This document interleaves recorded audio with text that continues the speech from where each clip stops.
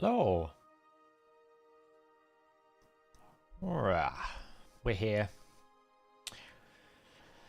Saf, the destroyer of champions. How are we all?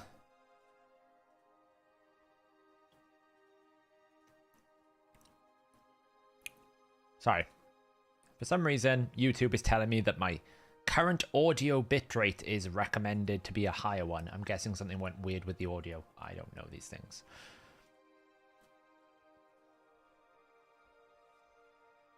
What was that last song in the intro? It's a Cody Martin song. So it's a composer. Oops. It's a composer on Soundstripe called Cody Martin. I was playing. Not sure what song it is. How are we all doing?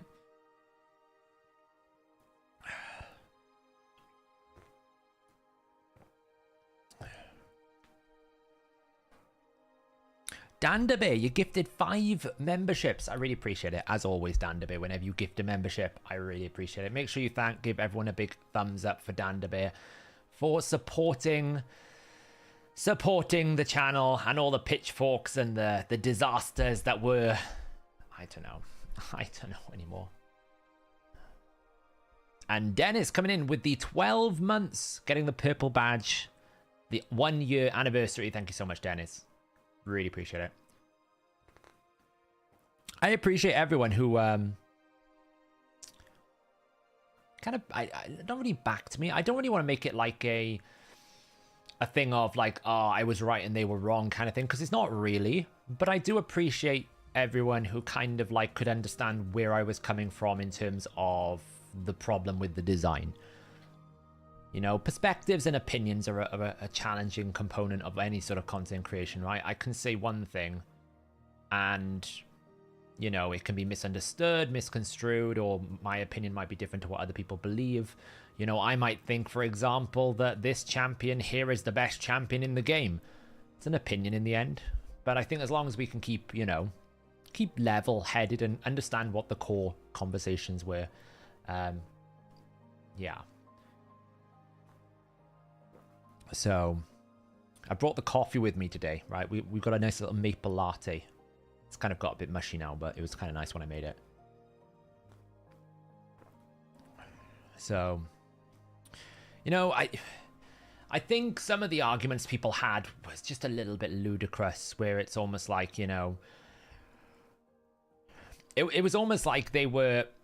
I made that video and then none of the other content that I've ever done about Trunder ever existed. It was almost like, well, how can you dare ask for Wixwell balancing when there's Trunder in the game? It's almost as if I'm like not campaigning and sitting here going, you know, the Trunder teams are pretty awful to experience and trying to make the game better. It's kind of funny. Yeah, and of course I'm gatekeeping Ultra Nightmare Clan Boss. Of course I am. Of course I am. I might actually today, if we have time, I might actually just throw in my Wixwell at rank 5 and see if I can just one key. Just for the trollolol. You know, my Wixwell right now, he's sitting at rank 6. I might just take him up to 60 and see if we can just one key with Brimstone or something. I haven't even got it booked. I probably could. So, first controversial video. So, we will go through the new blessings actually, yeah. Before we start any Hydra and stuff, we will go through the new blessings, talk about some things that are happening. One thing I do want to actually just cover quickly, because what I made the mistake on, this was a pretty phenomenal mistake that I made, was I didn't vocally explain enough what I meant with my changes, okay? And this is my fault. I should have been more absolutely, I should have been more, like, vocal about what I was suggesting. And that was, look... I changed this numbers as I was messing with it. This number here, the multiplier, I originally said maybe you changed it to 15%.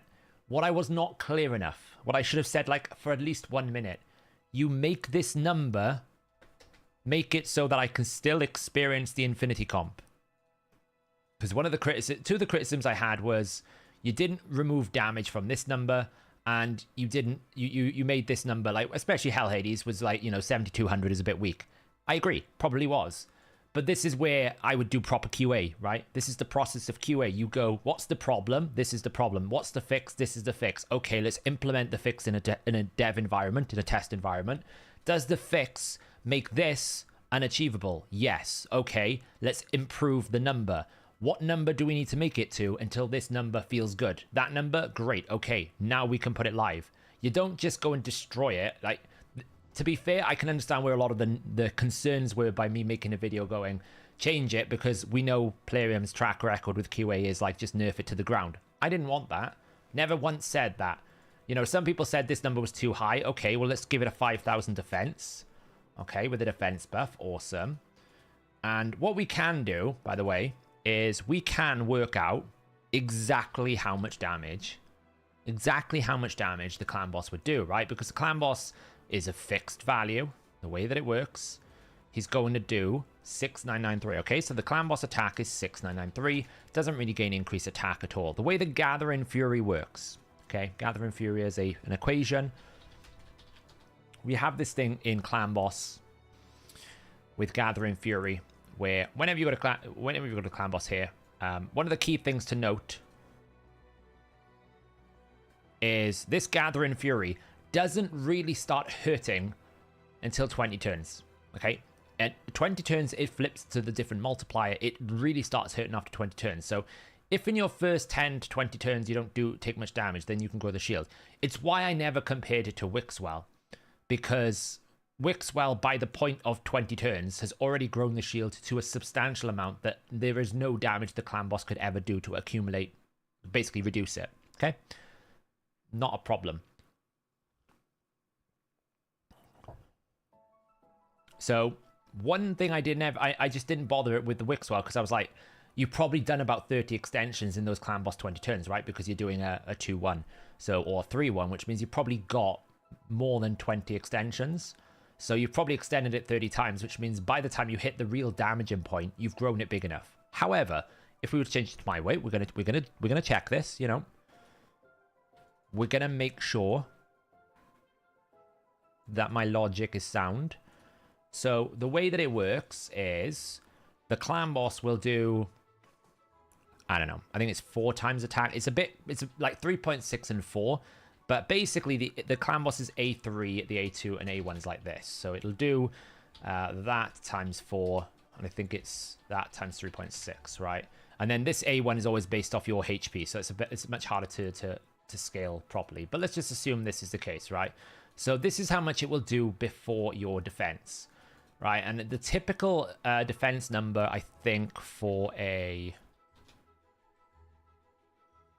I should change the screen there. Wrong screen, I know.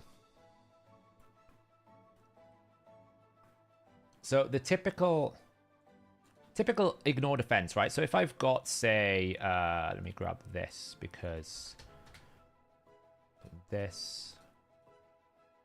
So my DR percentage, right? Imagine I've got 3,000 defense. Pretty reasonable number to have, 3,000 defense. Let's put that in there. Assuming I don't take decreased defense, I should be able to reduce the amount of damage I take by 73%. That's excluding anything like strengthen. Okay, excluding. Which means that basically, this would be my raw damage. Okay, this would be the raw damage that I deal. But the actual damage is going to be this times 1. 1 minus this, right? Okay. Okay. But what happens is the damage is passed through an equation, okay? And the equation looks like this. Up until turn 10. That's what it looks like, okay? This is Gathering Fury. Let me do it over here.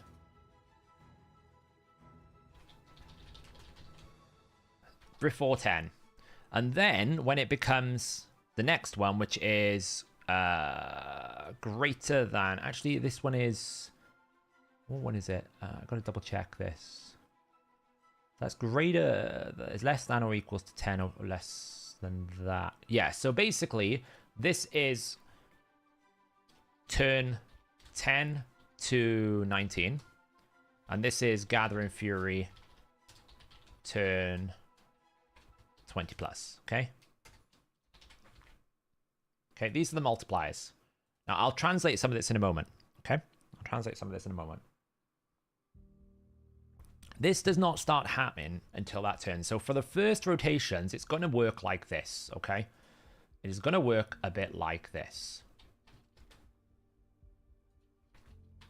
We're just going to do this, and we're going to go multi. The multipliers slightly change on affinity, but it's around about 4 and 3.6, and then it's 0.2 of the target's HP. So if we just take this, and then we say my DR percentage is that, and let's just say my HP is 40,000, okay? A little bit of clan boss tutorial before we actually get started into anything today, because I think this is quite a fun thing to do. I'm actually curious to see if I messed up. To be honest, it should be this times that, and then I think his A3 is true damage. I could be wrong though. I think his A1 is true damage. I'm just gonna double check that. I don't know if it is. I think it is.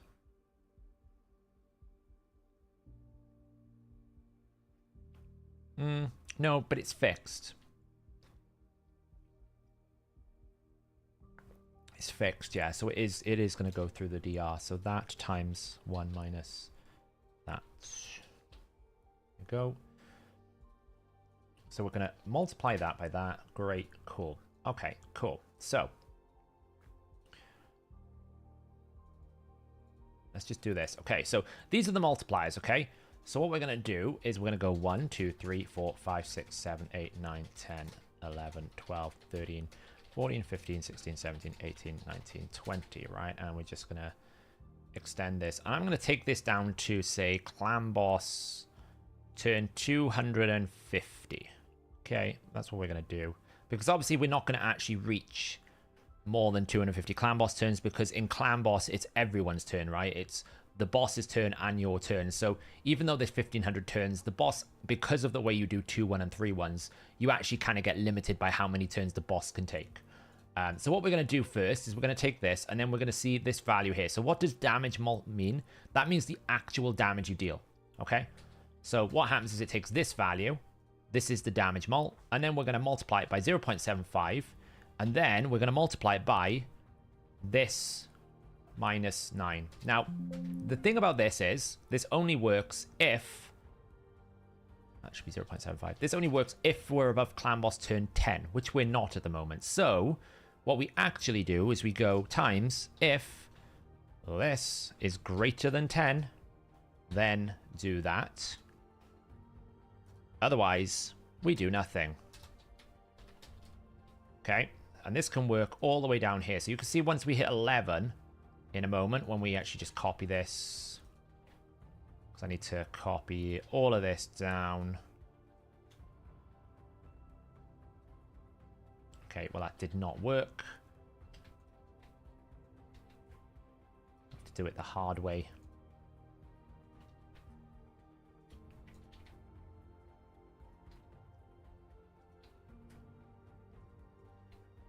Which is this way. Oops.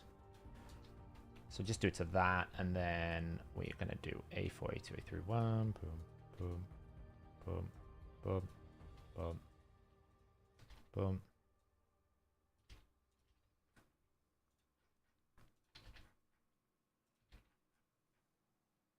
You know, this is taking it to the extremes, just to give you an idea.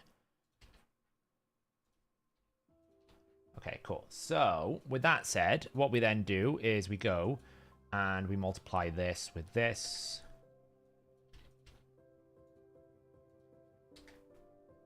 That should have.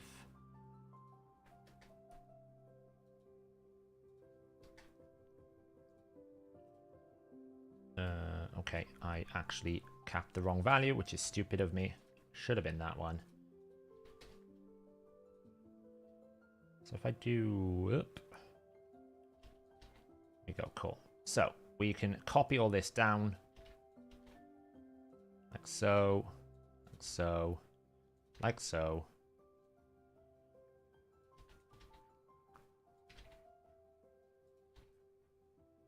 So what we're actually doing here is we're simulating, on a very basic level, what a 3000 defense target would receive in terms of real-term damage, okay?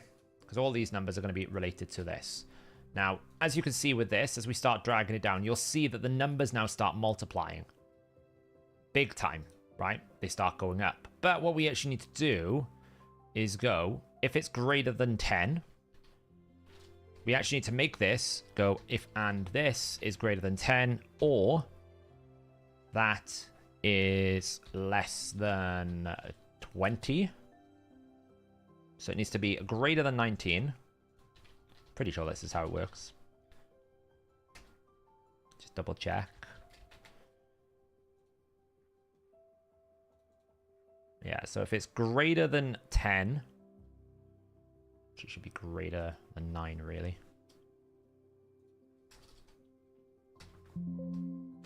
And then we're going to close it off here. So if it's greater than that, then this. Otherwise, if it's... that is greater than 19, then we're going to do instead 7.5 plus this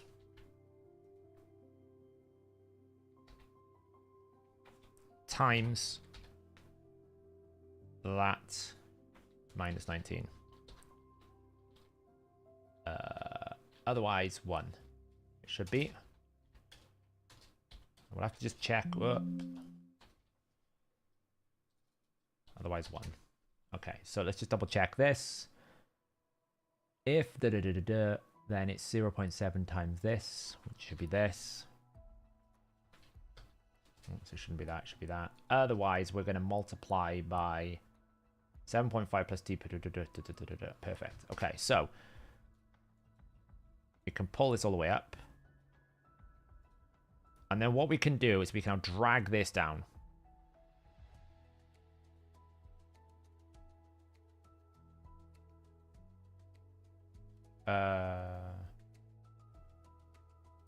My live streams are lower volume than your videos. It's probably because I'm speaking closer into the microphone.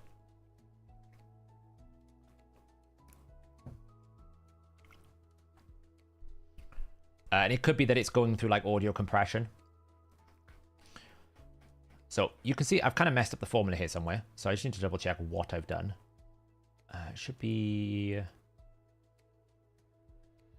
it's probably just something here.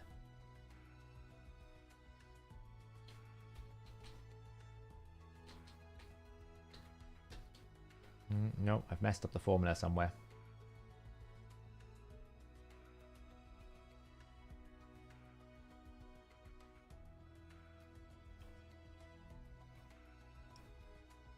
Damage times 7.5 plus damage.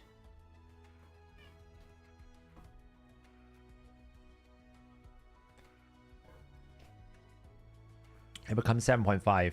I just need to double check how the formula is structured. Give me a second.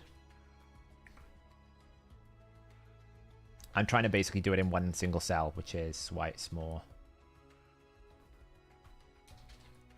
why it's more fun here. Yeah, so it should be adding... so it should do... this times 7.5. Oops. No. What am I doing wrong here? It's been a minute since I've done this. It could be a bracketing issue. Give me a second. I had a very fancy spreadsheet back in the day that had all this. There it is.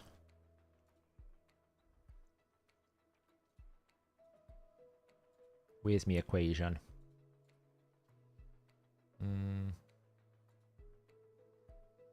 E24.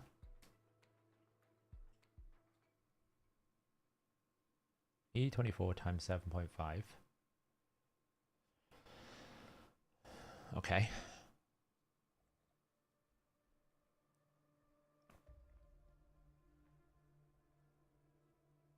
Yeah, it should absolutely be that. So it should be the raw damage times 1 minus that then it should be that, if I check my equation properly, times 7.5 plus that times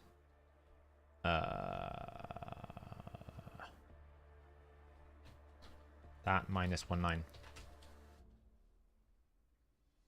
Yeah, that's why it's not right. What have I done wrong? So if that, so it's D22 times 1 minus, oh, I see what I've done wrong there. Yeah, that should be that. Times. Oh, is this passing maybe? No, it shouldn't be. If A22 is greater than 19, which it is, 7.5 plus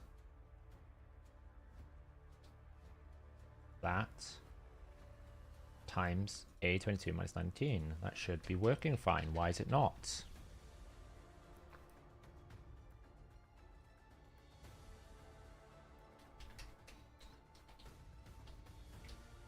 Okay, that's fine.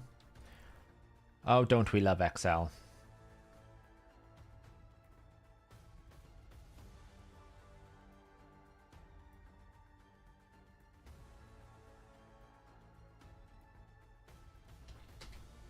Sorry, I'm not looking at comments just yet while I try and figure out this. Yeah, so false. Great. So if I just take this off a second. Cool. Awesome. So now if I put this back on, then it should multiply by 7.5 plus D22 minus H2 times A12 minus 9. Okay, can I just work this out easier?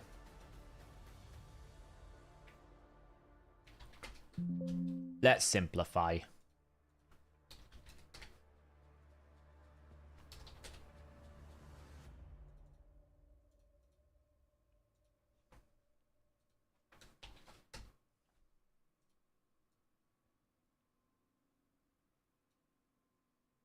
Cool. And then let's take that. Cool.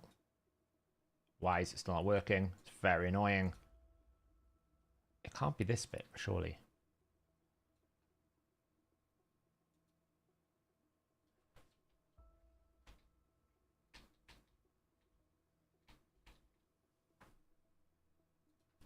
Let's just do this.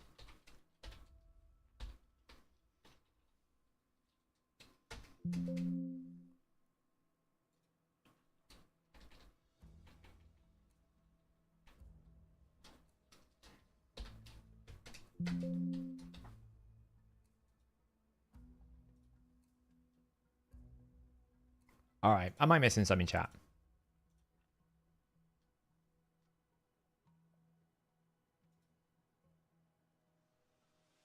E22. I'm being dumb. I know I am. So if that is greater than 9 and that is less than 22, then it should be 0.75, which is passing as false, times 1. Otherwise, if A22 is greater than 19, which it is, then 7.5 plus E22 times E12 times minus 9. That's the way it's meant to work. Look, that's the way it works here.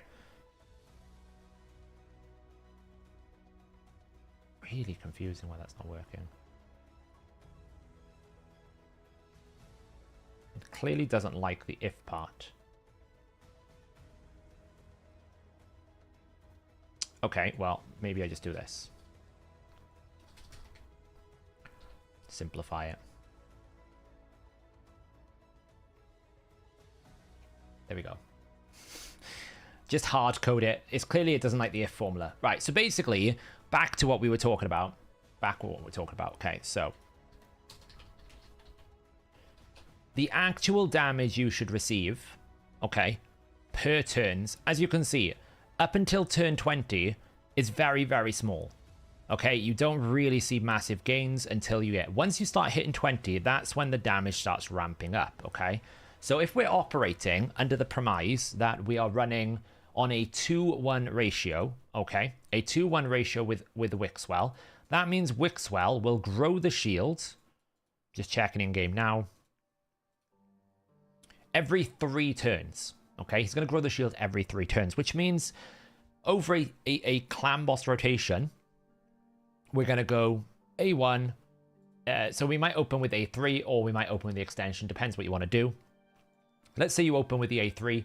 Go A3, A2, A1, A3, A2, A1, A3, A2, A1, right? So you're going to do 9 abilities. Wait, not quite. 6 abilities, right? So not quite 6 abilities. So we're basically going to go on a 2-1, A3, A2, A1, A3, A2, A1. Okay, that is going to be the rotation, which means that every 3 clan boss turns, we get 2 shield growths. That's the way it's going to work. Okay, so we can basically kind of go A2, off, A2, off. What was it? Was it? Yeah, so it should go A2, nothing, A2, A2, nothing, A2, right? That's the rotation it's going to do. So we can literally copy this every single time here. That's the way the rotation should work. Right. And copy this. As you can see, the damage numbers get quite considerable as you start climbing. The boss is not meant to reach this part.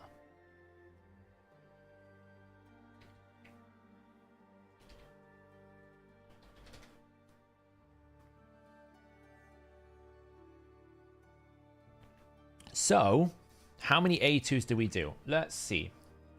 So by the time we get to turn 20, we have done 13 extensions. Okay, so going this number here, we will have taken some damage.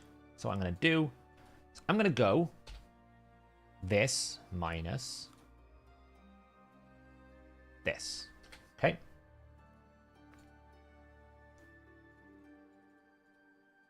So starting, actual. Not quite the same, but we're going to do this way, okay? And what we're going to do is we're going to drag this down like so. Okay. And then what we're going to do is we're going to go equals if this equals A2. Then we do a growth. Otherwise, we do 0. I've missed an upper in parentheses. What have I done? Forgot to do if.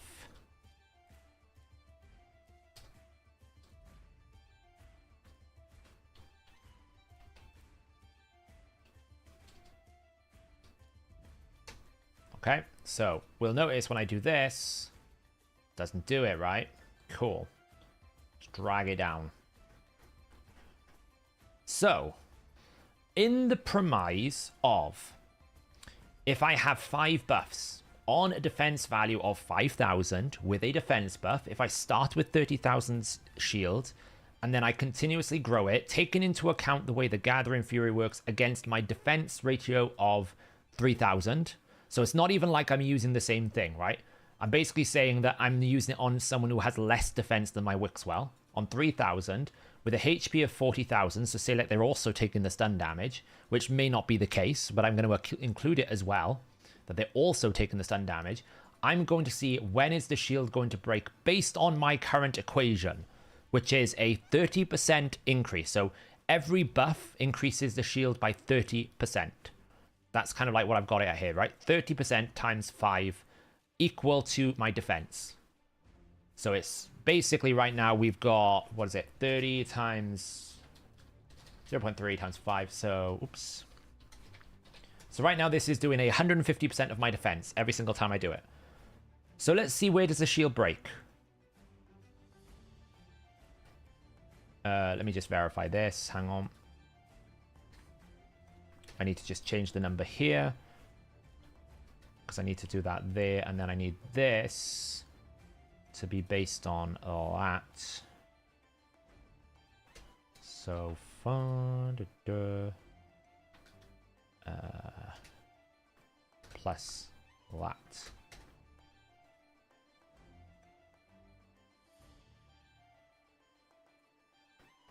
Just make sure I've done the math right here.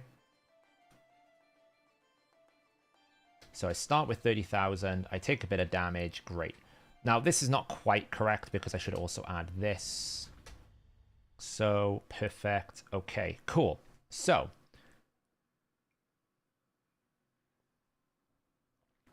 it is 3%, but what I was saying in my video was I would increase it to 30%.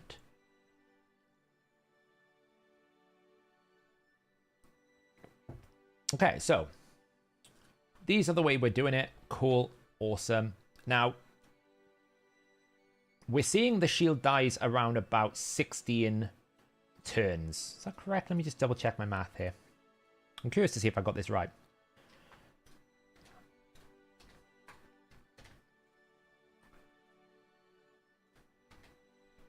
Just make sure F4. Yeah, it should be fine. F4 here. Yeah, cool. Make that nice. F5. I think it's working okay. I'm just double checking my math before I change it. F606. F5, F5, F5. Yeah, it seems to be good. Okay, so it's growing pretty healthily. So this is where the testing would come in. I don't know why this is suddenly... Oh, because I didn't do this one. But... So this is where I would test it and go, okay, look, it dies by turn 16. Not what we want, right? It's not intentional. Okay, so what do? We go in here and say, do you know what? This needs to be stronger. It's not strong enough. I need it to be stronger. I want this to be able to survive to at least clan boss turn 50. So what do I need to do to make it stronger? That's what I would do. Now, granted, these are actually clan boss turns. It should be fine because I'm basically doing A2 every other turn, right? Like this. So I'm doing these amounts of A2s. So again, we're still not seeing the value we want. Even if we were to push it to 10 buffs, I guess, it's still not growing enough. And obviously we would probably grow more than 2. So this is what I would be testing. But actually what this is actually showing me is, you know, it potentially isn't strong enough still because it is dying a bit too soon. That, or I've got my multiplier for my damage wrong. Because this does seem to be quite strong. Maybe I haven't, I don't know. It seems to be jumping quite a lot. Oh yeah, look, it's lost the formula, that's why. Look, there you go. Ah. Oh, check your math.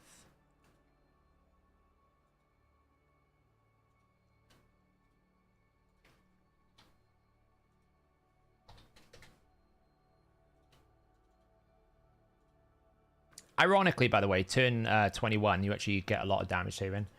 So yeah, it looks to be okay. Because you can see the boss will always do this. What the Gathering Fury is what makes the boss powerful. Now, one thing to take in note here, what I haven't done, is I haven't actually applied the biggest debuff here. So let's apply the obvious debuff, which is decrease attack. Let's see how much it makes a difference. So applying decrease attack here, now the shield is lasting a little bit longer. Still not great though. Still not lasting to the point where we want it to. We would like it to last a bit longer because the boss is, you know, slowly depleting the shield here. So it might be that we, you know, even at 10 buffs here, we can get it growing pretty good.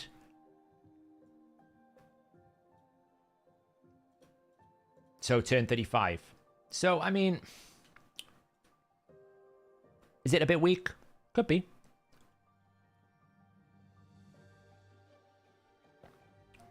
Could be. You know. I mean, there are mechanisms to make this stronger, right? Where you would have like 2 shields. Yeah, I mean, I've got him based on 5,000 defense. If I put him to 6,000 defense, right, then it would grow longer, right? And likewise, if you were to say this defense here is actually under an increased defense as well because my team gets it. Well, that will increase my damage reduction. Now we're lasting to 44 turns. So, and then you got strengthen, right? So what I guess what I'm saying is make this number feel like it's worth it. I feel like a 48,000 shield growth on a like 6,000 defense, actually it should be quite big. Like if we have these numbers, look, we're lasting to near enough 50 clan boss attacks. This is what it should be targeting. Okay, this is what we should be aiming for to balance it out so that it actually makes sense. Is that that even after any change we would ever make, that it would always still last at least 50 clan boss turns, right? I'm not looking to destroy it. I'm looking to make it so that this feels good. Now, what I will say is this is based on someone taking the stun as well. Like the stun, for example, does a lot of damage. Not everyone is going to take the stun. Yeah, so if you actually don't take the stun, say like I do this, okay? Which obviously you can't always depend on, but potentially you don't need to worry about the stun target that much. You can maybe split it. But say like I was to do... Let me just nullify it, right? And take away the stun. Because the stun does have a big impact on how much damage you can take. Well, now, my champion can last all the way down to turn 58. And this doesn't take into account, for example, if you have a shield and then grow another shield. So actually, like, cast a shield and grow both shields, because that's what you do with these infinity comps, right? What you normally do is, say, like, you start on a 20,000 shield. Okay, what you then do is you add, on top of that 20,000, another shield based on his defense, right? So his shield is based on 3 times defense. So we take this and we do that times 3. That will give you another bonus shield. So actually you're starting on a much larger number. And then what you do is every single time you do that, you're actually adding twice the amount. So it's not really like one shield added together. What you're actually doing is you're almost doubling it. Because you've got 2 shields, what it will do is it will take 03 and it will double. Because essentially it will update, it will add to this shield set and it will also add to the gear, your skill shield, right? So you add that there, and then before long you realize that actually it doesn't ever break with this number. Have I broken this? Hang on. No, actually, sorry, hang on. I made a math error there. Let me just double check this. 2 times 2. Do it correct, Paul. There you go. So then it's lasting to 99. So that's what I was suggesting in my video. And this is probably what I should have done. I should have gone in and shown exactly how the clan boss does damage. I should have gone in and explained how I would balance it. I'm not literally sitting here going, oh, just make it terrible. I'm saying I still want to achieve this. This is what I want to achieve. I want to allow players to still build a compelling infinity comp, but it does need to be built correctly. Not this. Okay, this is what shouldn't happen. I shouldn't be able to, by clan boss turn 99, get to 10 million. Because look how much of a little impact. If we apply exactly the same clause, right? Let's just show you exactly what I'm saying here. If I do exactly the same thing, put a cell in here, and I go this minus this, right? And then I basically go that plus that. Same concept. Look how little impact the damage does. Right, so this is the same concept, but now that the damage of the clan boss is... hang on, for some reason it's... like that. There we go. Better. Look how little impact the clan boss damage is doing. You can never deal more damage. Like, by turn 20, let's just assume you're on 10 buffs as well, so that it's matched up. Right, by turn 20... the clan boss is never going to be able to outdamage the shield, right? You're adding 4.2 million to the shield. You're adding, sorry, 1 million to the shield at turn 20, right? You're adding 1.3 million. The clan boss is only able to do 19,000, 20,000.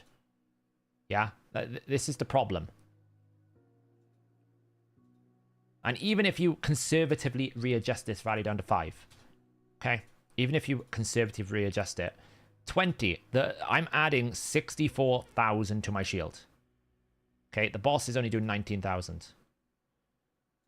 So if I get to turn 30, I'm adding 259,000. The boss is only doing 40,000 if I do turn 29, right? So this is what I'm saying is why I was saying it was poorly designed, because the boss is actually never able to defeat the shield. That's the problem.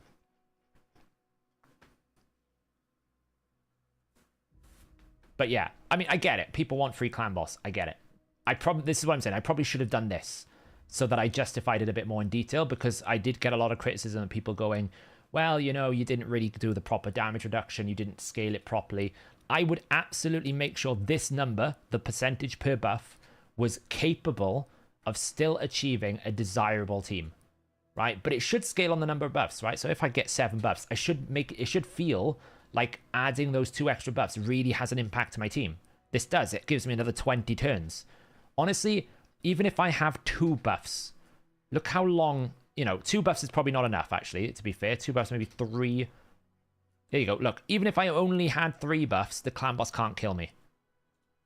Whereas, you know, it doesn't really, like, you need a little bit more. Is it unkillable? No, not really, because, like, literally, I can literally just put Wixwell in like fast enough build that he'll go frequently with some resetting maybe and just get it done. Like, you don't actually need to speed tune with Wixwell. You just need 2 buff extenders. You need Wixwell and a shield set. That's it. So, well, apparently not, Daniel. Apparently not. A lot of people have been playing the game for a long time and haven't been able to do Ultra Nightmare Clan Boss, so.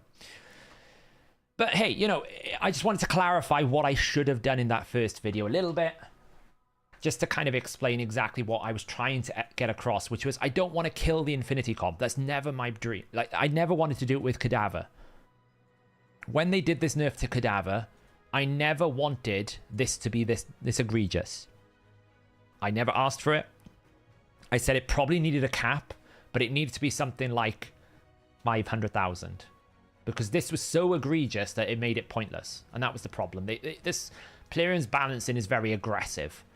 They can't make minor adjustments. They have to make aggressive adjustments. And that's kind of the problem, I think, where, you know, I would go in and I would basically balance it until I found the number that I liked. Until I found the outcome that I wanted, which is players don't get negatively affected, but the game balance and the game coding is stable.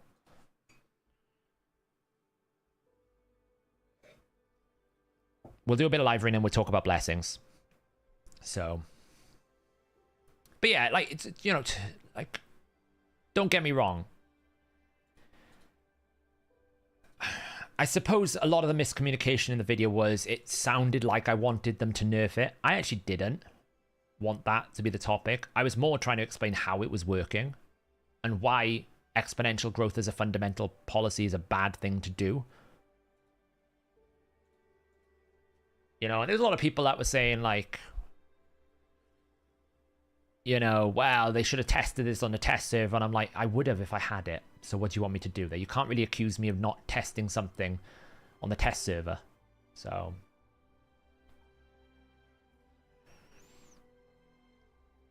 yeah, it's like you can't make tweaks. They have to make aggressive lunges towards one direction or the other. So, do you see the equation I posted? Where was it, Bigas? Where was it, Bigas? Was it above? Or was it in a video comment? I've seen so many comments. I've never had so many comments on a video before. It's crazy. It really is. Why don't I have access to the test server? I am not a content creator, according to Playroom. We'll go with Shuzhen, and I think we will go with a Wukong. Although, it's a pretty good counter into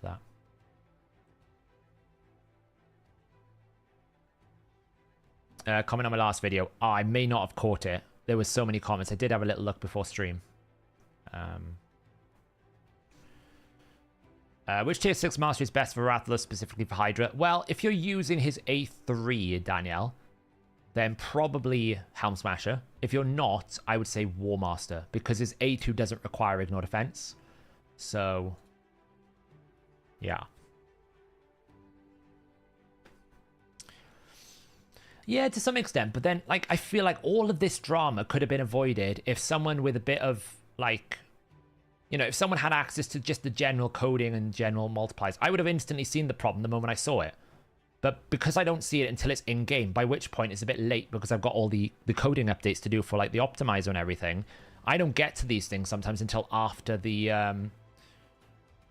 Does this cleanse? Times of sheep places increase, activates instant turn. No, I gotta slow him down. Cleanse. Do that.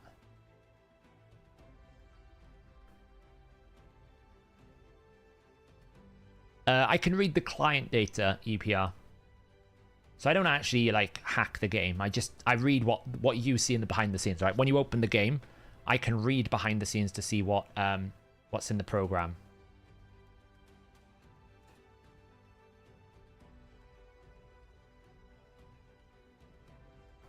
Nice. That was clean.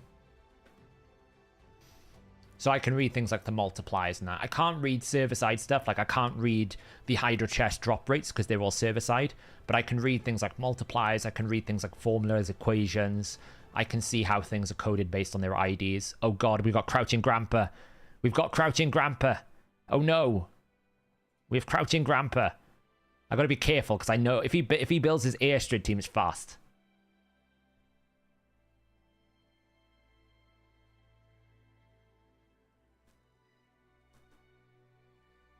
Oh, God. Stream sniping. Hey, you monkey. Oh, look at this filthy disgustingness.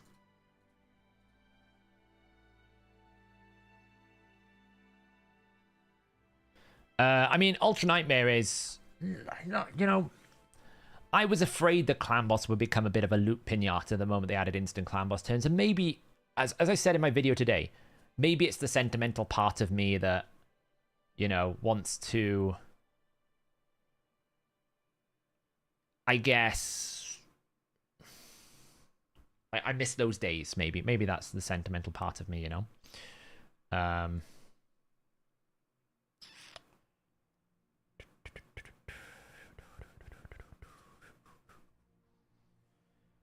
How do you read the multipliers from the game? You need to access the game's client information. I don't actually know how to do it. I have people in the team can tell me how to do it, so...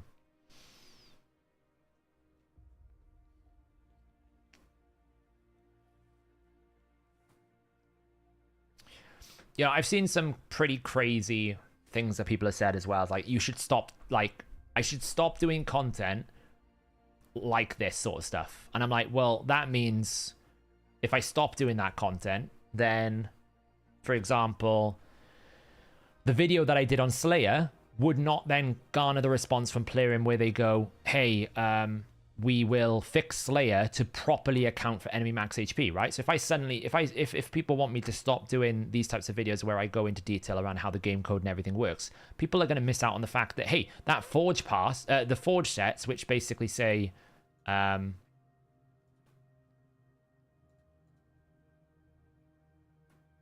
nice. Oh, it's very strong. It's very strong. Is it enough to work? Will it live? Oh, it got nuked. It's close. It's close. Slow him down.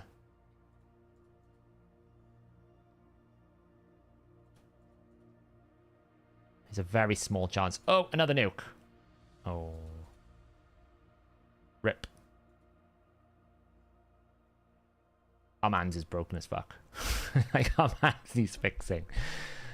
You know, in the grand scheme of things, if you gave me a hit list of things to fix, Wixwell is not on the highest of the list. I just think from a game design, he needs to be, you know.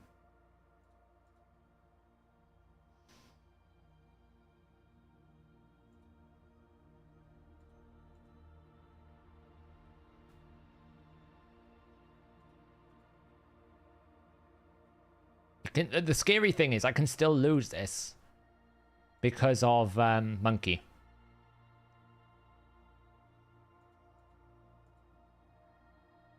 Like, Monkey can literally one-shot me right now. If I don't have some sort of turn meter control, I could get one shot. I don't have it. I could literally lose this from one-shot Monkey. That's what's scary about this. Oh, I am. Oh! I hate Monkey. Oh, man. Oh, man. I knew it was coming. I was like, I know it's coming. If that Monkey gets a turn, I'm done for. It's just one of those things. It's funny. When do you think the third clan boss is coming? Probably never. Because here's the thing, right? And this is what I was saying. What's the point of the next clan boss? Because the next clan boss now is going to have to ignore shields. Because of Wixwell. Otherwise, I can just put the Infinity Comp in the next clan boss and it's solved on day one.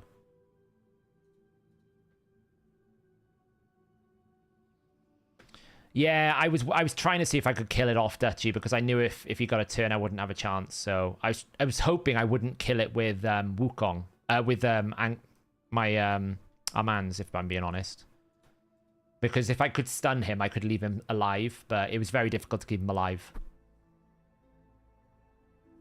It's always the case. You probably hit Helm Smasher crouching, which meant you did true damage, which killed me because the rest of my team is well built. But if you hit the Helm Smasher proc on Monkey, he does so much damage. It's very difficult to do anything about, you know. Yeah, I don't mind losing to that. It is what it is.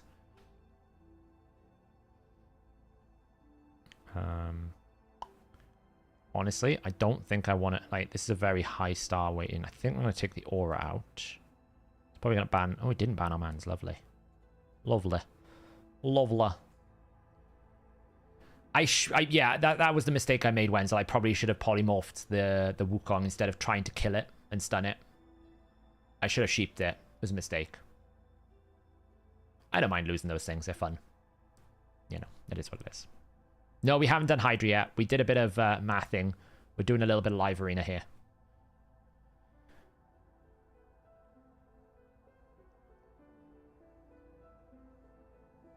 Yeah, but the current Affinity ones, Track Media, they can't last that long. That's the thing. The current Brogni teams don't last that long. Okay, we're playing sheep games.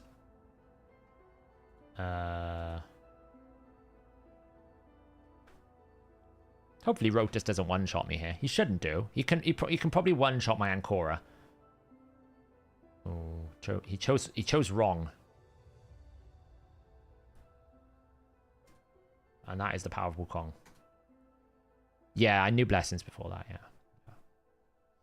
But that's kind of like what I was saying, is that whilst Wixwell right now is not a problem, if they ever want to do any long-form content, Wixwell is now a problem. And it becomes a bit of a development nightmare because it's like, why for example, does Amius have so many things going on in his kit? Well, it's because you can just go in there with double Newton one-shot it otherwise, right? You can go in there with all these different reset champions and just reset, kill him. Amius is programmed specifically to stop you doing what a lot of the PvE content is, which is like, okay, I've got a Newt, and you're going to get a Marius soon whenever eventually everyone gets it.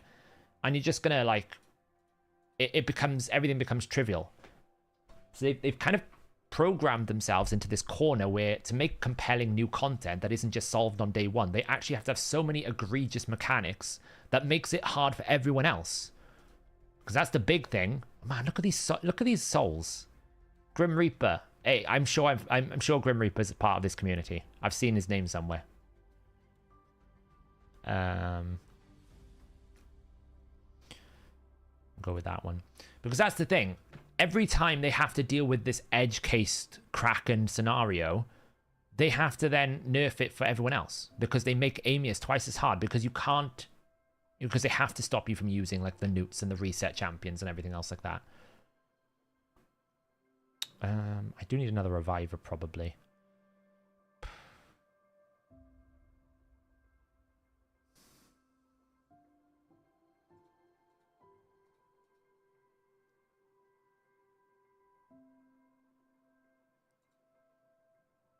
See how this goes. I might lose this one. I don't know. Is it CC? I know his name from somewhere. Yeah, it could be. I know the name. So it could be a content creator. Absolutely. Yeah, you're right.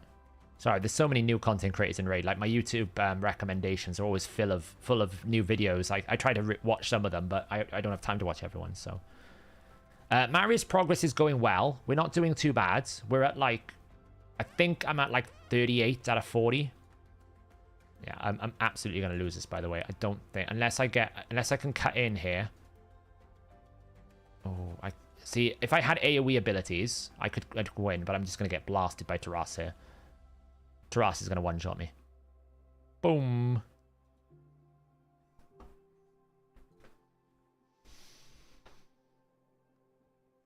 I think I'm going to wait green.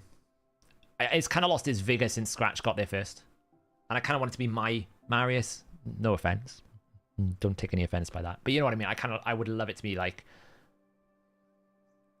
the one that I got as a content creator, you know? Isn't Godseeker able to solo aim? It's not anymore. They fixed it.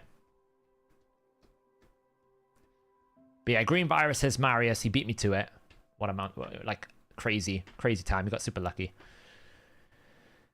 Honestly, Taras didn't do that much damage when you consider how many buffs he had there, Amir. He only did like 139,000 to my Wukong, and he had like a lot of buffs. So, to be fair, that Taras could have done with another like Giga Charge with it. Yeah, I'll show it, Reaper. So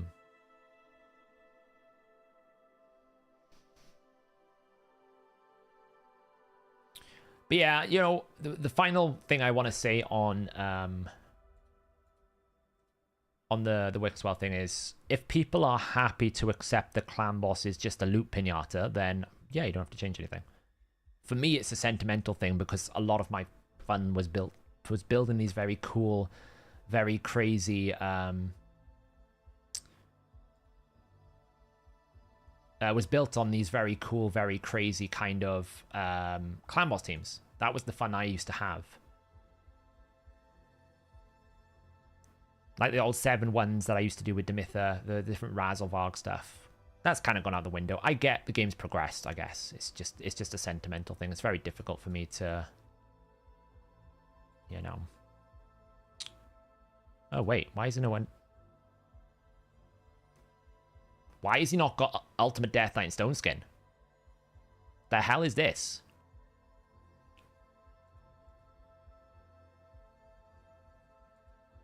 I have never seen that before. What? Why? Why is there a no? Why? Okay. I don't know why you would use maybe he just thought I would like ban the Ultimate Death Knight. Maybe it's just like a ban thing. That's what I would say. Maybe that's what it was. It was almost like, oh, he's absolutely going to ban that because he picked 2 single target nukers. That's the only thing I can think of there. Because otherwise, it doesn't make any sense why you would why you'd pick Ultimate Death Knight.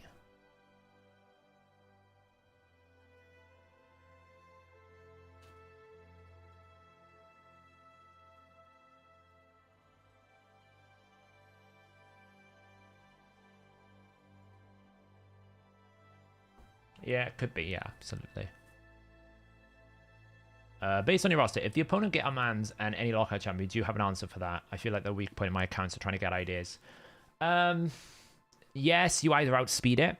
So you basically like ban the Amans, try to outspeed it. Or you ban the lockout and try and Stone Skin protect the yourself, right? So you can go second, like, you know, for this example here, Armands. Like, if I bring 4 Stone Skins, the Armands can't do anything. Because he'll have to open and polymorph one person. So that's one way you can deal with it. Or you can just ban the Armands and try to outspeed him.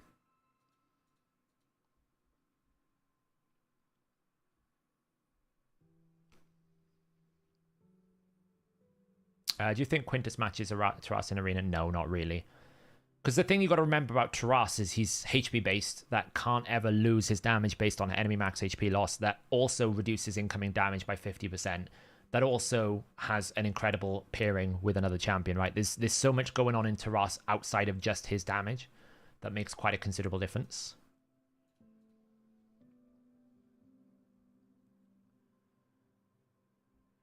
You can also run Affinity against him, right? It's a bit more RNG, but if you run Force Affinity into Armands, then, you know, people like Harima are very good into Armands because he's strong Affinity. Yeah, you know, the opening with Polymorph will sheep one person, but that's not normally enough for them to take control of the fight with an Armands. You normally need a little bit more than that to make that work, you know?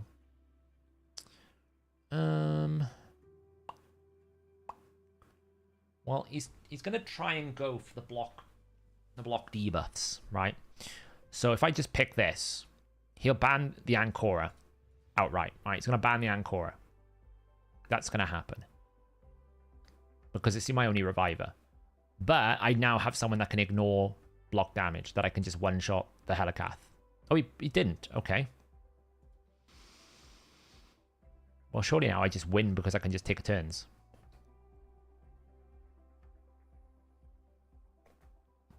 So, yeah, Candrafon's very good into Armands. I'm not saying it's a guaranteed win condition. I'm just saying these are some of the things you can do to... That's fine, I don't mind about that. Honestly, I think I want to try and take out your max HP.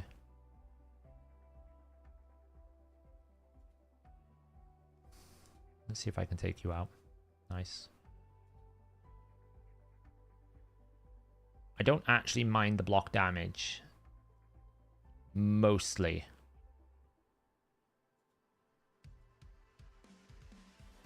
Because he's going to put block damage up now. Which is fine. Because Rotus is going to come in and absolutely just kill him. Whoa, that's a tanky. Alright, that is one tanky... I was not expecting that. Oh, polymorphed still. I was not expecting to not one-shot him. I suppose I don't have increased attack. Maybe I didn't hit the... and Harima's on the team. Yeah, I forgot about that. Harima. Good old Harima passive. I mean, the good news is they just gave me double hit. Oh, why did I use that? He's got block damage. Ah. No. I'm an idiot. Oh, I didn't get a reset either. I'm an idiot. I'm an idiot. Can I get my sheep back, please? Don't kill my Rotus. Can't even do anything. That's the annoying thing. Rotus is just dead.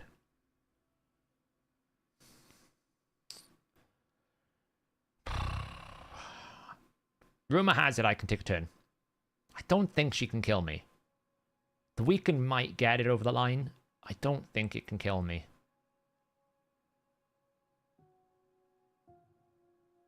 Yeah, I didn't think so.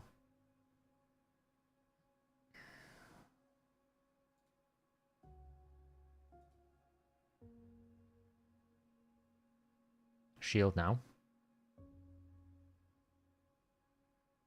Honestly, the biggest problem with Polymorph is how long it takes for you to just get a turn. Like, it's taken me so long to get my 370 speed champion back. Like, it should just keep the stats of your champion. If they did that, Polymorph would be so much less trauma. Right, okay. So, let's try this again. Why did I do that? I'm an idiot. I should have A2'd. Oh, I can block revive, though. That's handy. Oh, I can do that. That's handy.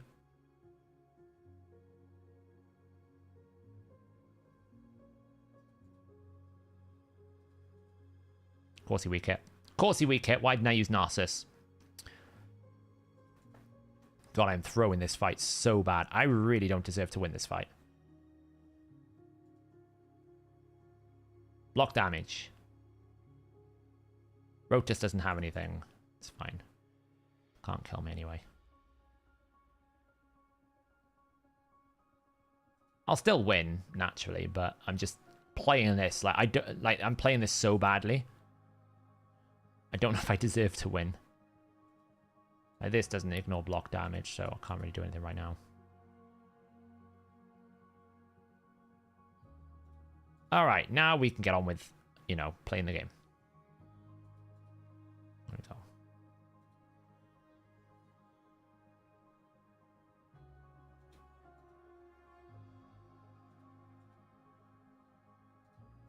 There we go.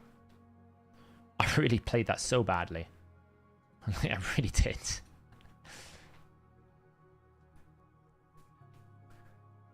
Yeah, I don't really know why he didn't A2 the Narcissus. I would have gone with the Weaken, you know.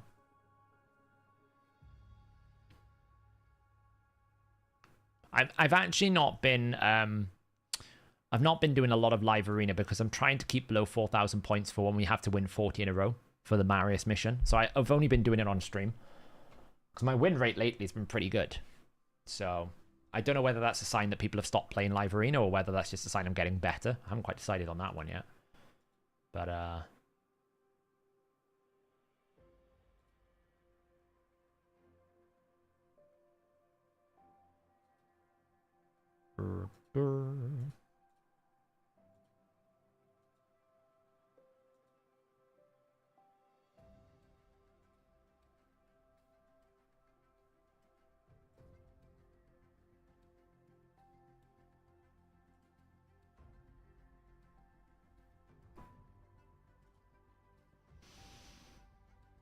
no, not 40 in a row.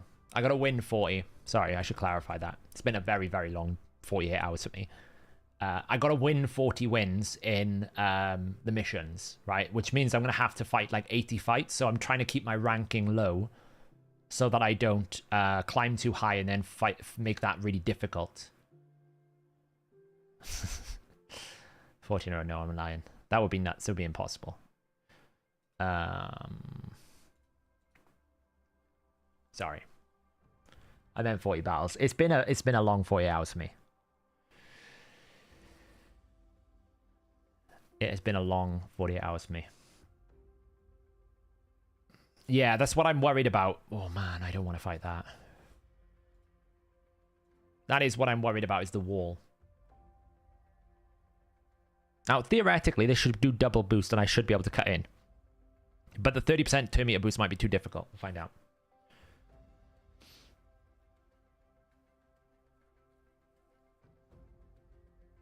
Oh, I'm faster. Okay, cool. Slow him down. Stun him up. Put it to sleep. Oh, it's just wrong. It's wrong on so many levels.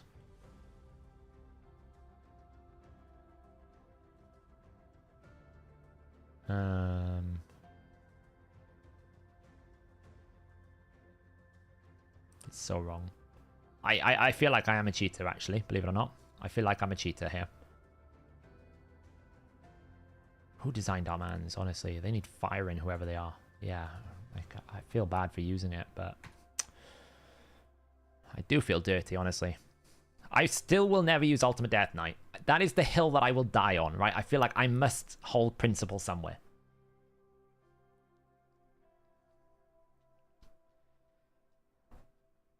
I should stop using our mans. Don't go there. I do, actually. I feel like it's you know, I do feel like it's worse than Ultimate Death Knight. At least with Ultimate Death Knight, you actually could take turns. With this Armand, you just can't even take turns, right? It's just is what it is.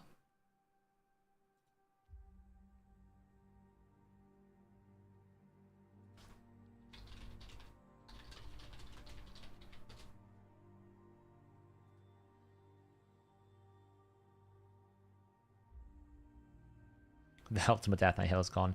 I don't know. I feel like I've been so vocal with all... I don't know what it is. I just can't bring myself to even entertain using Ultimate Death Knight because I feel like I would just be branded as a bit of a hypocrite because I've been so vocal against it, how terrible it is. I don't think I've been as vocal with Armand as I was with Ultimate Death Knight, so it's a bit different.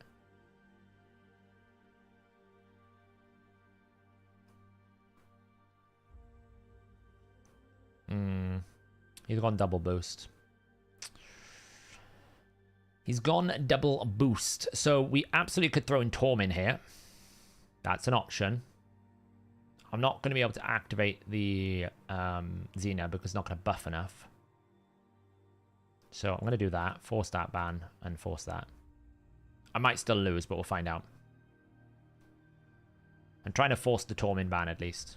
There's a 50-50 chance I win. He's probably going to lose because he's got banner, he's got speed advantage. 5-star. Look, all these 5-star blessings. It's crazy. It's crazy to me. Yeah, I forced that. But I think I'm still going to lose because I think he's going to outspeed me.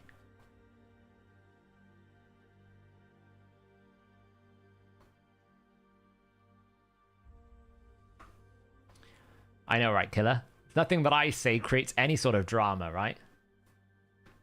Yeah, see, he's going to boost, and I don't think I can catch up. This is going to sleep me. Voila. The only good news is I got access to Ronda, but I think I'm going to just go one shot when the A2 comes through. Reaction might save me. It's unlikely, though. Just use the A2. End me. There it is.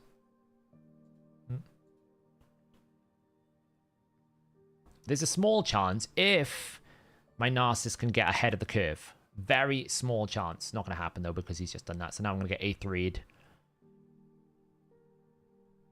Oh, reaction saved me. Reaction has saved me. What? How did I not kill him? How the hell did I not kill Rotus? How the hell did I not kill Rotus? Oh, man.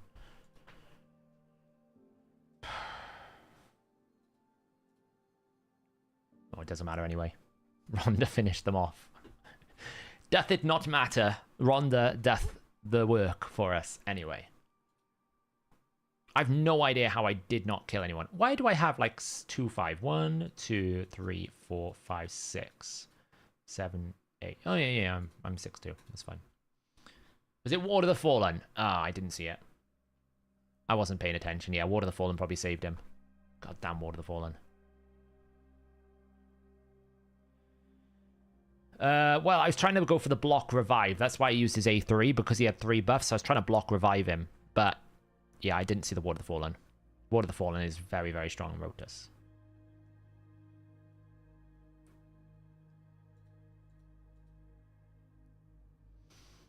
Yeah, but they were all squishy Bob, right? They had no kind of defensiveness there. Like, they're all glass cannon champions, so it will do good damage. Yeah, it's just a phase in. Any info when the rebounds of the 3 dungeons are? I have absolutely no idea. Honestly, I don't even know what they're thinking. Again, like I said before, many weeks ago, the only reason why they alerted everyone to the rebalance of the dungeons is because Chancellor Adlin was getting such negative feedback from a lot of players. So it was very much like, oh, don't worry, guys, it'll be worth it. This champion will be worth it eventually. And you're like, okay, we'll see. Well, it used to be really good on any HP-based damage dealer, right, Elixium, until they changed the stats. Now that they've changed the stats, it's not really that important, but you keep it on Rotus because of the way it interacts with its passive.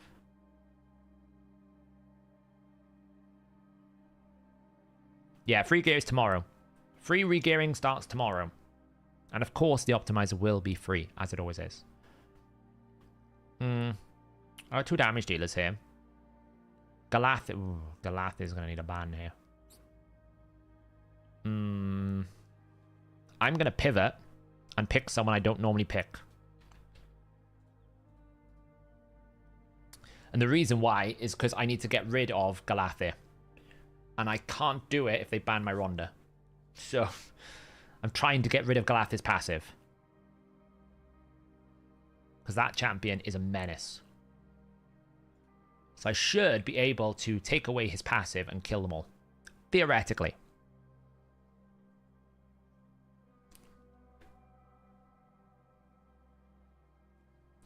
Honestly, I think if I'm going the way that Plarium normally do things, I need to give this a turn.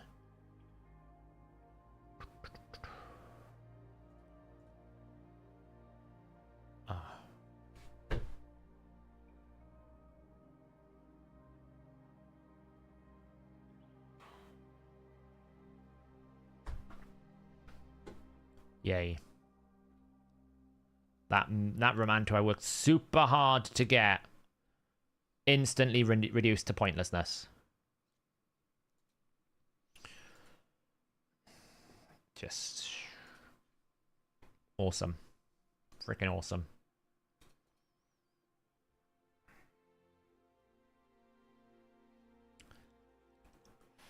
Polymorph, welcome to why Romantu is useless. I probably didn't need to go so far. I could have probably just picked Rotus and tried to kill him bit by bit, but...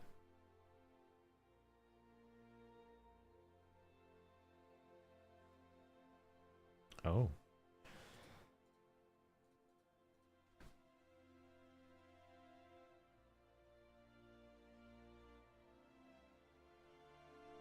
Yeah, I'll show the Dark Fate team after this.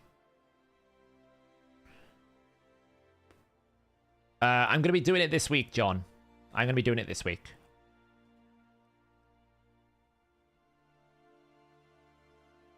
I feel like I can just boost my way through this. I need another damage dealer, though. Do I go Rotus? I think I go Rotus. Master Seal. Well, I'm waiting for a champion to have Master Seal. Yeah, I know that was coming. It's fine. He can't really stop my speeding, so...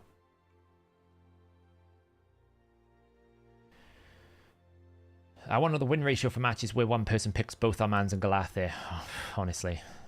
Galathir is awful. Yeah, I should have probably just used that. You're right, Matthew. That's what I was thinking. I overthought it. So, I overthought it. This one should be okay. So, just do that. Who do I kill first? Do I reckon I can cut through this? Yes, I can. And then we're just going to eat a lot of his max HP. Then we're going to whack it with that. Then they're going to revive, which is going to destroy more of his max HP. I'm going to boost. We're going to bring this.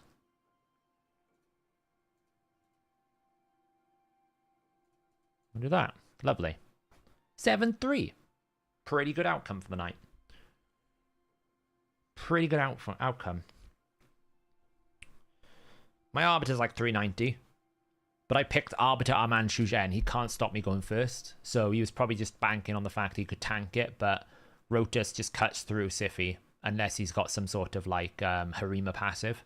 That's why Harima right now is really kind of important for the meta. Because she's the only thing that kind of stops this speed team getting control.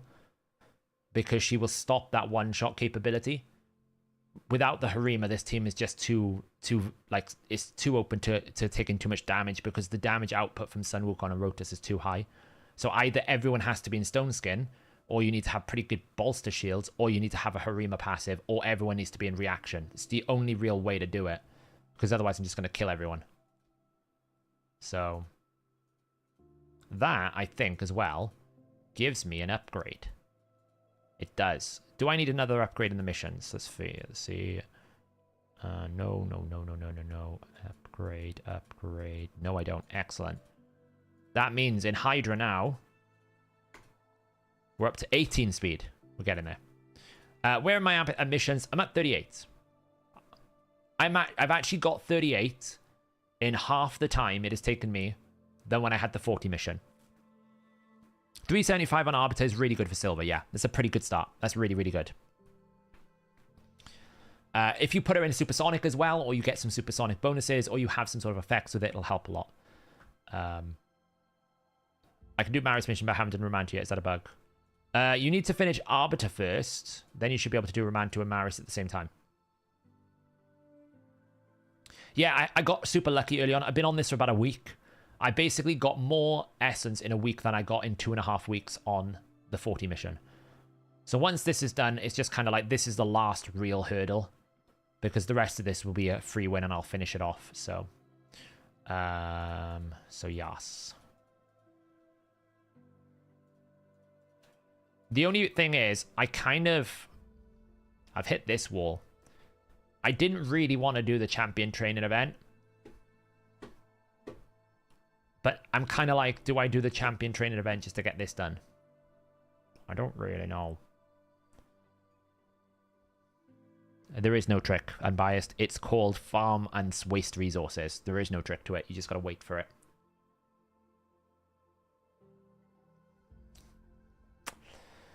So I'm like, do I just blast the champion training event, get the prisms and go for it? Because I have to do the campaign anyway.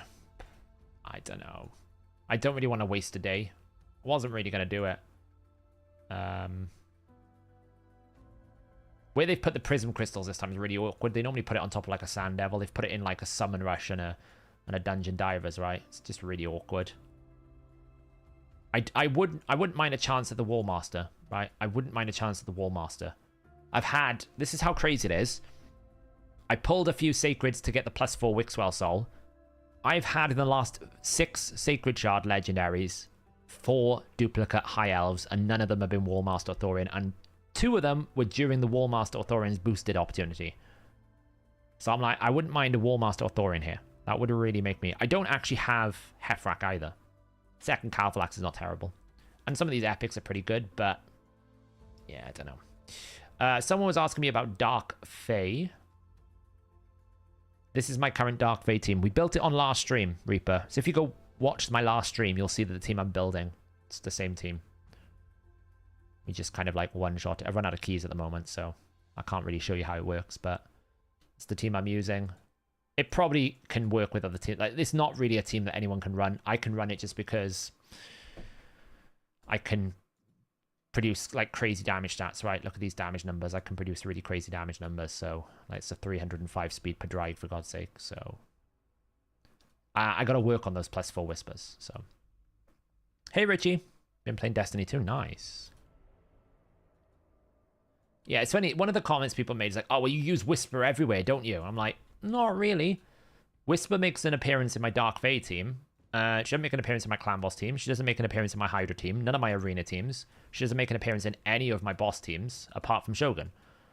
So I'm like, it's a bit of a mischaracterization, really. Just because I think Whisper's an amazing champion doesn't mean I use her everywhere. Right, let's blast through this quickly because I don't want to spend all night here.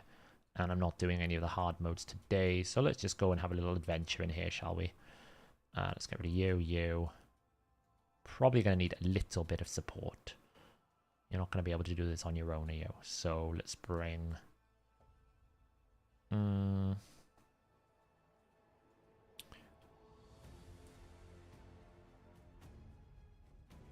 to help. Oh god, I'm not doing Amius.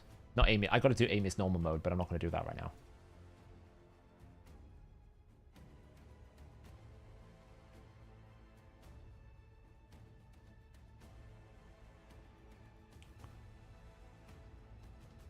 I feel like I tortured myself enough times with that Amius last time.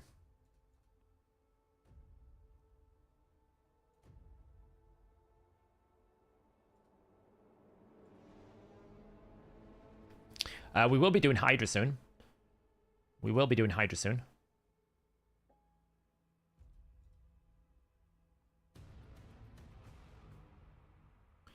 No, John, what it was, one of the videos, one of the comments on the video about, you know,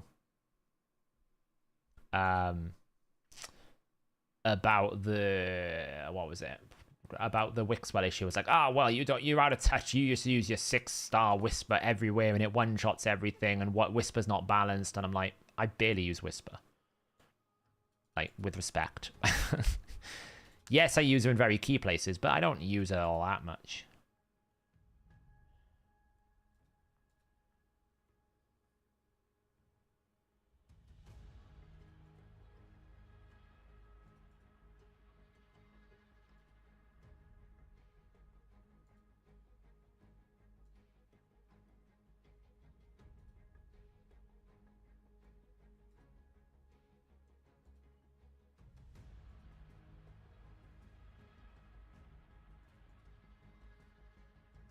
Oh, yeah, we'll do Blessings before Hydra. That was what I was trying to remember. We'll do Blessings before Hydra.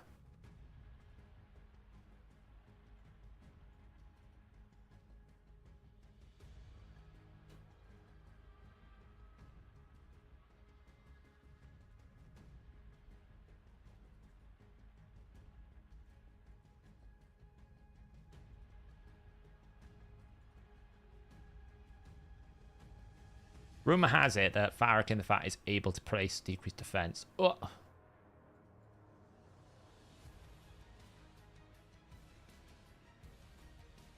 Hopefully we should get some healing here.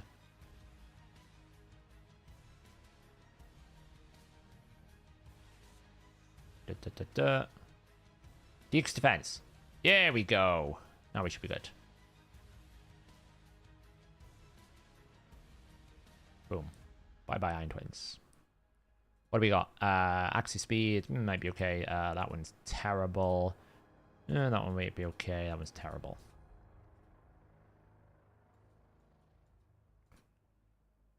Glycad is great. Glycad is basically better than Duchess, worse than Firil. That's the way to look at Glycad. Alright. I mean, I can just auto this. She can't die.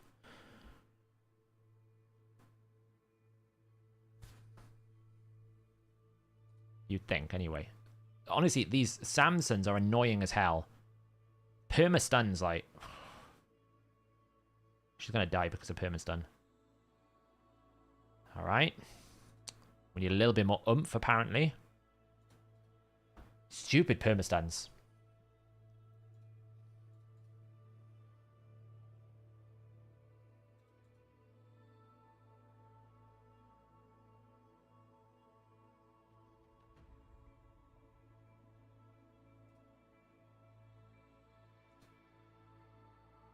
He died.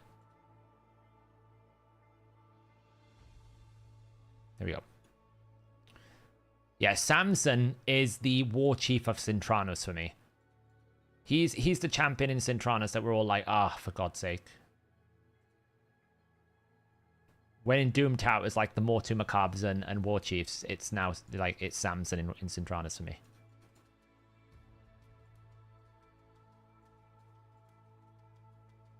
Just bring a little bit of oomph there. What do we got here? Should probably sort of this.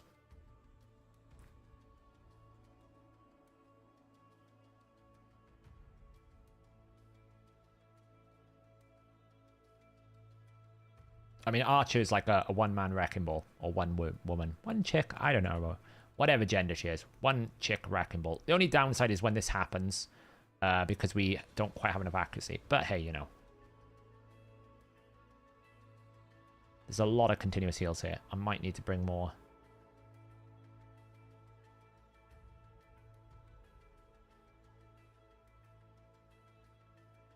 Should be fine though. One down.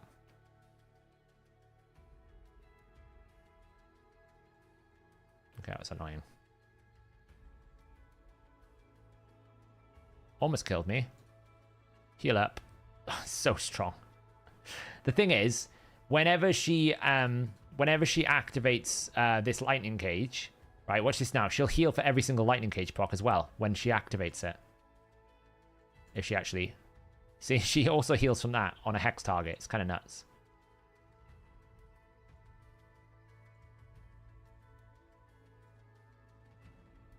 So she can literally, I mean, this is only normal mode, so it shouldn't be that strong, but, you know. If she actually had accuracy, we'd be able to do this better. If she doesn't have any accuracy.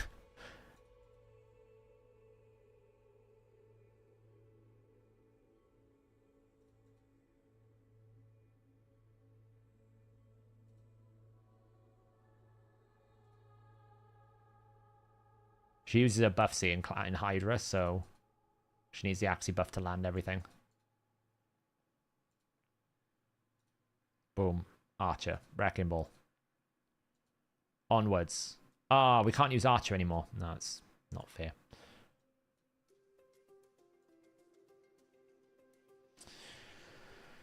He said chick. How do you feel about curse city changes so far? It's kind of hard to say. I don't like currently the let's just say the current S14, S20, S19 combo is pretty nasty right now in hard mode for Cintranos, I think. Like, actually to get through that wave at Cintranos hard to get through the next bit is quite hard, I think. The combo they've got.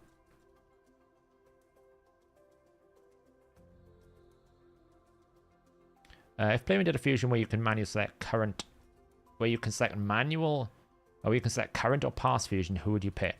Oh, that's a good question.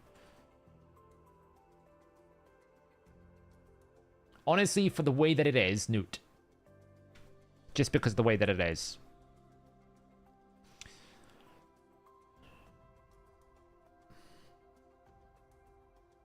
Man, this sucks. Razzlevarg's not bad. Newt. I would also put in there, like, someone like a Pythian.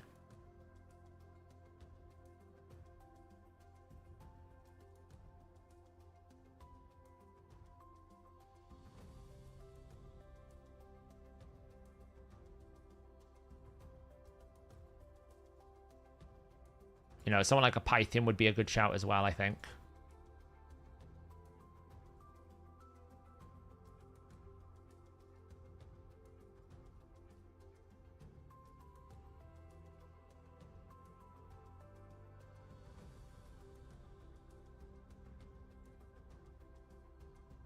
Rotus, yeah. Back in the old days, Rotus, that's a very good shout if you go all the way back. Still a very valuable champion.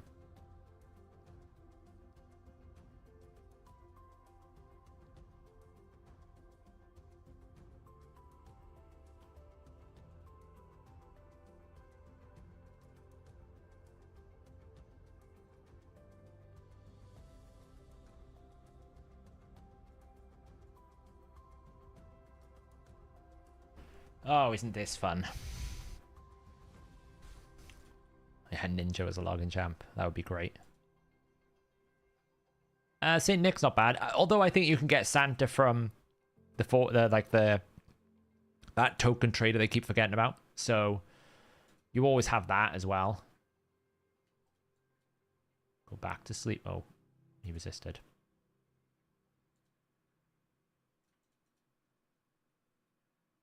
Oof.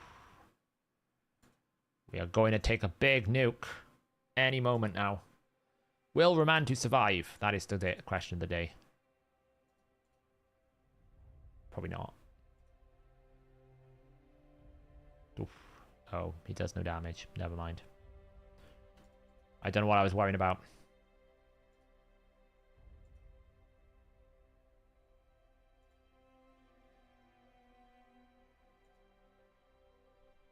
Wake up. Hello, cat. Ugh. Oh, he died. Fushan procced. Ooh, speed. We like that. That's terrible. That's terrible. Might roll well. All right, what else we got going on in here? Let's go do one more boss. Boom, boom, boom, boom, boom. All we need is Garrel power. Do you think they do chill to Epic Geo? They've done guaranteed Geos in the past, so it wouldn't shock me. I mean, like, you're just gonna die to Garrel, my friends. Garrel power. Garrel smash. Eventually.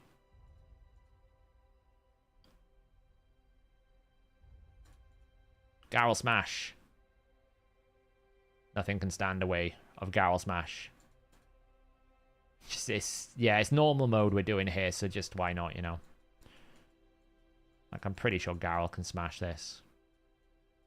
The only downside here is I do need a cleanse, so let's take that, and let's take that. Yeah, they did a guaranteed Geo a while ago. They also did, like, guaranteed Demythas and different things like that, so they're more likely to do that than anything else. Garrel. Smash time. Garrel smash. Good job.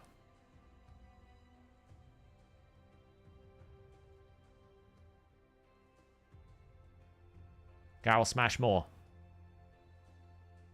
Garrel, you smashed a bit too hard.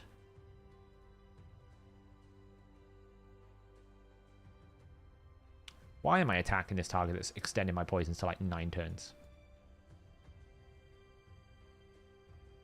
Oh, God. Garrel. Nearly smashed it all. Oh, God. I smashed too hard. Oh, God. I smashed too hard. Uh-oh. Apparently, I went a bit too aggressive. Mistakes were made. Do we have an increased attack here? That would be lovely. Let's just bring that. You got Geo from Prism. Nice. Yeah, we aggressively smashed way too hard.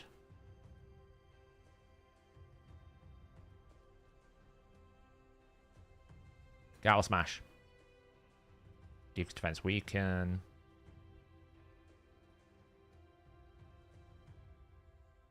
Now this hopefully should do a lot more damage. There we go. Gotta kill out the Agrath. That's the main thing first. Because of that damage there. Right, that's dead. Lovely. Let's kill out one of these. Kind of need a heal here.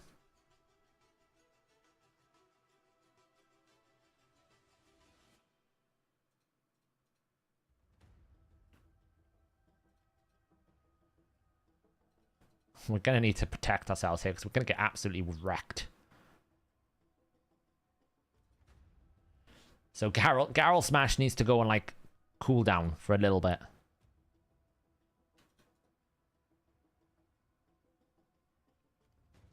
Until we can do that. There we go.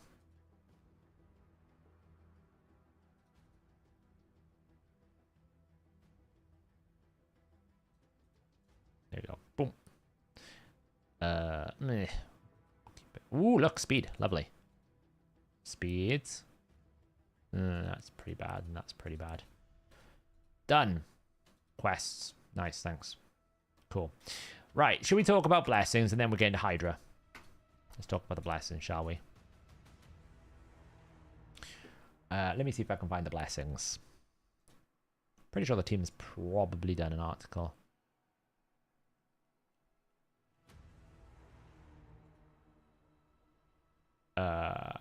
Boom.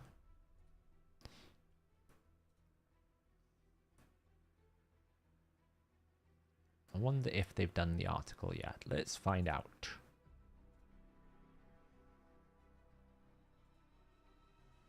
No. Okay, let me find the images. Let me find the images. Where are they?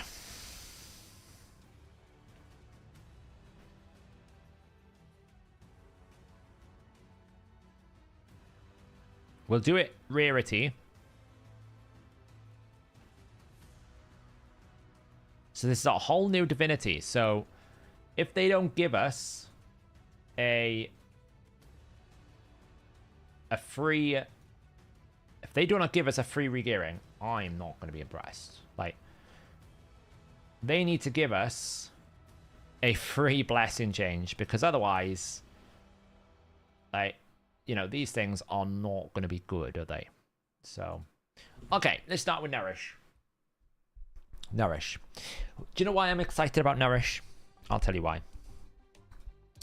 Nourish is the absolute first blessing that we have got that is going to actually help our healers.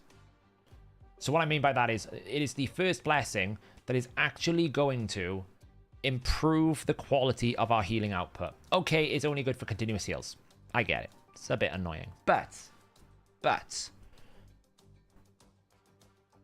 we finally have something that actually physically improves the quality of a heal. Thank the Lord. What have we been asking for literally years?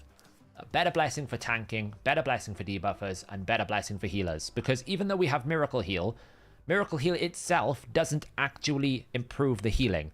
It only restores missing HP. It doesn't actually physically make the heal stronger, which is what you'd want to see. You'd want a healer to have a blessing that's going to make them heal better. That's what we want. It's so stupid that we have had to wait this long for just a simple fundamental aspect of, hey, if I heal, maybe I heal by 20%, like Curing Set, for example. So actually, this is great. I'd recommend this on anyone that does continuous heals that is like epic or lower that hasn't got anything better. Like Awella, if you want her as a healer, there's nothing better than this. You could make a case for Elva. Those champions where things like Cruelty or Brimstone or something aren't that very valuable is what I'm thinking these are pretty good for. You know, you're not going to want to sacrifice your very high-powered legendary blessings unless there's not much of a better option. Would I put it on Bad L? Yeah, probably, because what else are you going to do? You could go with, like... If you wanted to, you could go with, like, Brimstone. But if you really think about it, what other options are there? Not many. And the quality of the heal is good, right? We're going to increase the heal value by 5%. Now, let's just do some basic math. Okay. Continuous heals are 15% of your heal. All right. So let's just take a standard champion like, I don't know, let me pick Ronda. Okay, my Ronda at the moment has 43,405 health. So a continuous heal right now for Ronda is worth 6,500. This means that the first tier is going to improve that by 5%. Honestly, that's not really that good. That is 300 health. Because if we actually work this out in mean terms, right? If we actually work this out in mean terms. So if my health is 40,000, and if I just do this, continuous heal is this times 0.15. Okay, so this is a continuous heal to continuous heal 1. Okay, and this one would be 7.5%. Okay, these are the continuous heal values based on HP. So what this is going to do is, if we basically took, if we just did this and we said, what is it, 1, 3, 5, and 6. Okay.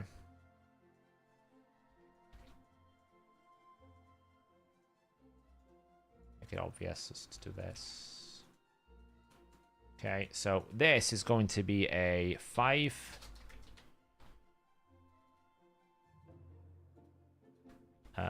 So it's going to be 5, 10, 50, and 30, right? Because as always with these blessings, it gets exponentially stronger as you hit 5 and 6. This is the multiplier it's going to do. So what it's actually going to do, it's going to take this and going to do that. So the overall gain is not going to be that high.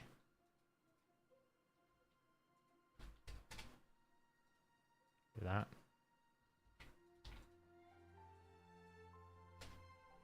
Just make that G. Like, the overall gain is not that good, because actually all you're really doing is actually do equals that minus that. No. So I'm adding 1800, so it means, what am I doing? No. So I'm actually doing that plus that. Yeah, so what am I trying to work out here? So how much am I actually healing on my hero?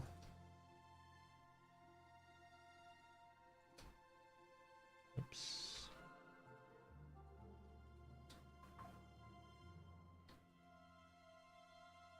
No. God, my brain is so mush today, honestly. There we go. That's what I was trying to do. So in reality, all we're actually doing is we're increasing the continuous heal by 4.5%. It's actually quite weak. Okay, when you actually work it out, okay, if we could do these numbers here as well. So if I just do this and I do this and I bring this number over here, basically say that plus that.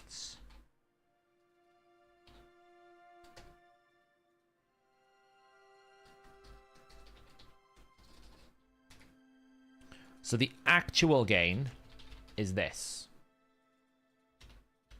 Okay, that's the actual gain that this blessing is going to give you. Which, when you actually think about how good it is, and this is at 6-star, by the way. This is the 6-star gain. Like, it's going to give me 4.5% based on this. Like, if I drag this down and basically make this to like 50,000, 60,000. Oops. Oh, do you know what I should do first is actually make it so that the C2 cannot move.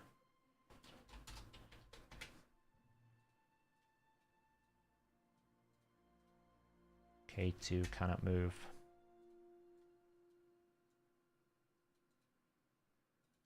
So if we just make this based on health, how valuable is this blessing actually? Oops.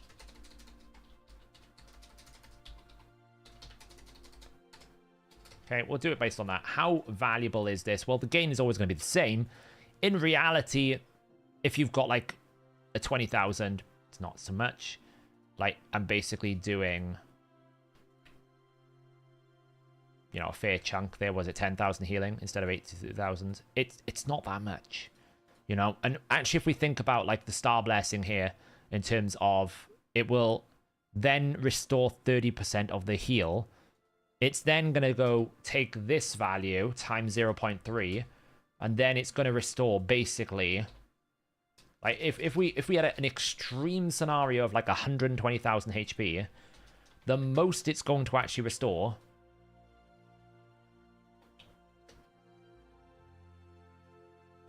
is 2.93% of my max HP.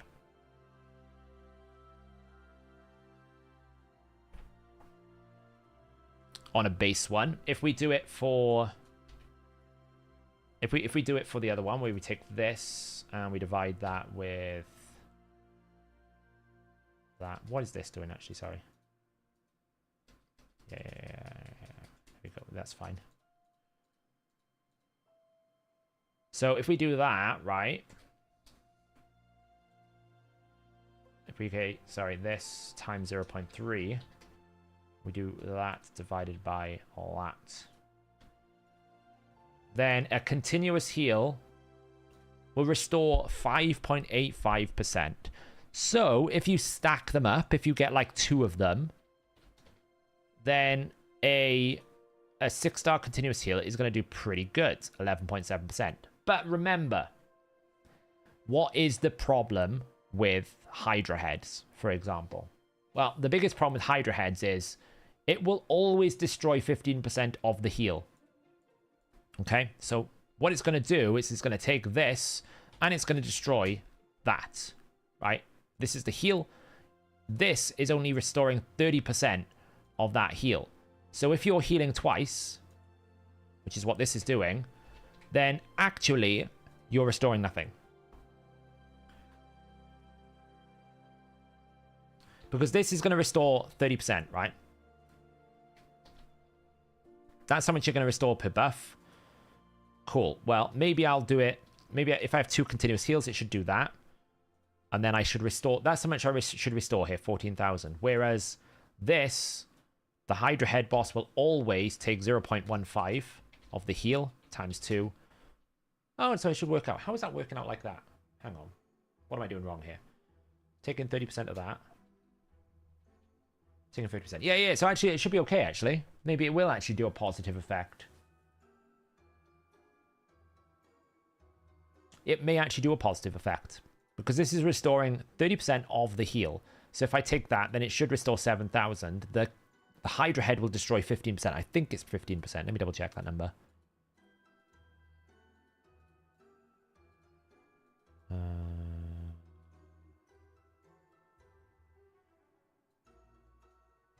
Whenever an enemy heal destroys 15% up to 25%. Yes, 15%. So, yeah, I mean, it should be fine, actually, because it be in a positive aspect.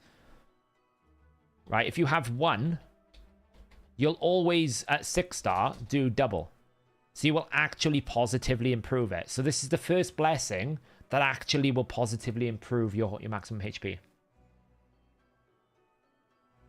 What if the champion is full HP but has destroyed HP? Does it restore? Well, this is the thing. Is this going to be... Here's the big question. The problem with Miracle Heal. Miracle Heal only works on the value of restored missing health. So if I continuously heal on 100% HP, this doesn't happen.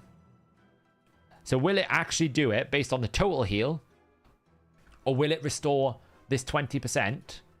Based on the missing health. Because if it's missing health, then no, you're going to do this.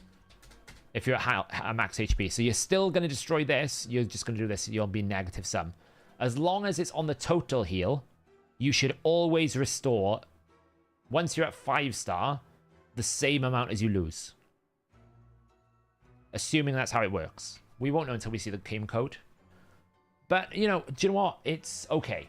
It's okay. I mean, this is based on that high thing. Because it's all percentage scaling, it will do the same thing, right? So if, for example, I had this heal, well, this is going to still restore like the same thing, right? Because it's all based off the percentage. So you're still going to have the same outcome where a 5 or 6 star will match the Head of Decay.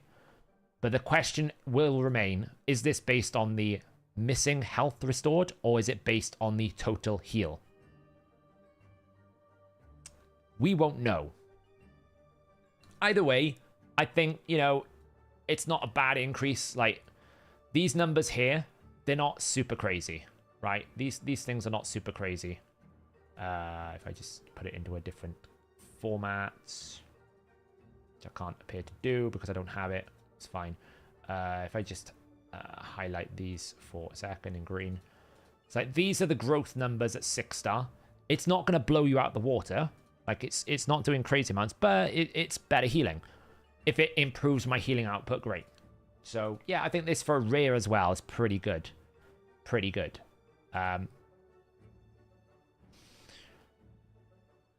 Honest question. I really want to know this.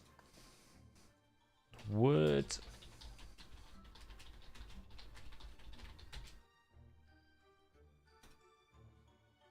I really want to know this. I'm not going to say what my opinion is, but... Would anyone use a blessing that has, at 6 star, a 60% chance of placing the upgraded version of a debuff? Which doesn't apply to gear sets, by the way, so you can't, like, use Toxic Set to give yourself a Poisoner, which would have been really cool. Would have been really cool. Hey, Carnifex! Thank you so much for becoming a minion. You are currently on... What is your silver badge? I think the silver badge is 2 months, Carnifex. Carnifex is a leader within our clan cluster. One of my go-to people when we're doing strategy decisions.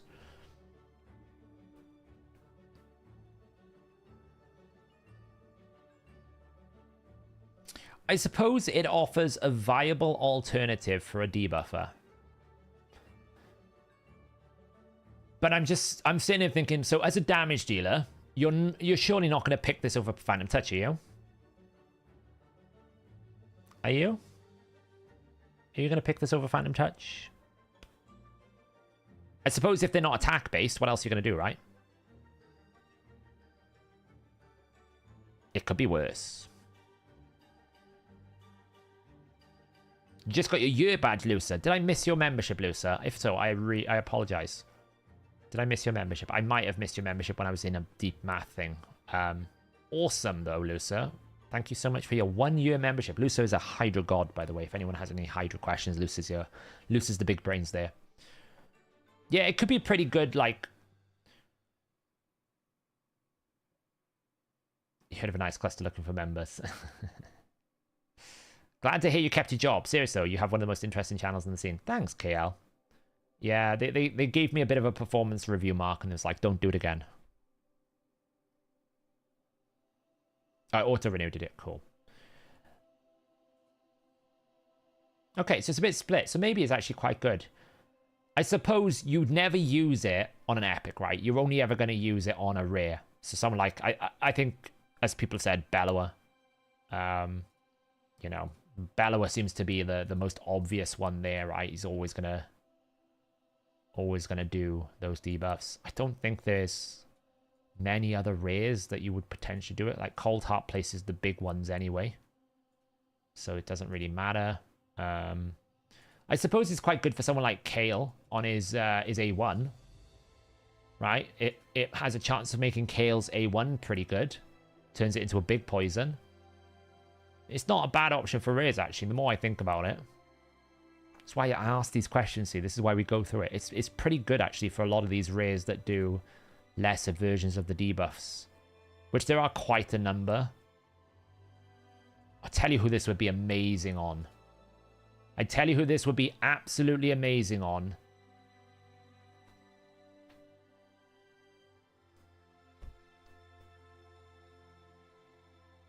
This would be amazing on this champion.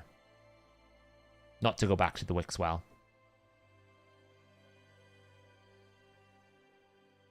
You would absolutely pick this on this champion.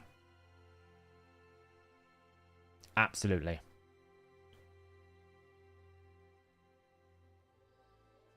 You know, it's quite a lot of them as well. We've got people like, I think Abyssal. Abyssal's quite a good rare, but does... No, he's fine. Because it's got to be debuffs, right? Flannan, a lot of people have been talking about because he does, like, the small version of decreased speed, and then he's got this ally attack, which is kind of cool. I think Colwyn does it similarly as well as the old buffs. It's got to be debuffs, see? So when we're looking at these, like Rehab, for example, small versions for a Rehab, yeah, pretty good. So actually, maybe, the more we're thinking about it, maybe actually, like, decreased attack for rare champions, maybe it's actually pretty cool. If you want to share the link, Carnifex, go for it. Like, actually, the more I'm thinking about it, maybe I've undersold it. Because we don't use rares in a lot of content, it could unlock some rares to be valuable. To actually be used in other content areas. Obviously, Bellow is the main example that people would use. You know, because he does the small version of decreased speed, the small version of decreased defense and decreased attack. Absolutely really good. The AoE decreased defense void. Which one is that one, Alex? The decreased defense, the AoE decreased defense void. Drowned Blood Wraith. Oh yeah, he's Undead Hordes, right? Bloat Wraith. Yeah, look, there you go. Decreased defense. The other one that comes to mind is... What's the other one that comes to mind? There's another one that's coming into my brain right now that I'm trying to remember who it is. Is it the Savior of the Arena? It is. It's the Savior of the Arena. Kurzad. 30% decreased defense. Chance to make that 60% decreased defense with increased accuracy, along with a turn meter fill.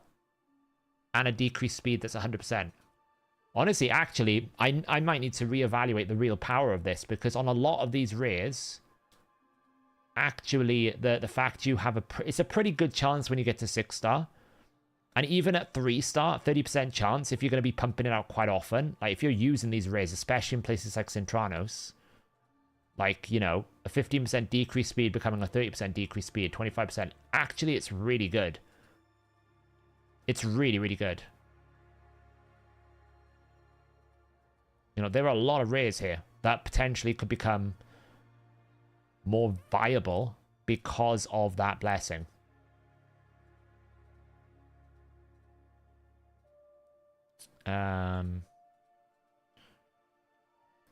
Marked. If you're using marked in Clan Boss. Yeah, so Louis literally just got there at the same time as me. Poison sensitivity. You can't get a 50% poison sensitivity. That is already the big version. This is already the big version. I believe, right? There's not another one. I'm sure there isn't. Could be wrong. It's probably one coded. I don't think you can do it. I don't think it's going to work on True Fit. I think it's got to be stat gains, right? The tier 1, tier 2. So I think there has to be a... Is there a 50% in the info tab? Well, maybe it will then. Maybe it will break. I know there's 50% coded. Yeah, I just never thought they would have... I didn't think they added one into the game. I didn't think they added one into the game, so...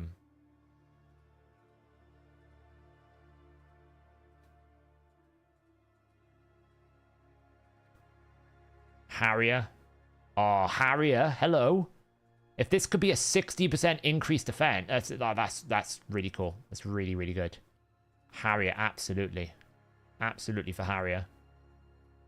We've got Confessor. Doesn't really do anything.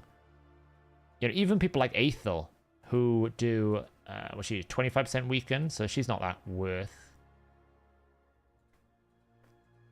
I think she's only buffs. Yeah, there's a lot of them that do the smaller versions that we can now potentially use. Selinia? No, that's fine.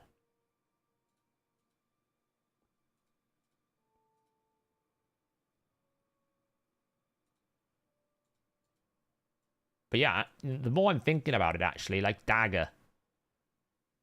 50% chance to place in 25%, and it's a 50% chance instead. No, she's fine.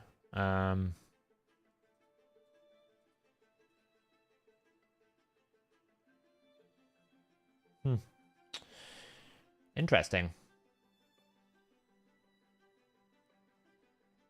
Oh, it doesn't. I'll have to post it. Hang on.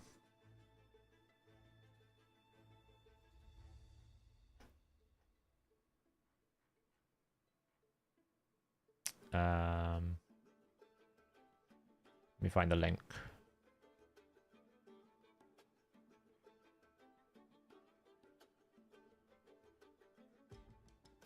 I gotta find the invite link a sec. Hang on. Can you send me the invite link, Carnifex? Save me time. Yeah, Ashwalker's decent as well. So yeah, I mean, actually, the more I thought about it, it doesn't seem compute Banshee. Are we talking Frozen Banshee or Banshee? Because there's two champions, right? There's a Banshee and a Frozen Banshee. What does Banshee do? Yeah, Banshee, decreased defense. There one. Yeah, I think Bellow, absolutely. I think a lot of the ones that do a 15% decreased speed, a lot of the newer rares as well, I think could actually take a lot of value from it. Absolutely take a lot of value. So actually more powerful than I thought, now that I've thought about it.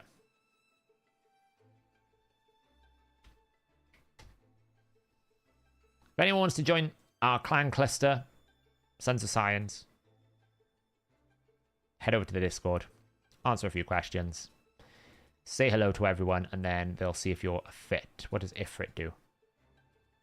Oh, weaken and decrease attack. And it's 100%. Look at this. Look at this. Places weaken. 100% chance for a weaken. 25%. 100% chance for a decrease attack.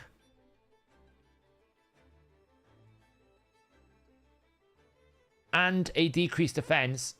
Decreases the damage received by 50% if the damage from a single hit exceeds 30%. Places a decreased defense for 2 turns on the attack if it's critical. So if he's critically hit, he places potentially decreased defense, weaken, and decreased attack. What a monster. What a monster. Petrifia. Petrifia's in here as well, right? 25% sensitivity, that's not going to get upgraded. 25% attack will get upgraded. Decreased defense. So there's a real big opportunity for a lot of these edge case rares that actually have a lot of power to gain a lot of advantage. So yeah, absolutely, I think it'd be really good. Really, really good. So far, the rares feel pretty good. We have something that guarantees a healing boost, and we have something that actually makes some rares pretty cool. Let's get on to the epics. Now, this one,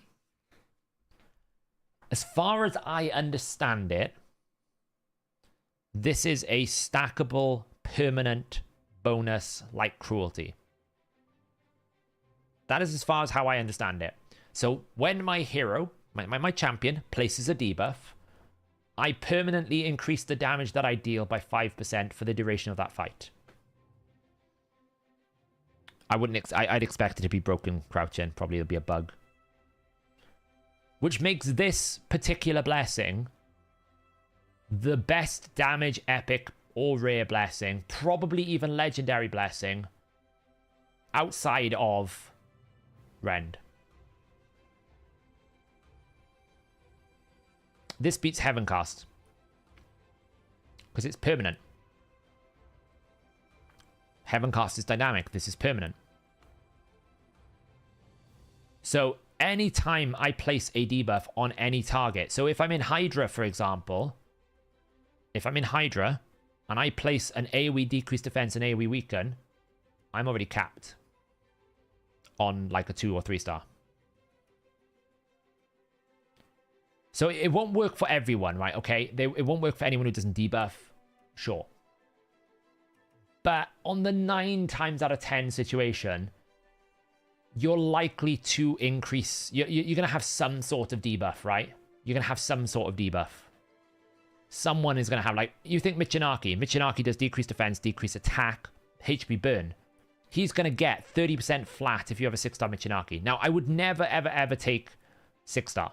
Because Crushing Rend is too good. So, you really have to look at this from a 5-star or below. Well, if I place... What is this?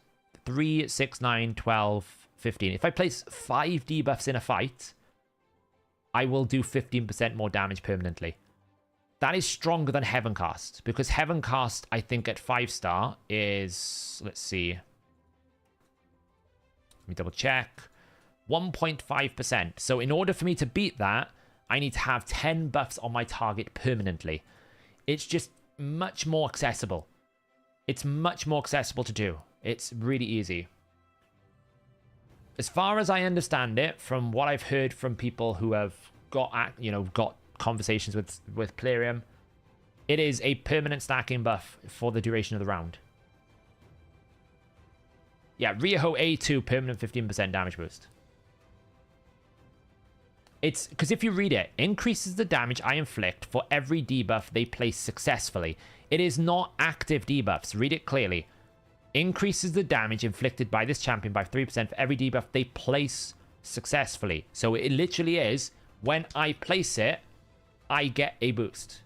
Until I finish the round, which would be the default game mechanics, right? We know these things, like if you change round anything like stacks, cruelty, those sorts of things. When you change the encounter, it resets. So if you're in Hydra, you place 5 debuffs, you should get 15% damage boost. I would suggest that this is the go-to damage for anyone who doesn't want to run cruelty and isn't 6-star. As long as they have some form of debuff. You can't throw a toxic set on it, so they'd have to have some sort of skill debuff. But, like, seriously, how many, like, champions do you use that doesn't have some form of a debuff? I wonder if it resets on death. It might do. It might do. But then it's not that difficult to scale it, right? It's really not that difficult to scale it. Like, Lydia's A2 will max it in one ability. Because it's going to be every debuff they place successfully. So that means if I place 4 debuffs, I get 4 stacks. Does it beat Phantom Touch for me in Clan Boss? It's hard to say. Probably not.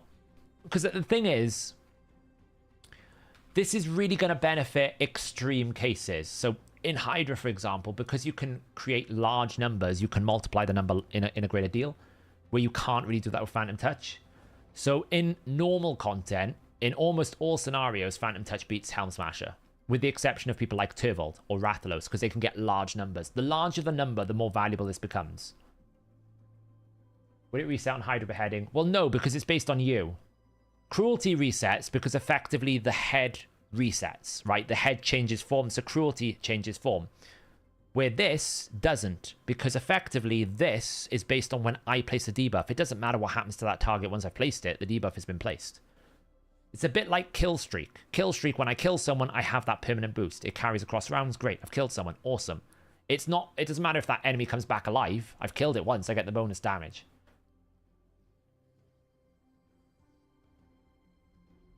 If your champion already ignores 100% defense, then yeah, you might want to pick this.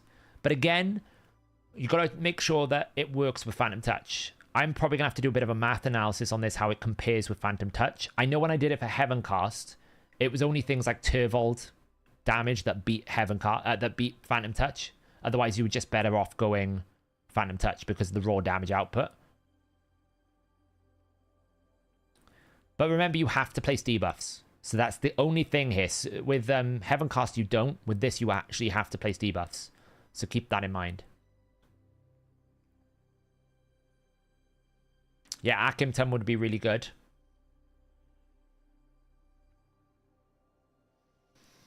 Uh, 30% will beat Crushing Rend in some situations.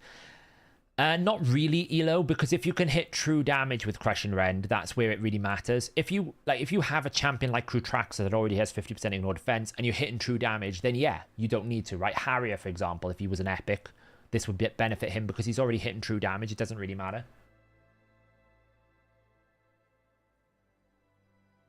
Is Quintus 5-star? He probably needs a review. We do have a short list of champions we are going to review. It's mainly because nobody in the clan in the team have picked up Quintus yet. He would probably get a review when I pick him up in the next few weeks, a week or two, Alex. When I pick him up soon, and I'll do a proper review on him then. Because he's one of those things that normally we need to play test a bit.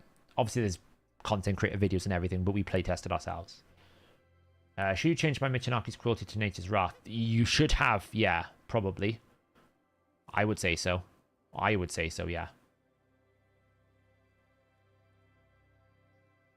Is Akhenaten in Sunset Slayer 4 pieces gets benefit each poison pop? Yes, he does. I got Savage, gain Helm Smash on my Michinaki and 6-star Crushing Rend. Should I change the blessing? No. Crushing Rend will always win unless the champion has some form of ignore defense, okay?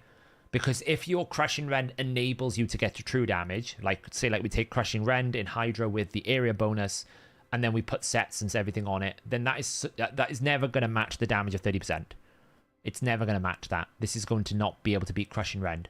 It is only scenarios where you don't need the Crushing Rend to be able to hit true damage. No, we're doing it affinity by affinity. So we've done the 2 rares. So it's pretty good healing. Actually really good for a lot of rares. This one I think is the second best damage after Crushing Rend. Maybe not as good as Phantom Touch. It depends on the champion and the content area. We need to do a bit of testing there. That I'll need to do the maths off stream to go into detail. But this is a bit easier. This to me feels a bit easier to activate than Heavencast. Because as much as it's okay to control buffs, this is like a permanent boost.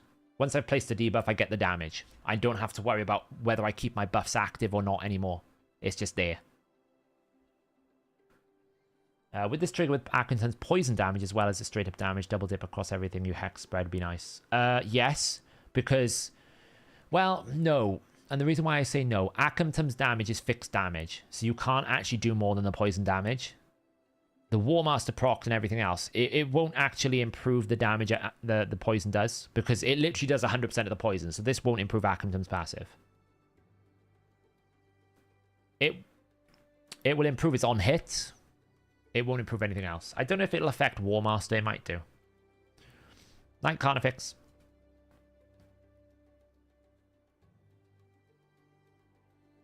She can do HP burn, can't she? Trunda can do HP burn. I'm sure she can.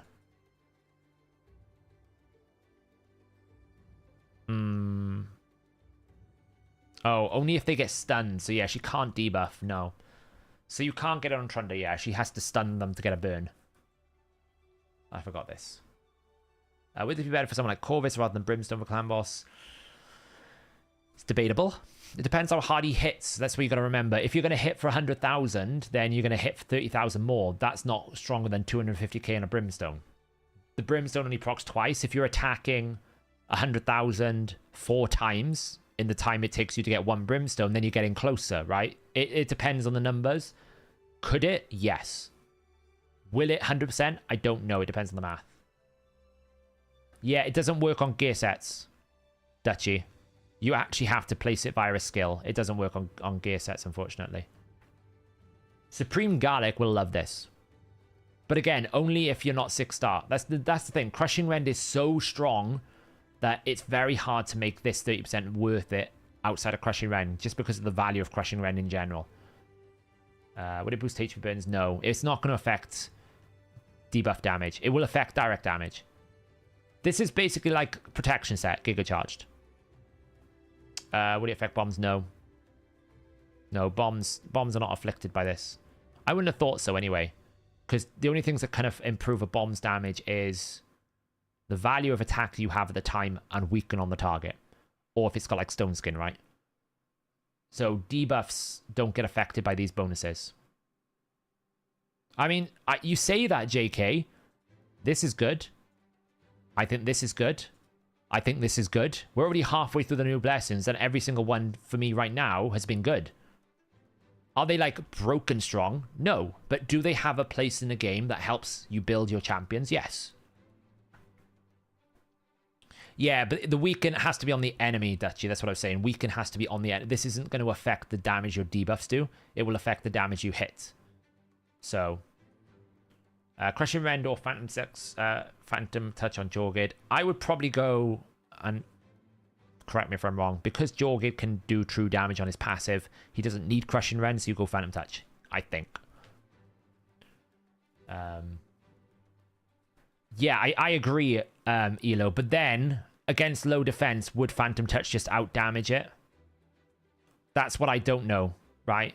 This is all going to be about how big you can hit. If you can hit a really large number, this gets more powerful, because that's the same thing with Heavencast, right? Because Turvold can hit for such a large value, the Heavencast outpowers the Phantom Touch.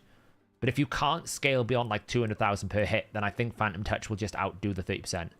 So what I need to do is test high defense, low defense, and then test it versus Heavencast and Phantom Touch to see which one comes out the best in terms of like Crushing Rend, Heavencast, and Nature's Wrath. But this looks really good so far. I wonder if debuff spread. No, because spreading a debuff is not considered placing a debuff. It's a different coded entity. It's like very technical. So, you know, you should be able to get this pretty easily, though. Look, it's like 5, 10, 15, 20, 25, 30. So you need 6 debuffs in a fight. It's pretty easy to do 6 debuffs, right? It's very strong. Anyway, neutralize. Now we're starting to get to some of the ones that I'm not so keen on. Now, I will say, I think this might be a must pick for any HP burn champion you use in Hydra. It's only for Hydra. It's the only place we see Poison Cloud is literally the only thing. So you're going to pick this for anyone who has burns in Hydra that is not your direct damage dealer, I think. Just to give us a safety net. Because I think 60% is pretty good for a burner. I wouldn't pick it for anything else. Because at least what you're getting with a burn is 60% chance to turn it off.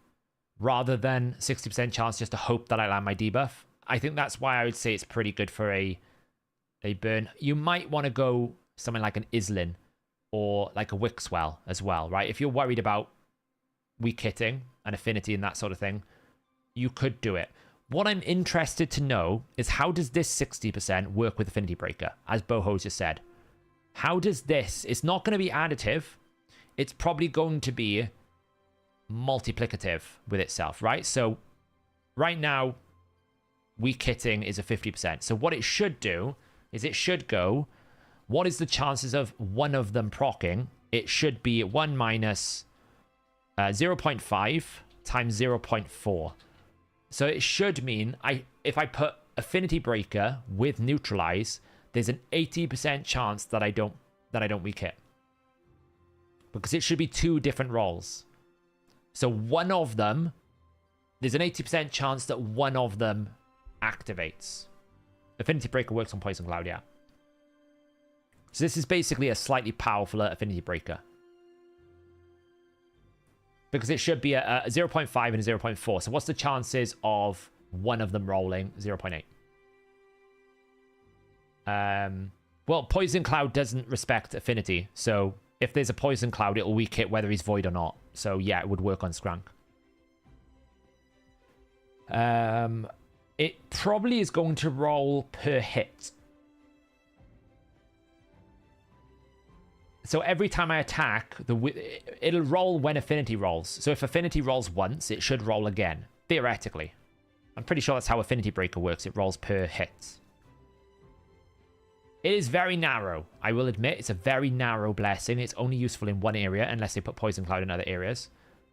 But I'll be honest, if you want to make sure you always can land something behind a Poison Cloud, 80% chance is pretty good. So an Affinity Breaker Neutralize. It's one of those blessings, though, that really needs to be a 5 or 6 star. This is not going to work on a 3. It's not worth it on a 3. Like 20% is just too low a chance. 4 or 5 or 6 star, this is a pretty good chance. Because even if it's a 40%, right? Then what's the chances on a 40%? It's going to be... It's about 70%. So... You get basically, if you put Affinity Breaker and Neutralize together on a 5 star, it's 70% chance that one of them activates. On a 6 star, it's 80%. Even though it gives you 20% more over the 2 rolls, it's a 10% increase. So I think here, for example, this is good on a 5 or 6 star burner, or a 5 or 6 star provoker, or like a 5 or 6 star block buffs. Like the 3 critical things that you need to solve the problem of Hydra, which is block buffs, provoke, and burns to disable. Would I universally use it? I don't know, because if you're committing an artifact set and a blessing, that's a very heavy investment for something that's still not guaranteed. You're losing out on things like a hex set. You're losing out on things like damage sets and other things like that. It's very narrow. A 6 star Affinity Breaker Skrank. Yeah, the reason why I think burns are pretty good is because if you do get a bad situation, the burn disables it completely. Think of why we say Tua Messia is really good. Tua Messia is really good because she can place the burns without attacking, so it's affinity friendly.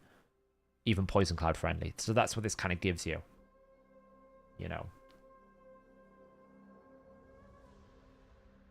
So we'll see. It could be in other places. But I think I'm not sold on it. I don't think it's crazy good. But I could see like a HP burn champion getting benefit from it. That's what I think. Now on to the legendaries. I think this, and I'm curious to see what people feel.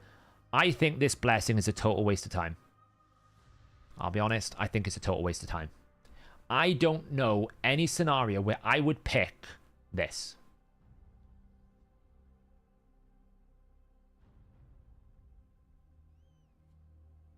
I'd rather just pick Polymorph. Because if I'm going to get feared, I'll just pick Polymorph. There's no real PvE content that I can think of that fears are dramatically problematic.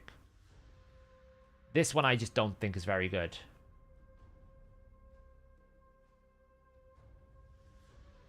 I don't really like... Why isn't this Polymorph? Do you know what I mean? This could easily be... Fills this champion's turn meter when they lose their turn because of Polymorph. And then resets it or something. I don't know. I guess it's trying to counter the Head of Torment, but it doesn't solve the problem.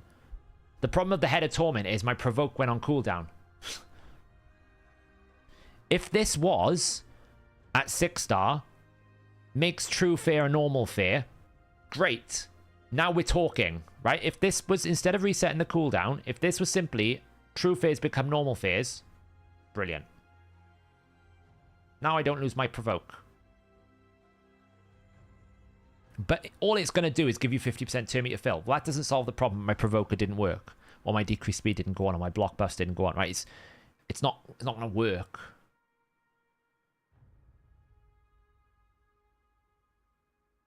Oh wait, hang on. Is it resetting the blessing, or is it resetting the skill?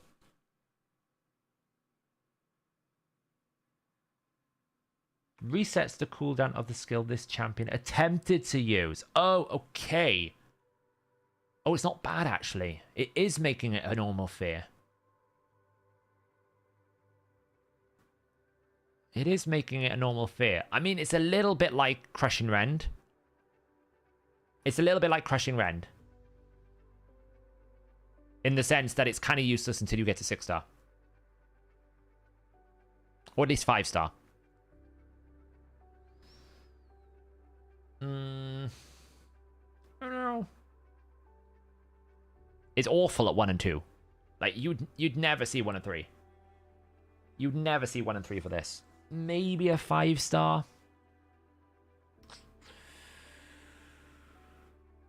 Yeah, what 6 star basically does is it makes any true fear a fear, and it gives you 50% turn meter fill if you don't get a turn. It gives you Ancora's passive, right? This is what Ancora's passive does. If she gets crowd control, she gets 50% turn meter fill. It's actually quite good.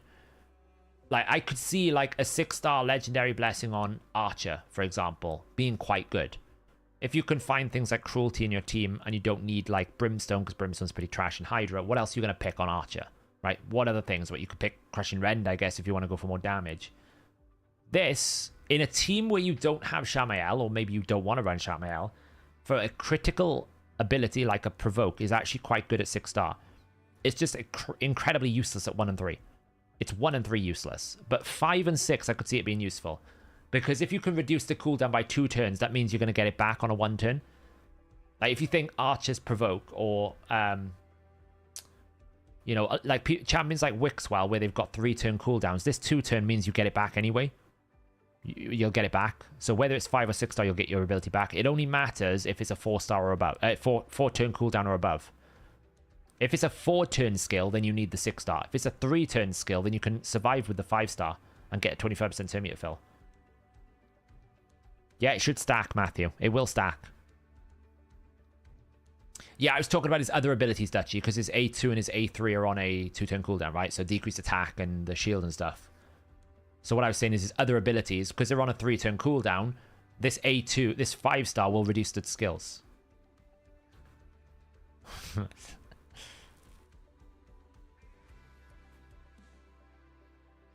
A little bit of Elixir. But what you got to remember is sometimes you will have like an Ugo. You might have a 6-star Ugo with another 6-star cruelty. So do you really, like, yes, there's a ramp up condition, but I think it depends on who you're going to use. Like someone like Mikage, for example. I could see it being useful if I'm dedicating my Mikage just for Hydra. And it also has a bit of utility in other areas. Because as long as she gets her A2, she can cleanse the fears all the time. It's not too bad. I don't know. Now that I've realized it turns true fear into fear, I think it's better than I thought it was. It's awful for 1 and 3. You'd never pick this at 1 and 3. This is an exclusively Crushing Rend polymorph style blessing where it's only for 5 and 6 star. 5 and 6 stars where it matters. Oh, can you imagine Lydia? If this has no cooldown with Lydia at 5 and 6 star, this is nonsense. It's crazy. Because every single time she tries to use an ability, she's going to get turn meter constantly. She's going to be pumping the turn meter out all the time. It would be a really good solution for Lydia, actually. Forge Pass is on the 30th. I think it's going to be the bad one. Impulse. Not Impulse. Instinct. What is it called? What is it called? Impulse. No. Instinct. I think it's going to be Instinct. On the 30th of May. Just cruelty on multiple stack with the maximum default defense. You just scale it quicker, PBBO. So you can't breach the 20%, but you can get to the 20% quicker with 2 of them.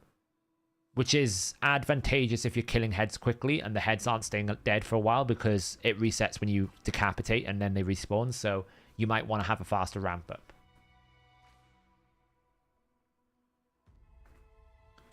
Yeah, it's just the weakest Forge Pass when you think there's Slayer and there's like Bolster and Defiant and those ones like and Righteous. It's just the weakest set of them all. This is really, really good for Lydia, actually, yeah. I think it's really good. It's really good. You're not wrong, Elixium. Again, it's the 6-star problem that Crushing Rend is so utterly dominant for damage. Is it just better to, you know, what is dead cannot kill you? Is it easier just to try and kill the Torment Head quicker than trying to avoid the Torment Head's counters? But hey, look, they're trying to at least acknowledge that Torment is so dominant. Do I think that this should just be solved by giving us more Veil champions? Or maybe looking at the Torment mechanics? Yes. But at least, hey, look, this is some step towards trying to give us more options. I'll take it. Like, these are optional blessings. We don't have to take them, you know?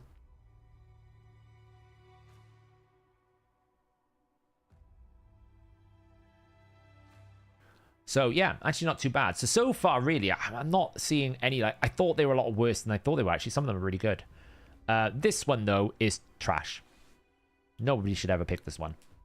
This one is terrible.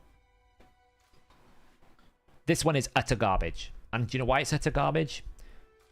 100% of 15% damage is terrible. Right? This is terrible. I'll show you why. Right? So imagine... Right, imagine for a moment, I deal 100,000 damage, okay? See, like I would normally deal 100k damage to someone. Well, under Stone Skin, that will become 15,000 damage. Okay, this is standard Stone Skin. So what Stone Skin does, Stone Skin creates either a 50% or a 75% shield. If you go 9 out of 9, most people don't go 9 out of 9, they go 6 out of 6.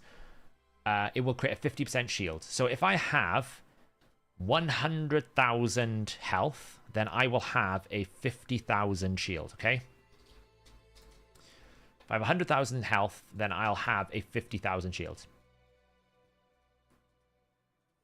Which means, if I do 100,000 damage, I'm only dealing 15k 100k damage to the stone skin because stone skin reduces damage by 15%. Now, if I take that and I multiply it by 2, which is 100%, I'm now doing 30,000 damage. Wow. What an amazing... Wow. Just amazing. Isn't that great? Wow.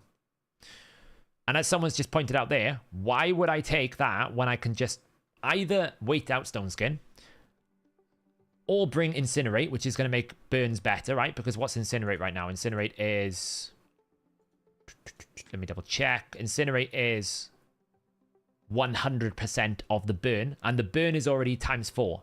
So that's the thing, right? The burn is already doing what, times 3 or times 4 on stone skin on top of that 100%. So it's doing like a times 7. So it's way stronger. Like a burn will eradicate stone skin in 1 proc. You are not, like, why would you pick this when the moment the stone skin is gone, it does nothing? What if you do 300,000? Okay. It'll breach the shield. Won't kill the champion, though. Because remember, anyone who's got 100,000, this champion here has got effective HP of 150,000.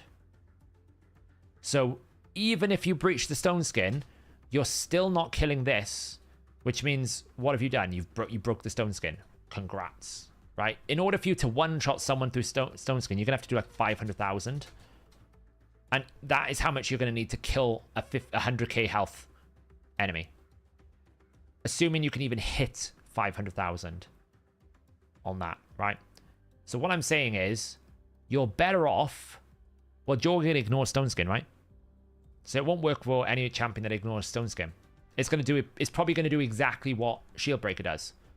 So if you ignore stone skin, it won't give you the bonus damage. Which is what his A3 does, right? It ignores stone skin. So therefore, this won't happen.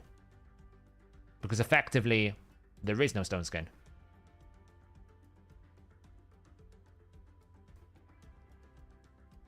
Yeah, it could work on Siegfried, but then I would argue, does Siegfried even need it? You know? It's probably better to go something completely different, like, I don't know, Soul Reap or like Ward of the Fallen or Polymorph. Like, are you going to give up Polymorph for 100% chance stone skin? No, you're not. And then when you drop it down to 60%, it's like it gets even worse. Because now, I'm only doing 1.6. You know, now if I want to break 100,000 health, I now need to do like 625,000 at 5-star. No. Once you break the stone skin shield, all the stone skin effect goes. It won't... I doubt it will affect bomb damage. Because very much like all things, debuffs... Damage from debuffs are not affected by blessings. Right? Damage from debuffs are not affected by blessings. Unless it specifically says so. Generally speaking. This will improve the damage you deal. Not the debuff itself. So this one is probably the one that I would say is terrible. Is bad. Because the moment you lose stone skin, this blessing is useless. And it doesn't give you enough raw damage to warrant the commitment to a 5 or 6 star towards this when you could pick something like Ward of the Fallen to help you survive a turn. Things like Polymorph that you can just stop enemies from even doing anything. Things like, you know, even things like Heaven Cast is probably going to give you more overall damage when you get going with it because, you know, it's just more damage. Potentially in a buff meta. Would I change it over something like 6-star Temporal Chains, Life Harvest? Would I pick it over something like, you know,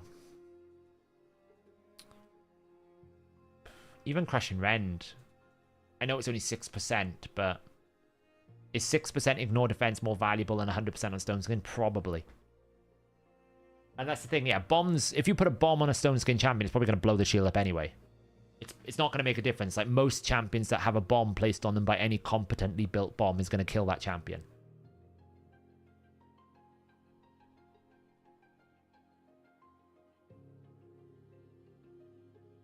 Yeah, keep in mind, though, it's only going to kill the stone skin. It's not actually going to...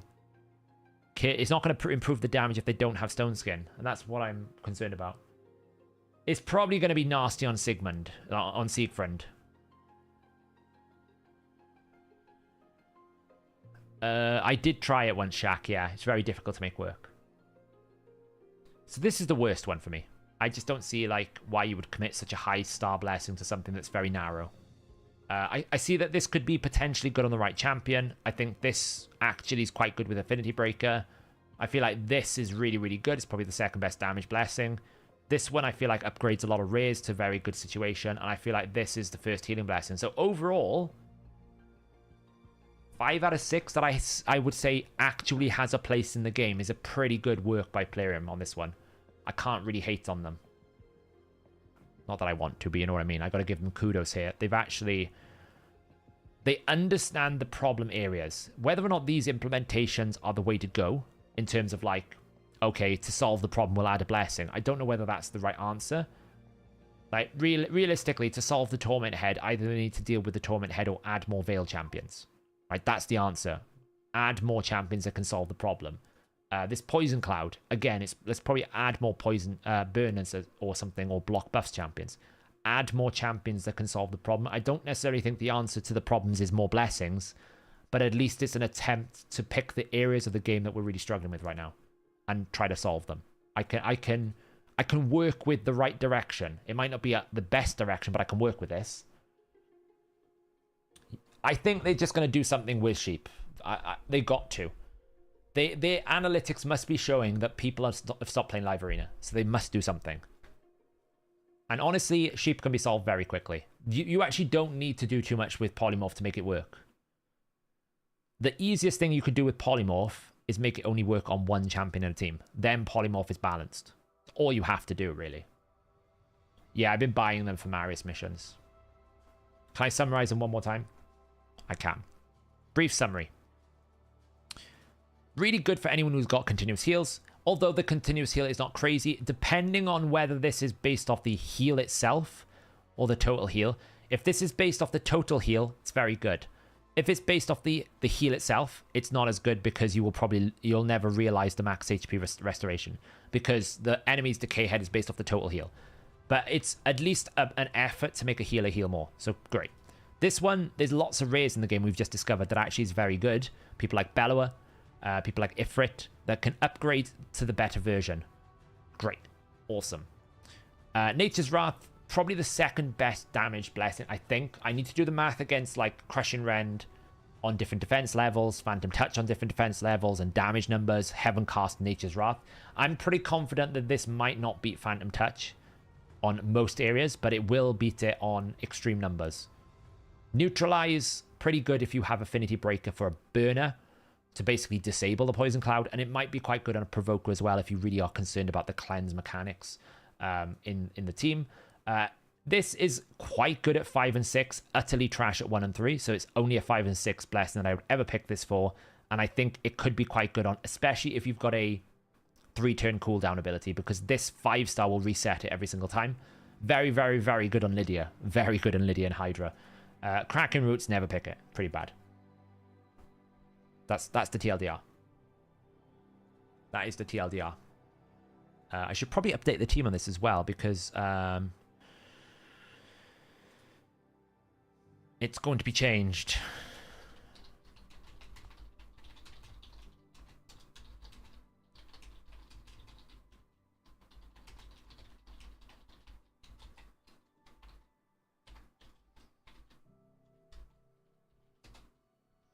I think it's going to be a little bit better than I thought.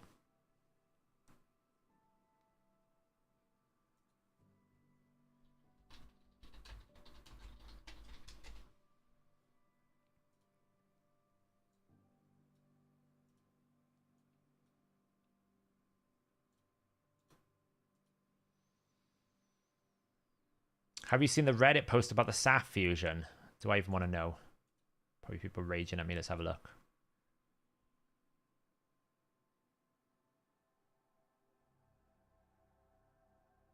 Let's have a look.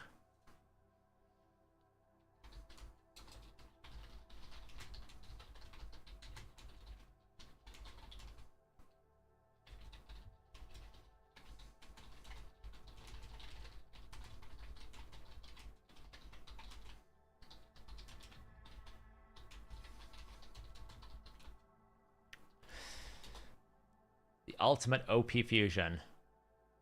What the hell is this?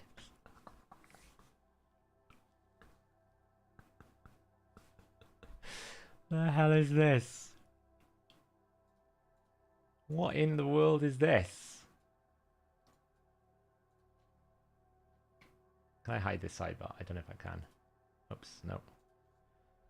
What the hell is this that I'm seeing here?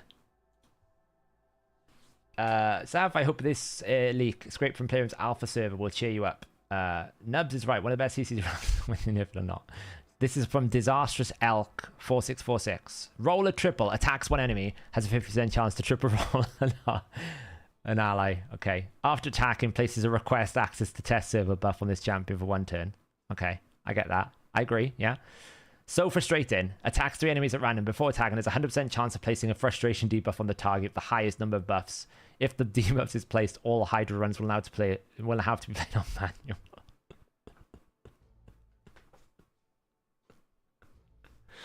I love the community. Nerf your turf. Using the HH optimizer, Saphira enters the account roster and places a nerf debuff on all champions. The attack of the nerf varies. Attack champions will receive 40% damage reduction. After attacking, places a request.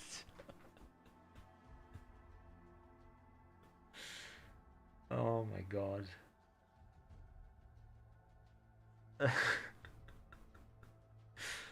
At the start of every turn, places a deny access to test server debuff on this champion for 2 turns. The debuff is protected. Champions affected by deny access will not be allowed on the test server.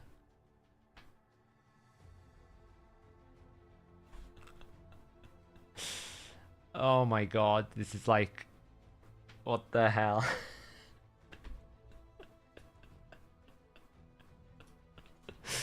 The stream says, hi, I think this is hilarious. More of this. Kudos.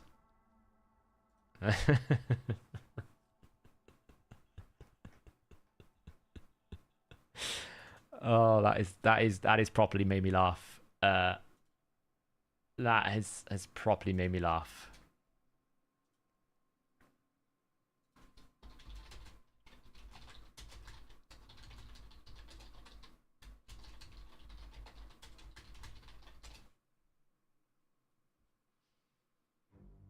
That has cracked me up.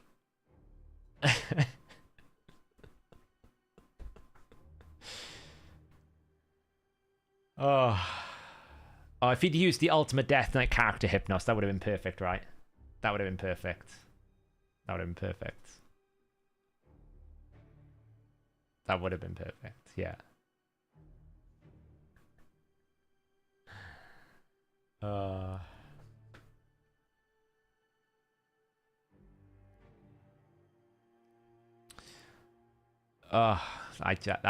That's hilarious. That has made me giggle. That has made me laugh.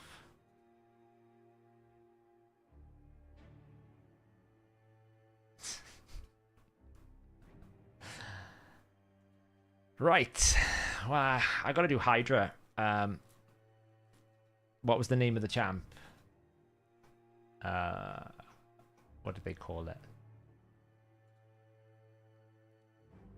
Just my name, Saphira. That's what it was.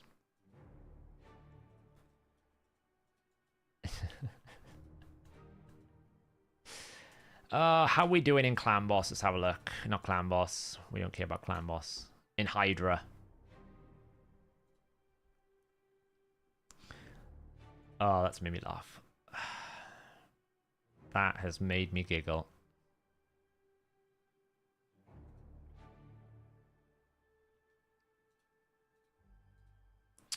We're winning. It's a close. Actually, it's look at Shooter's score. 8 billion. What the hell happened, Shooter? Oh, well, look, he's unlocked the Authorian. That's why I would fancy an Authorian. Look at this.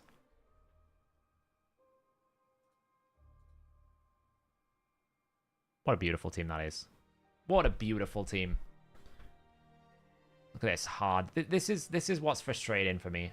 It's the fact that I know my hodgepodge Trunder team can beat this team. But he's probably pushed this super hard. There you go, Shooters in chat. I've been talking to Shoot about this and everything. He's probably pushed this to, like, the absolute nth degree. Imagine when this Turvold gets to 6-star with Crushing Rend, Shooter. Think of the damage, my friend. Think of the damage you could get. Oof. Yep. Very well built. I think we've got a bit of a set problem here, right? Maybe we need to, like, figure out how to like stack these. Like, I'm guessing a Thorian has 9-piece Slayer. I'm going to assume that Thorian has 9-piece Slayer, but it doesn't look like it. That little bit of impulse thrown on with the old Rathalos. Very good. But like, even Pikachu and, you know, Carnifex in chat as well. Look at Carnifex's scores. Really awesome job. And this is really where Trender comes back. I mean, he's got a huge Trender key there. That's, like, huge. But look at that Whisper there. Oof. Oof, in a Permataunt. For me, this is where I want to make sure that teams go back to a little bit. It's like, you know, these really well-built teams, they shouldn't be just undone because someone pops in with a nice 2 billion normal Trender. That's... Oh, look at Quintus pumping some numbers there. Holy Quintus. Look at that. Oof. Double rabbit team. Nice one, Pikachu. Nice one.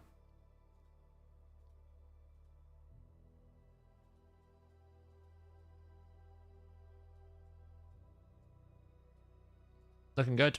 Well done. Well done, clan. Look at this. Look at this commitment by my clan. I really appreciate everyone who's pushed this. Right now, we've got, like, it's always the risk. You're never comfortable. It's kind of like I'm sitting here thinking, oh, I've got to do 3 Hydra keys tonight. It's going to be tough. It is going to be tough for me. So, like, one of them I'm going to have to, like, cheat through. But, you know. This rotation should be better. Because there's no Torment Head on the start. So we can literally just, like, you know, rip the Burn Head to pieces. Provoke straight from the start. Archer's neutral affinity again. Oh, it's a dream. It's a dream. We don't have to deal with any of this nonsense. Look at it. No cleanses. We can just start nuking from the start. What a dream. What an absolute dream. I love it.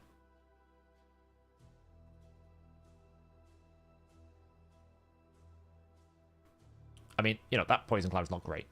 I'll be honest. It's going to ruin my Garrel damage. But, hey. We can at least kill this head very quickly.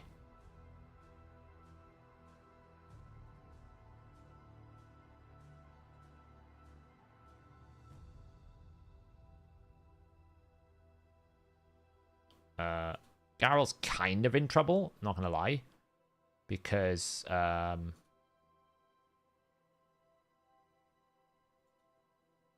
probably needs to swap version there, but it's fine. I think it'll be okay.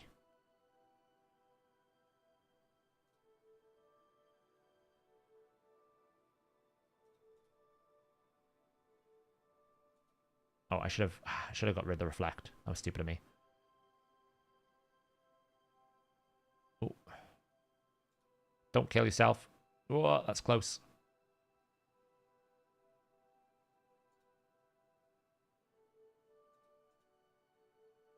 Oh, Garrel.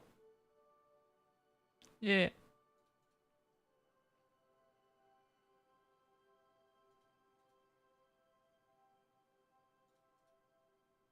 Oh, man.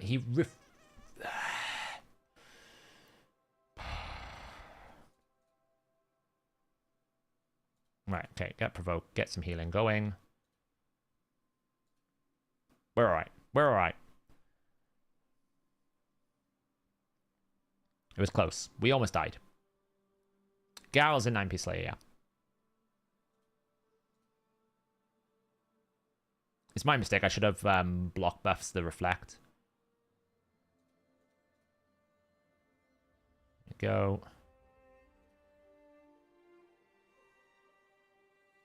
What the hell happened there? Don't ask me what happened there. Let's try that again. Burn. I love it when the burn doesn't happen. I still love it when the burn doesn't happen.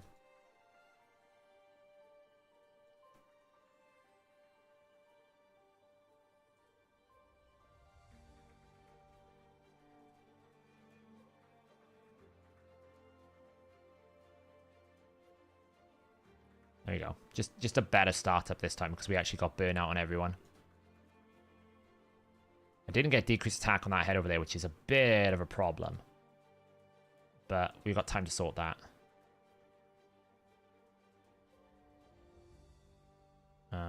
Which, you know, we could take a hit here.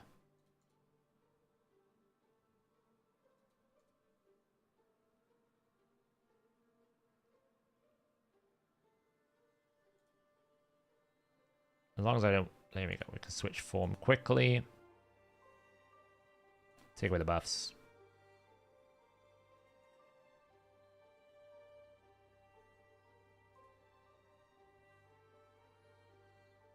And we should be okay this time. Well, the problem I had before is I didn't actually burn the head on the left, so I couldn't provoke. I don't really mind about these reflects, because I'll be able to get rid of these in a moment.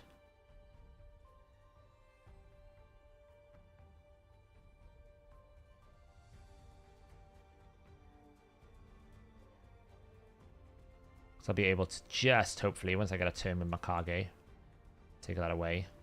Heal up again. Provoke. Okay, she 3%ed the provoke. Awesome. Love it. Really, really, really enjoying life over there. Archer, thank you so much. She actually 3%ed. Can you believe it? She never 3%s the Hex, by the way. Have you noticed that? She always 3%s the burn. The provoke.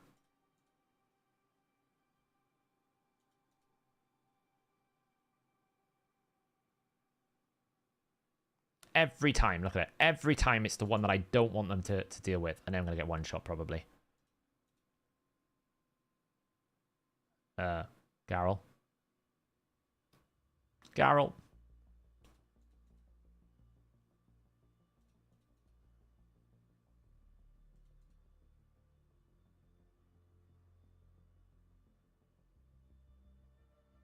Should be alright, though. Alright.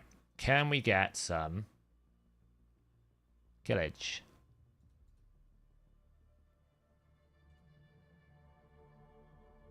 Just need to get some healing on the go.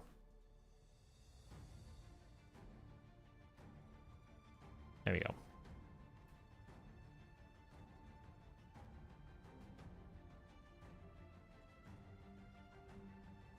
I need a heal from her. Thank you. That's what I needed. Now we're good to go. Now we just need to wait one more turn to swap back, which is great.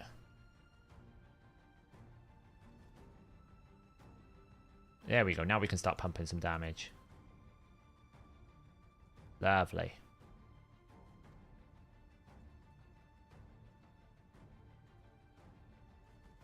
Why do I get the feeling I'm still getting pretty negative affinity from Archer? There we go. Let's just stop the reflect over here.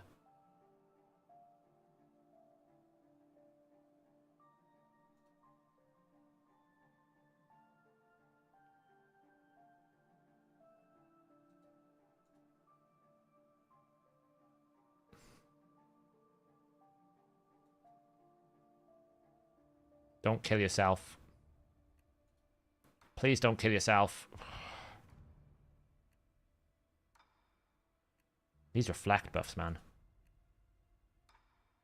Archer might be dead right now, unless I can get some healing.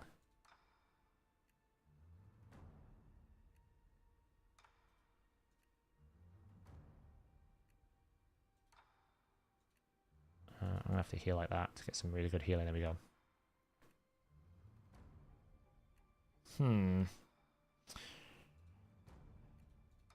Man, now I've got problems with fear. Yeah, it's not...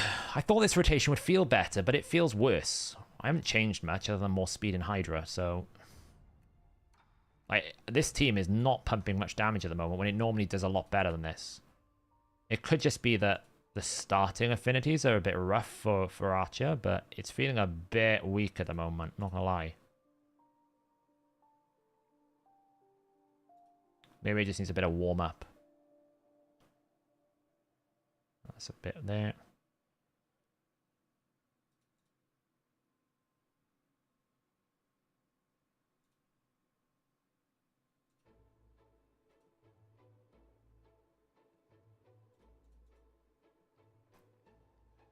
Garrel's not in Blood Drinker now.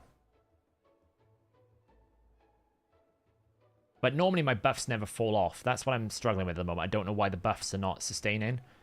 Because normally the buffs just will never fall off unless I get eaten. Right now the buffs are falling off constantly.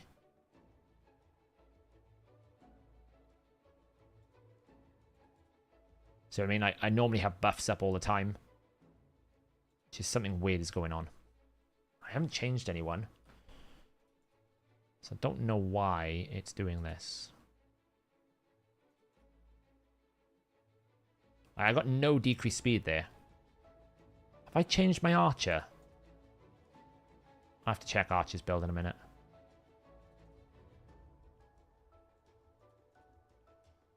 It's a bit better. We're getting more buffs now.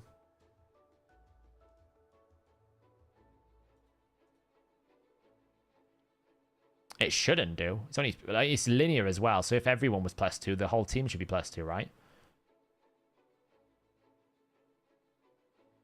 It's picking up a bit now.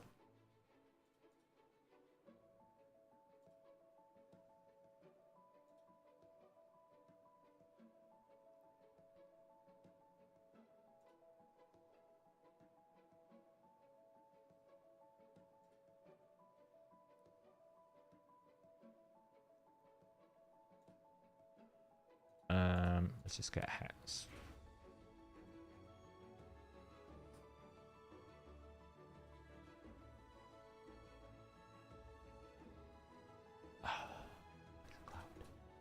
I don't know, it just feels it feels off in my team. I don't know what it is. I can't quite figure out what's causing it. Like, normally by now I've started pumping some really good damage in the team, but this is just feeling really weak. I don't know if it's the suffering setup or what, but it is not feeling comfortable right now. At all. There's no point AoEing right now. Everyone's got Poison Cloud.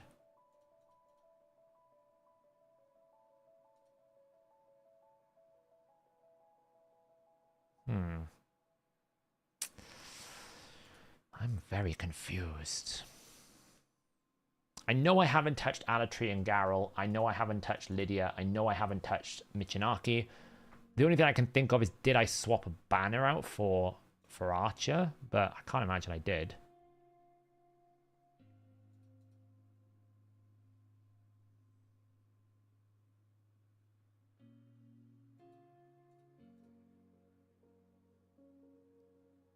About to get 2 heads killed. Maybe this will help now.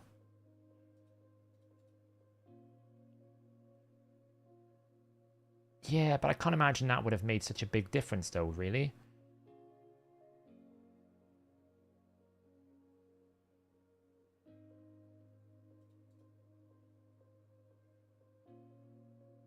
Now, you can see I can barely keep debuffs up at the moment.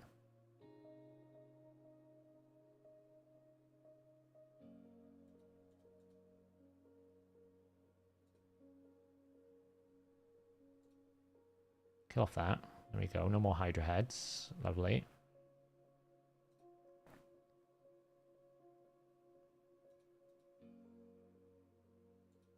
Decrease speed on these. Right, let's see what we can do now. Let's see if we can get some uptime.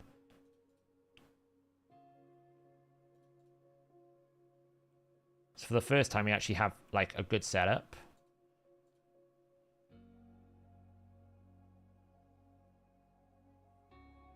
As long as we kill off that,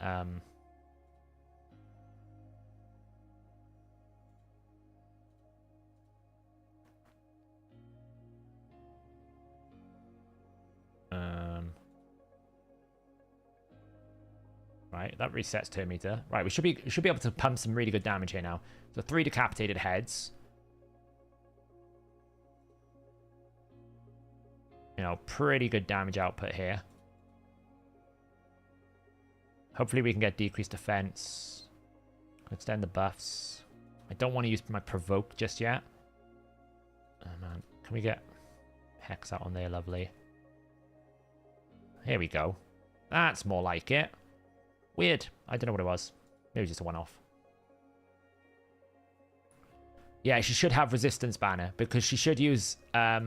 it basically should work out that the increased accuracy buff plus the aura that I give Mikage is enough to basically get what I need working, if that makes sense. There we go. Decrease speeds. Garrel's pumping now. Boom. That's what we wanted. Look at that. 74 million. Now we're talking. Just took a bit of time to get going. Look at this damage output. Keep attacking Garrel. Garrel smash. Garrel smash. This is what I want. Oh, it's beautiful. It's when she stops smashing, though. That's the problem right now. That was better. That was better. It just, for some reason, it took me a while to get the team rolled in there. Provoke. Who's on the Rigue list? A lot of it will be focused on trying to push the stage 20 and stage 14 of Cintranos. That'll be my push. There we go. Extend. I don't really know what it was. It just took a while for that team to get going. Now we're doing lots of damage. Look how much damage we just added. Okay, well, it's all going to come to an end now because we got Fearhead. But hey, it was fun while it lasted.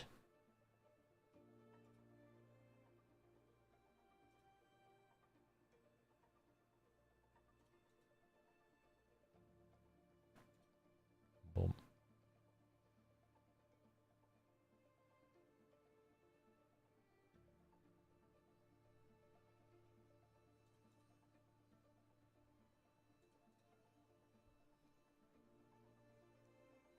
I like when the Suffering Head dies because it takes a very long time for it to respawn. So it gives us a good opportunity to like catch up. Honestly, I'll just kill the Wrath Head at this point. Garrel smash. See, this is what I was saying about how my buffs never really fall off.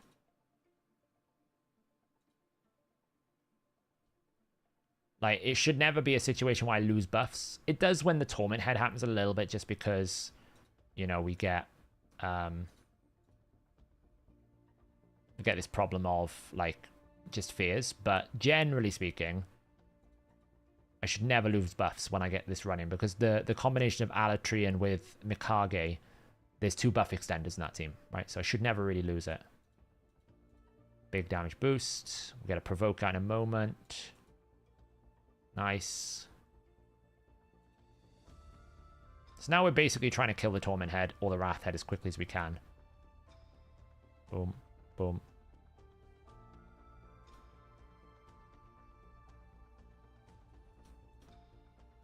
We also have 2 cleansers. That's why I don't need a Torment solution generally. Because as long as I don't get super bad RNG, then normally I have enough to like get rid of some problems. Check, she doesn't have fear, she doesn't. Good. I can get decreased speed back out. Should we kill the Mischief Head? Oh, that's annoying. Let's kill the Wrath Head off. Lovely. Now let's kill the Torment Head.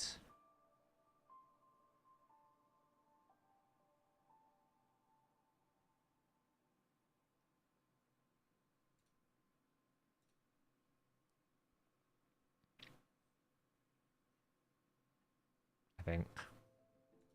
Anyone there? Shield everyone up. I should kill a Torment Head. Lovely. Now the team's cooking a bit. Probably should have saved that until I actually had damage out, but it doesn't really matter. Provoke everyone out. So now, what I want to do is, whenever you're in a situation here, where you've got 2 decapitated heads, you absolutely want to kill the Mischief Head. Because if you kill the Mischief Head, you reset the turn meter of all of these things you're fighting. Which gives you more time on the decapitation. I'm not going to get much time here because I wasn't able to get decreased speed out in time. Like now, you can see they're going to respawn before I have a chance to do anything. I may be able to, like, kill this head before... There we go. So it resets the turn meter. Now I've got much better damage output. So always be mindful of the mischief head whenever you're fighting it. Because if you can kill it and reset the turn meters, it will give you more uptime. And now it's going to allow me to pump probably more damage in this next few turns than I could if I didn't do that. So even though it feels like it makes sense for you to attack the decapitated head, for there, it made sense for me to attack the living head, because look how much damage I'm going to be able to produce now, just because I was able to pump damage. I'm able to pump damage here. So like, I can pick the weakest head, which is this one, and absolutely wreck. One ally attack here, look how much damage it is. It's like 5 mil damage for me. And it's going to extend as well. So that one ally attack there has done so much damage. Had I not reset the mischief head, I would not have this window to do this amount of damage. So sometimes it's always best to pay attention to what you're fighting, you know?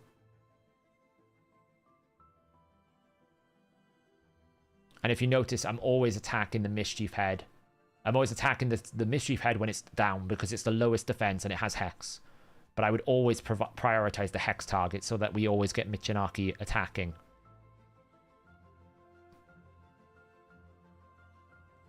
Let's put that out there so we don't have to deal with that.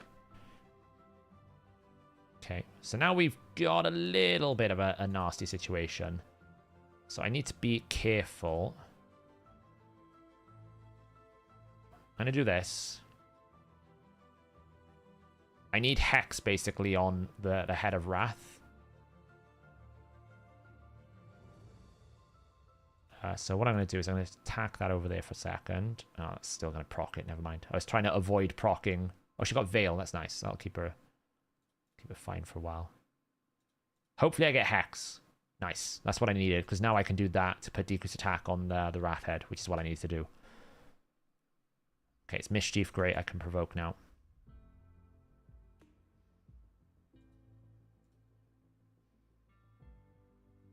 When are you going to play the new D4 season? I don't know. When I'm in control of my life, Green Virus, I will probably take a peek at some point. I just have no time for it at the moment. That's the scary part. Okay. Strip that. Now I need to play a little game of Switch. It's probably fine, actually, to just ally attack this.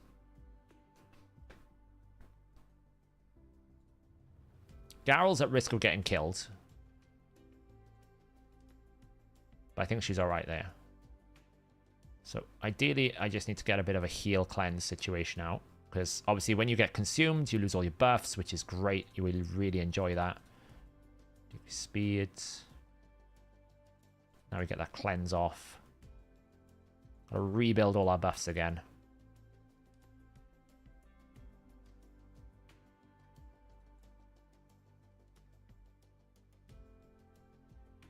This is nightmare. Damn, I feared. Just gave it increased attack as well. Just reapply everything.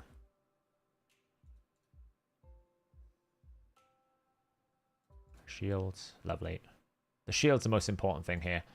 Now I need to really kill this Torment Head, because it's bothering me. It's interrupting my damage. That is not great. Damn, that is even worse, because all my buff strips are hitting fear. Should be able to reduce the duration. I could lose my team here. I'll be careful. Mikage is really at risk of death here. I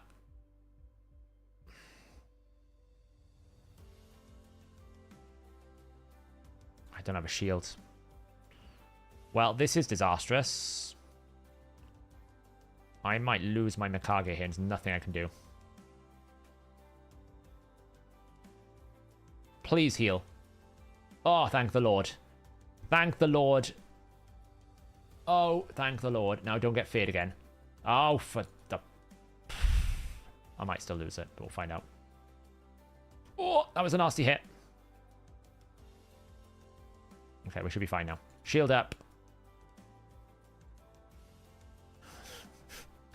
Where would we be without Archer's healing?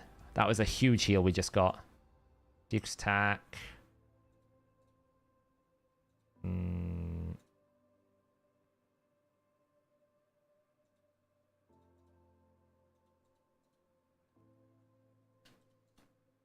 Fears all around. Can we just finish off the Torment Head?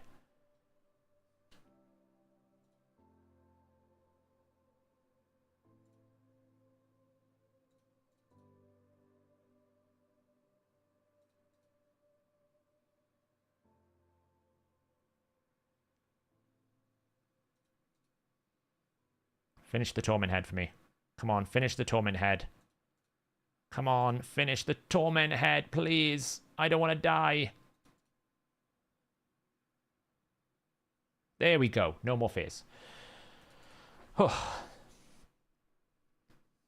Alatrian is shielding here. Hex out.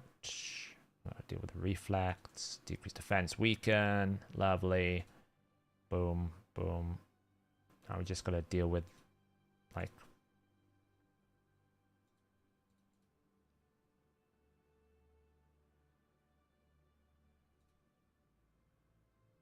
We just got to watch the reflect here. It should be okay with Garrel.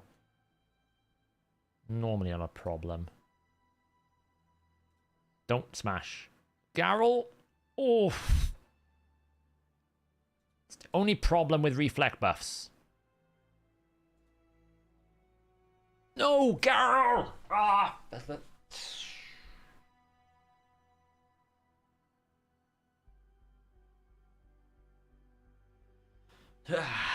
Oh well. I'm not restarting tonight. I have no time. It's my own fault because I wasn't paying attention. I wasn't putting reflect up properly. This team would love a Feral. Honestly, this team... All this team needs is Feral.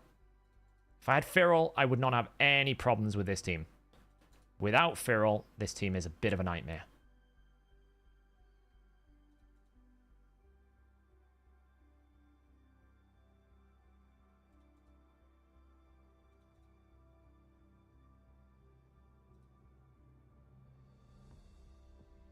Alatrian.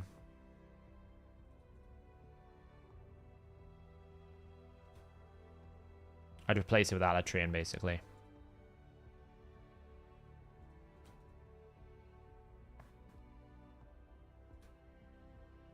Because it would solve the Torment problem and give me block buffs. It would make the whole team so much better.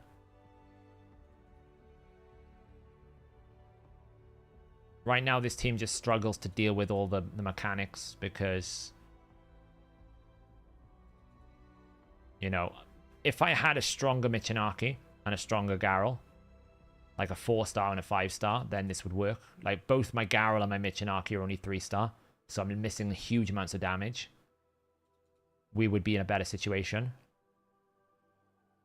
I'll still do good damage without without Garrel, right? Garrel's a luxury I don't need here. We just got really unlucky, unfortunately.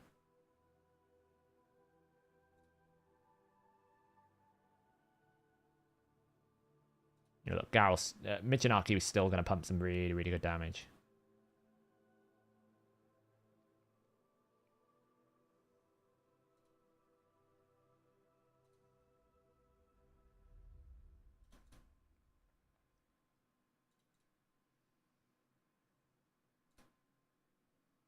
No Hex, apparently. No decreased speed either, because we want a weak hit. I got Poison Cloud to deal with. That's great. Can't provoke, so we're going to have to endure a cleanse. How have we still not landed Hex on this head? There we go.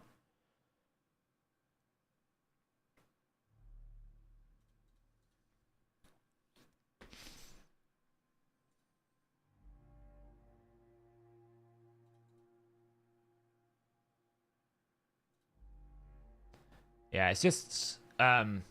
the team struggles into Torment for a while. If I get a really bad RNG run with the Torment, then, you know, if I can't get the block buffs up on both the Reflect enemies, it can be a bit awkward. Which is what happened there, basically.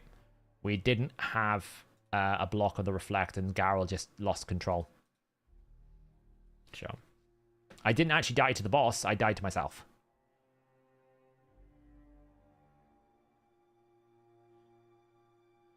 Yeah, I don't think she needs Affinity Breaker. I actually have her in full damage. Like, I'm not actually... The Archer's not the problem here. In terms of weak hit in there, the Archer's not the problem so much as the decreased speed. Like, the Provoke is fine. It's because I don't actually have a backup decreased speed because I tried to min-max her a little bit. In most teams, you would bring a secondary form of, like this. That's the problem. I've got no block buffs at the moment, so I'm going to have to...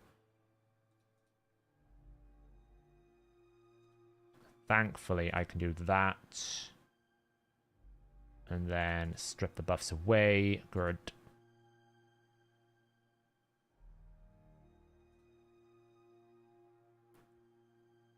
It's more... I've isolated a lot of champions. Like, if I don't... I got rid of the decreased speed in the team other than Archer so that I could maximize her increased turn meter. But obviously then it kind of puts a very high amount of pressure on her to always land it. If I don't, it creates a bit of a long downtime, you know? That's not great.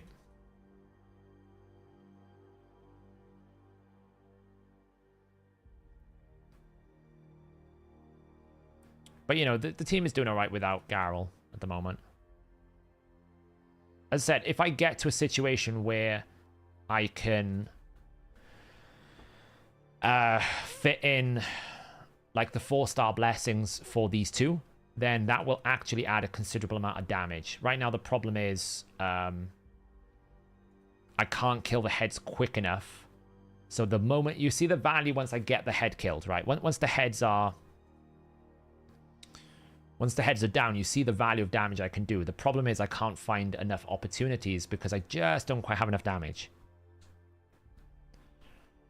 Right? Once I get a little bit more damage on these heads, it will make a huge difference to the outcome of this team.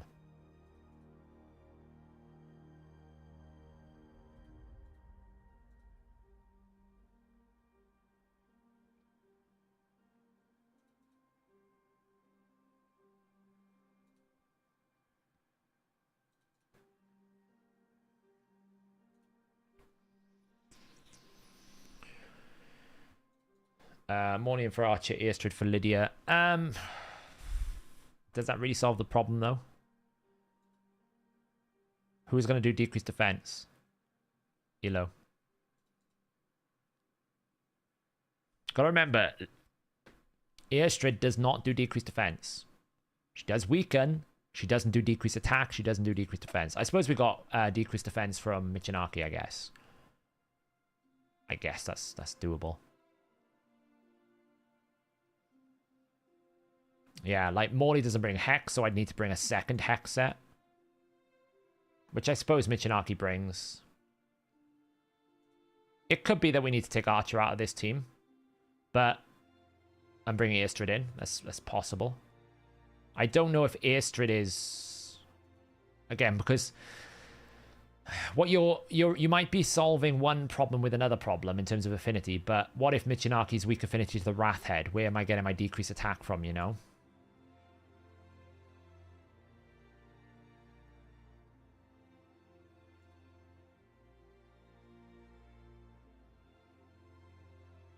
It's not a bad thought experiment, though.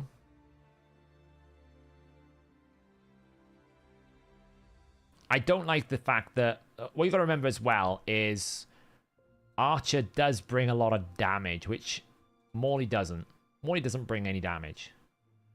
Where Archer, even if you exclude her Hex, actually produces quite a lot of damage. You'll find that Archer in this team here is probably the second highest damage dealer. And that's not exclusively Hex, it's because she hits quite hard.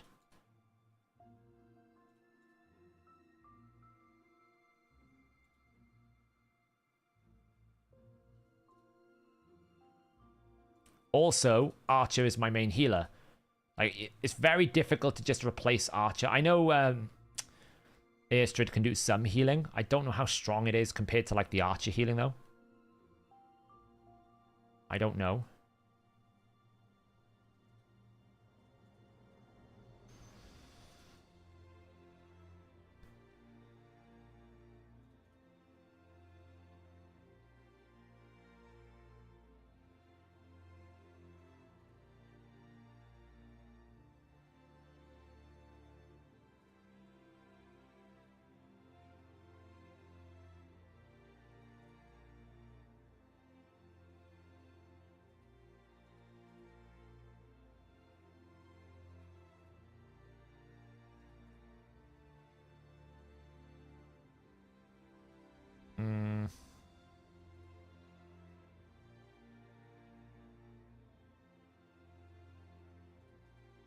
Damn. Damn.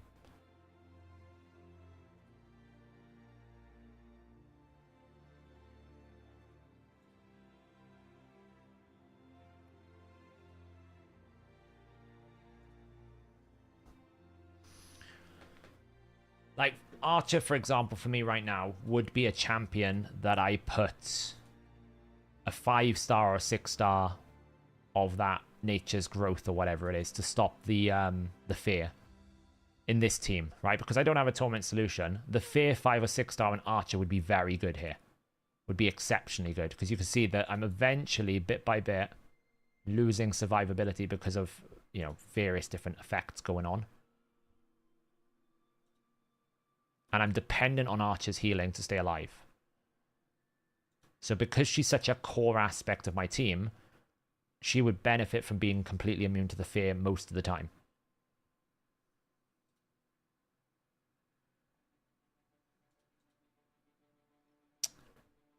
I got consumed.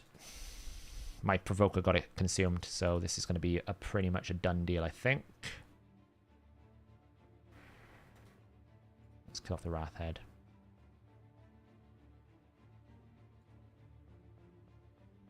Okay, we don't have that fear. We should be able to get back up and running. There we go, lovely. Decrease defense, weaken. Beautiful.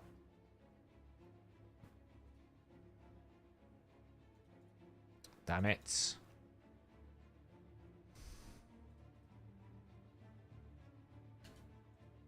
Damn it.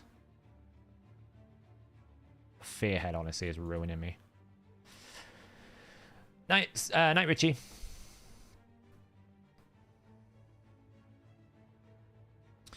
Yeah, I don't know how good Eostrid's healing would be, honestly. I don't know. It's not a bad thought process to have Eostrid Morley and just reposition it that way to get a backup revive just to deal with these situations. I don't know if it's better than Archer, but it could be an interesting alternative. How long am I going for? Well, I've got another 2 Hydra keys to go yet. So I guess however long that requires me to spend time doing this.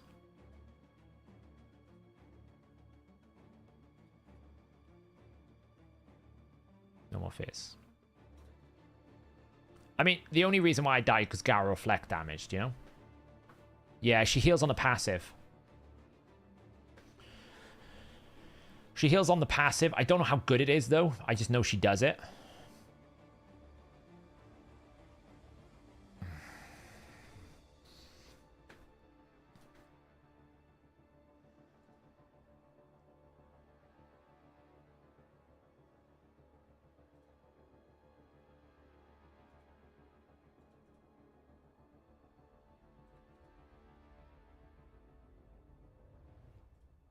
Well, we're going to get another cleanse. Nothing I can do.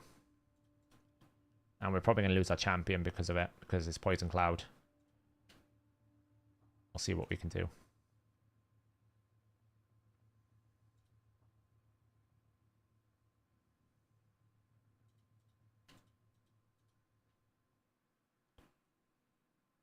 There's going to be an extra turn into a consumption. They really need to lift the... They really need to lift the minimum consumption from 2 to 3. If they're going to have an extra turn head like this, they need to lift it, because that's unmanageable. You can't do anything to counter that. It's so dumb. Lift the base to 3, so that I always at least have one turn to be able to get it out. That to me is just common sense. That's not even like making the game mode idiot. That's just making the game playable. Because right now I had absolutely no way to solve that problem. Nothing at all. Nothing I could do could solve that problem. So they actually should lift that to 3. So it can never be less than 3.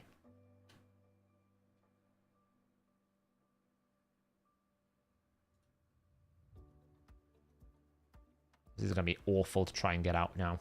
Because I have no hex at the moment.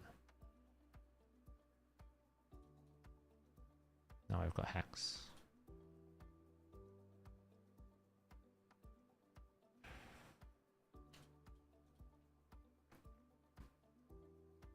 Thank God for archer damage. It's a scuffed run. I mean, it's still a decent key. It's just a bit scuffed. I know I could do a lot better than this. I let Garrel die too soon. Ah, Poison Cloud.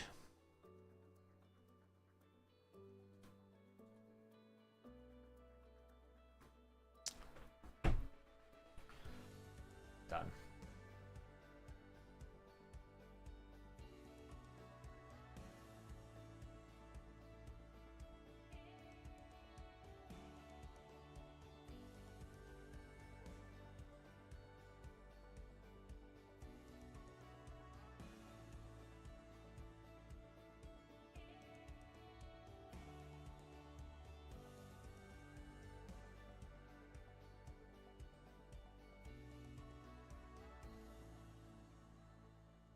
Let it run out.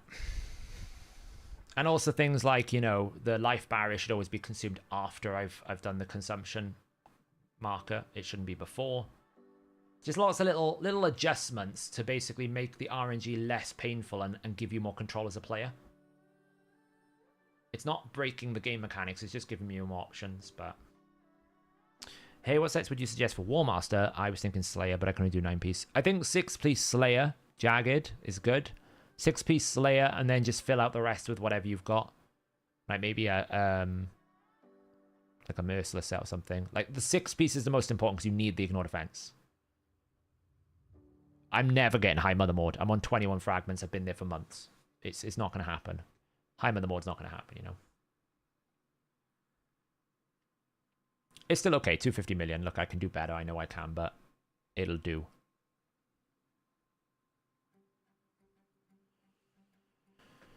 It'll do. Garrel's still out damaged everyone. She was dead for half of it. Archer doing 39 million. Pretty solid. So that's what I'm saying. Like Lydia and Archer. Lydia's in Hex, so they're sharing the Hex component. So Archer actually produces a good damage. I don't know whether Earstrid dropping out and bringing in Morley over Archer Lydia would improve it. I'm curious to know, but I don't know if it would.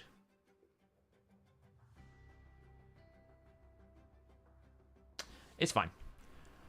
Like, we have no time to do it over and over. Like, if I want to perfect it, I can do 450 million while I've done that before. I know I can do better than that, but our Hydra Clash in a good position. I can't take anything for granted, but... You know, it's still a decent score.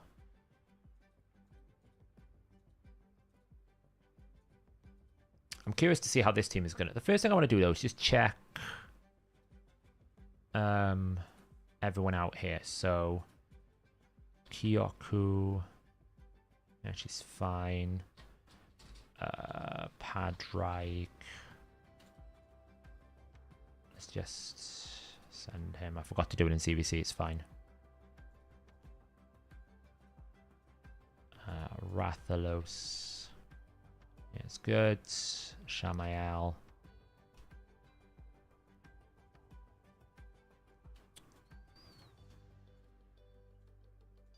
Damn, I need dust for that. Oh, look, we can take that to level 6. Normally I do it in CVC, but hey, let's just maximize our damage where we can. Run out of greater oil. I'm always out of greater oil. It's always greater oil that I lack. All the time. It's always greater oil. Like this needs to be swapped. I don't have any dust, unfortunately.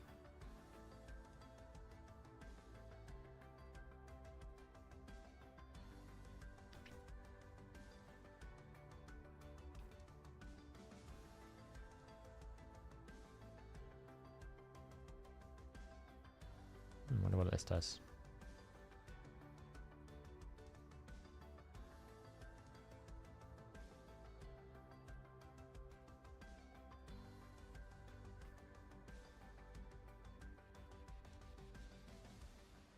All right, I think that's pretty good. Necmo.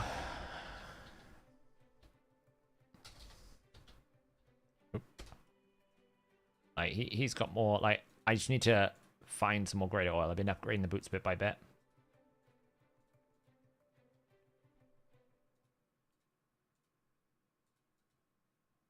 I mean, we're not even running. The hell's going on here? Like speed glyphs. It's getting faster. We can do better than that. There we go. Oh, look at all these.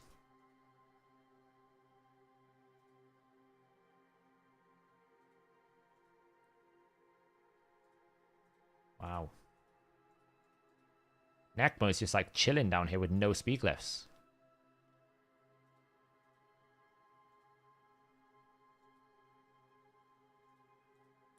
What is he at now? 260. It's not bad.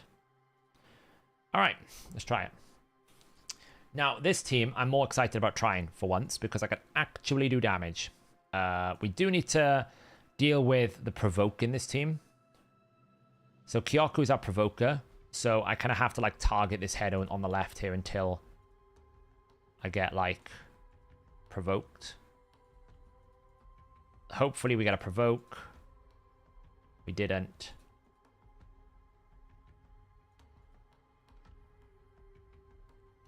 So we regroup. The only thing I don't like about this team is I don't have a good provoker because I'm using a provoke set Kyoku.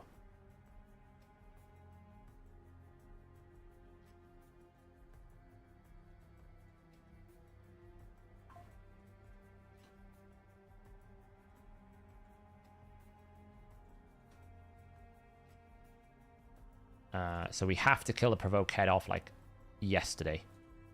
Even if we weak hit, we have to hit the provoke head.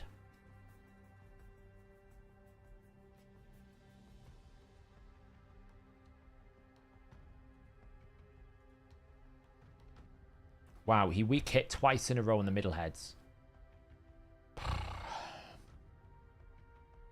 Necmo's in Hex.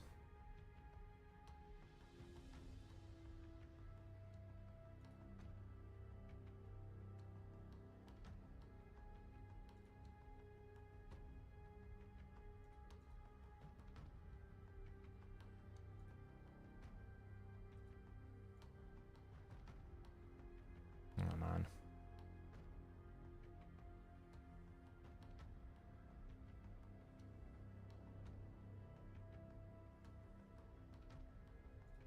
Provoke. Nice. That was big. Whoa. Rathalos literally just slingshotted across my screen. Wow, the damage output this team right now is pretty nasty. Need to heal up. This is like, these 4 starting heads is the highest damage output you can have. Pretty much. Because it's Wrath with poisons, and then you get a lot of suffering problems here. It's a really high damage output start.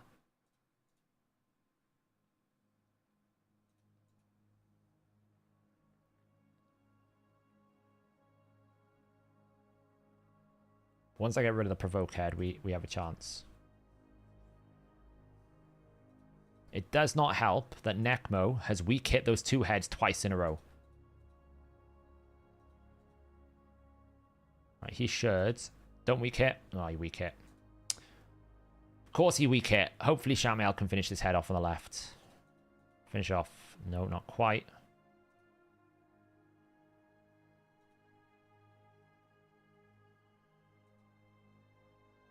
It's gonna cleanse, isn't it? Right before I can kill it. Right before I can kill it, it's gonna cleanse. Don't cleanse on me. Don't cleanse. Please don't cleanse. Don't cleanse. Kill the head. Please don't cleanse. Oh, thank God. Oh, no. Oh, thank the Lord. Right.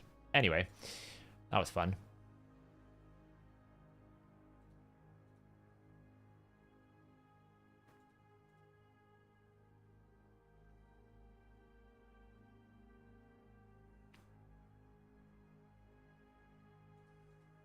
Now, can we get decreased speed on that head? Yes, lovely. Got so many poisons dumped on me right now. Would you build a second one if you had one? I don't know if I'd build a second one, no. 8 reworks to get attack percentage on jaw gauge boots. Yeah, it's nasty, isn't it? If you get a bad run of it, it just feels very expensive when you start getting up to like the 9th or 8th attempt.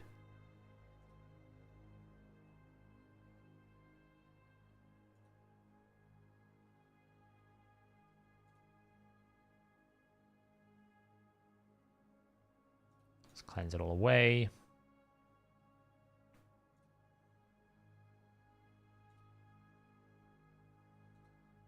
Heal up him because he took a bit of damage. Not bad.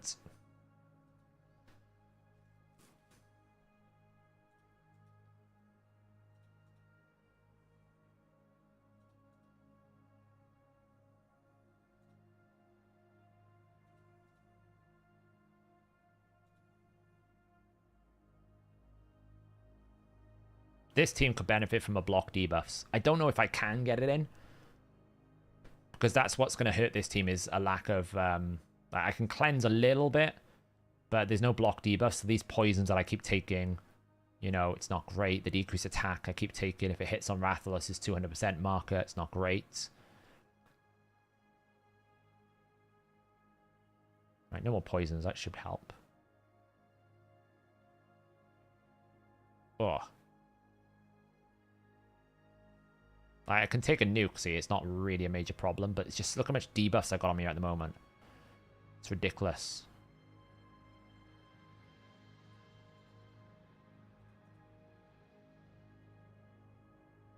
I don't need to provoke at the moment, which is great.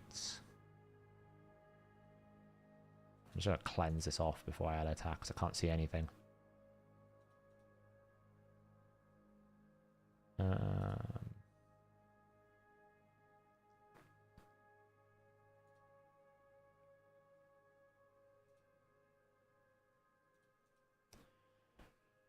Boom! Shake, shake the room.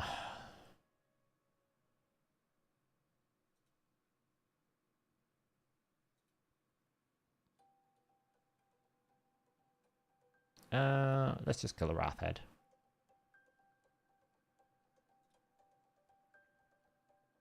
Nice, hex straight out.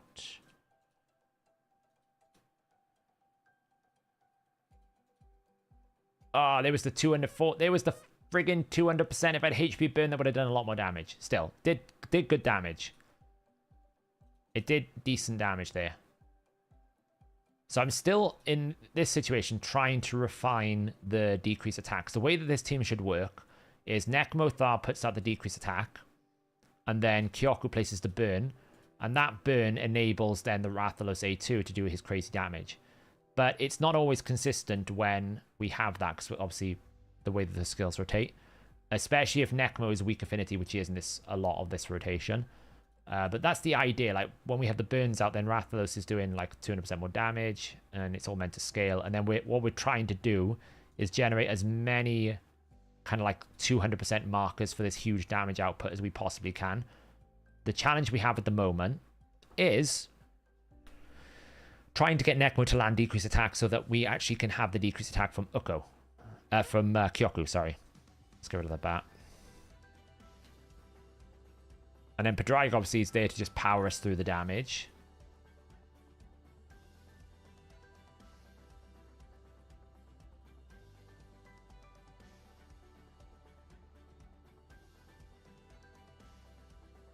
You know, that's a 1.1 million. If that had burn on it, it's 50% more damage. You know, it's a lot. Right, I've got to provoke here. I should have extra turn. That was a bit stupid. Decrease speed, lovely.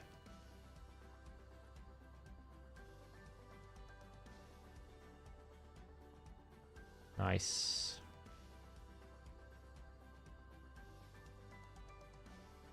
What are we going to get now? Torment Heads. Torment Heads are good. Damn, we didn't get Provoke. Probably going to get Cleanse. There's not much I can really do about that. But Torment Head is great for this team. Hey, Agrius.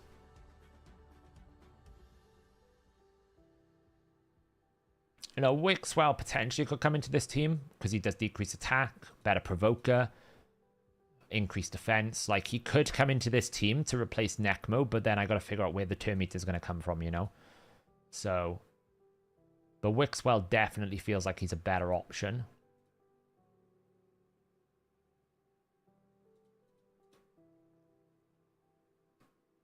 Like, will I get provoke? No, it's just going to be a cleanse, so... Oh, the consumption is going to save me, actually. It's great. The consumption's actually saved me. It's just going to give me more time. And then if I reset the turn meter...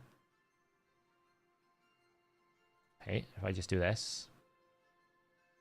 Great, that resets everyone's turn meters. Get decreased attack out. Okay, this could be... like our first potential window where we can actually scale some good damage here. If I can get this done properly. I'll attack this to try and get a provoke. No provoke at the moment, so that's 4 attempts at provoke we didn't land. Decrease speeds. So I'm going to save it because of this. Please provoke. Hey, we got a provoke. Excellent. Now we have a head that we can target. And because his A2 deals 100% true damage, 100%, it doesn't really matter if I A2 the Head of Suffering with Rathalos. I want to do that. Cruelty stacks up. So this should do big damage. 4.5 million. Oh, it was lovely. It was lovely. Why is Kyoku here? Kyoku will place the burn if a decrease attack is already out. So Necmo places the decrease attack. Kyoku places the burn. The burn increases Rathalos damage. That's what he's here for. And because she is also providing ally protection, she's providing some survivability for my team as well, which is important, right? Because this team is quite glass cannon.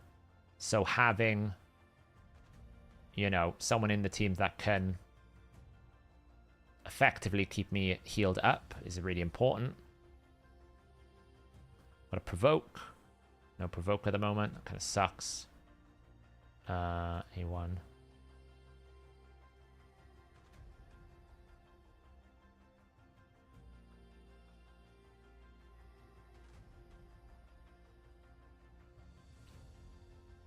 going to try and get another provoke. Yes, great. So now we can focus back damage on other heads. Boom.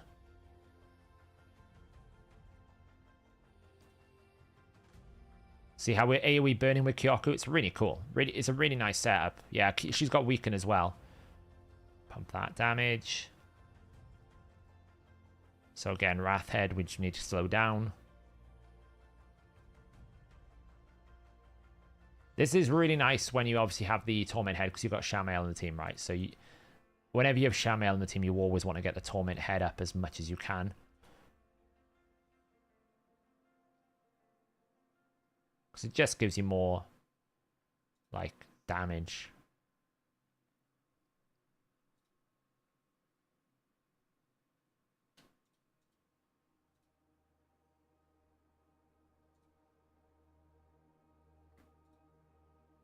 Nice, extra turn.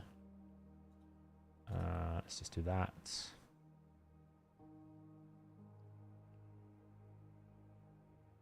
Block buffs. Lovely. We're going to save that one more time. Because we're going to have Kyoku. Oh, we didn't have it yet. I was hoping we'd have Kyoku's burn. We're probably not going to have it now, so. Boom, boom, boom. But it's good damage, this team. I haven't been able to see how far the team can push. Because we've always been either in tank weak or it's been a really bad setup. Yeah, so the way that this is built at the moment is he is built so that he has as focus on the A2 as much as he can. And we only had one there, that sucks.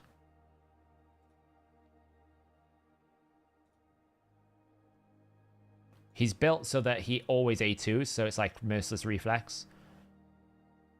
Provoke is annoying. I'll take a hit here, but it's fine. Kyoko is also providing increased defense and a heal every so often, which is nice.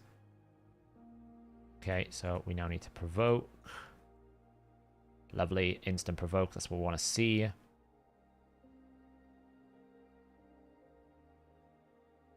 Oh, God. We've got poison dumping again. Why aren't I using Artak? He's dedicated for Ice Golem. His builds wouldn't work here. He has no damage. He's built for Ice Golem only. And to be honest, HP burn is actually low damage in terms of... Like, the only reason why we care about HP burn here is to make Rathalos do damage, not because we want the burn.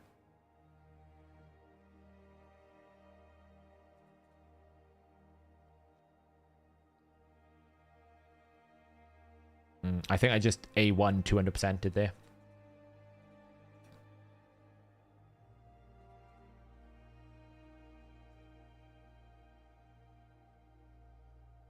Does team position matter? Yes, it does. Cleanse all it off. Lovely. A1. A1. Block buffs. Slow them down. See what I mean? How I keep getting A2s back? The goal of this team is to get as many A2s in as I can. Because theoretically, if we have more A2s, then we have, on average, just better opportunities to hit the 200%. Because I know there are trackers and everything that you can do out there to like track what kind of stack count you're on Rathalos. But I generally find that's very hard for people. It's very hard to do.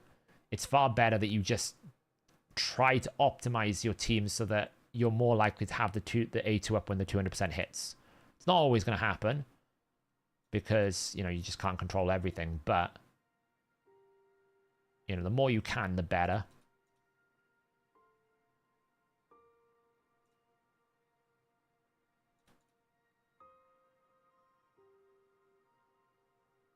And I do have things like counterattack on him, which most people would advise against, but yeah, it's just better that you just like, if you can make the team feel like you're A2ing all the time, I feel like that's better than trying to track it because it's just so hard. Yeah, my Kyoku's only 1 star. That's why she doesn't do as much damage. But a Kyoku can actually pump a lot of damage, you know. Does it matter what heads you choose to do the A2 on? Not really. No. Obviously, if it's got a burn cost us, you absolutely should use the burn head, right? That makes sense. But no, it doesn't really matter. Like here, for example, I should pick strong affinity, so I should pick this head. It's AoE anyway, it doesn't really matter. But you should try and like think logically about, you know, what heads I'm attacking. Can I get provoke? No, we're gonna get a cleanse. Here's nothing I can do. So I'm gonna kill the Wrath head off before I die.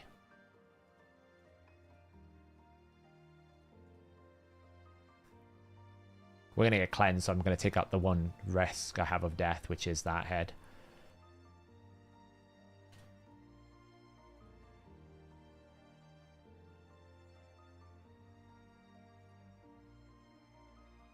Okay. Oh, we got to provoke. Excellent. Last minute provoke. Beautiful. Now let's get decreased speed out. Cleanse off the rest of this nastiness. A1. Block the buffs. We should have a nice A2 coming up from our Kyoku, our Rathalos in a moment. Here it comes. 4 million. Ooh. Even though it was weak affinity, we still hit 4 million. What a dream. Now we got to get back to trying to provoke this head, which is fun. Boom.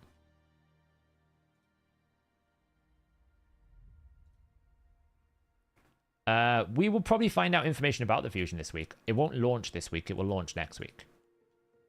But we'll find out. I'd imagine we'll get some information about the fusion this week, yeah. Now we need to get this head back into provoke. Or kill it, basically. We can probably just kill it.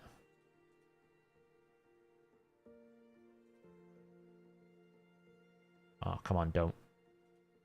Don't do it to me. Don't cleanse just before you're about to die. Ooh, thank God. So here now, if I can get burns and decrease attack out before the heads reset, would be super ideal. Because we've got, like, the stars align moment. Which we didn't get there. So, it's like, if we can get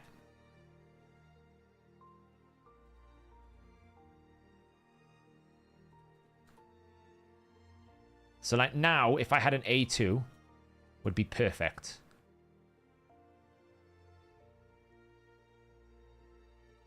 Right now is where I want the A2 to come out.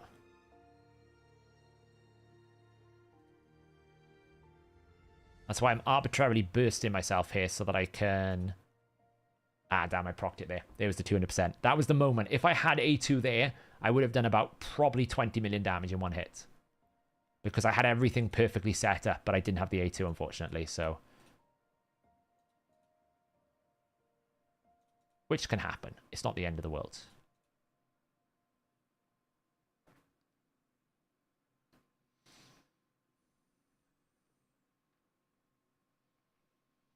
Yeah, I don't know why they do that, to be honest. It's a bit silly as well. Shamael, by the way, will be equal in Rathalos' damage here, because a full-blooded damage Shamael is something to be scared of. So far, we're at, like, what? Around about 2 million per turn. It's pretty good. It's a bit of a slow burner compared to the Nightmare team. It just depends on, like, what you get set up. Like, this Poison Cloud here is not great, I'll be honest. It's a bit awkward. But it's fine.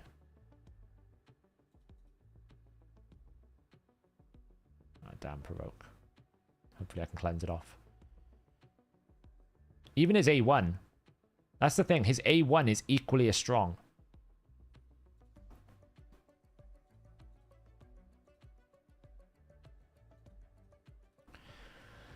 Even though I don't want to attack the head that's just respawned, I need to get Provoke out, so we have to use one of the ally attacks for this. And then we can now, you know, put Weaken out over on this head, probably. Like so. Because now I probably want to get rid of that head while I'm waiting. Where is Whisper? I've not thought about bringing Whisper back into my Hydra teams at the moment. I might do in the future. It should, yeah, but it doesn't either.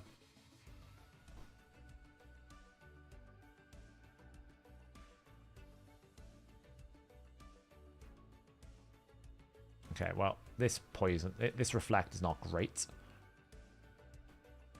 So, right now, I have to be super careful. I can't use Rathalos' A2 anymore. Because until I lose this reflect buff, I will kill him. He'll kill himself. So I actually can't use Rathalos' damage until these 2 turns have elapsed. It's kind of sucky. It just was bad luck that I didn't get the block buffs out in time. So yeah, we're in this situation now where it's a bit of a waiting game. Yeah, the problem is it's just a little bit like damn, see, I can't use the A2 at all. Kind of sucks, but it is what it is. Wow, I took a lot of damage there.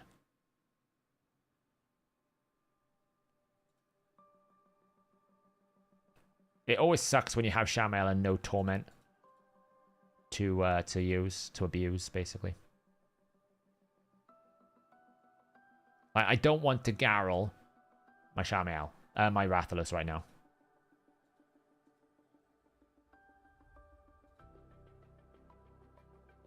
I'm going to cleanse this.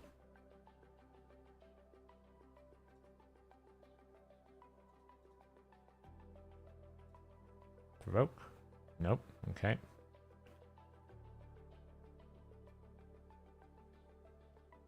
Don't kill yourself on the blimmin'... You should be able to heal off on this. Nice, there we go. Full heal. Beautiful. Still can't do anything. Sucks, but it is what it is.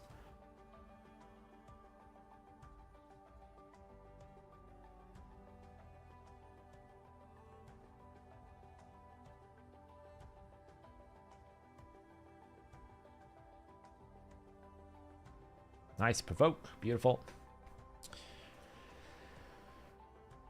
Still can't use it. Let's see how many A2s you lose because of this one reflect buff. It's awful. It really is. My damage output just takes a bit of a dive bomb.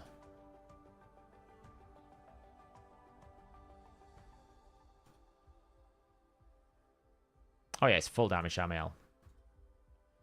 Only the best.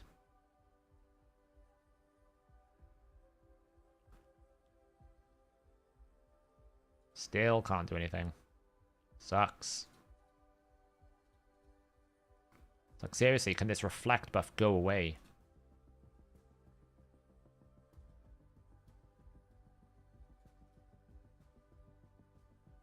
We can over here. Damn, didn't get it.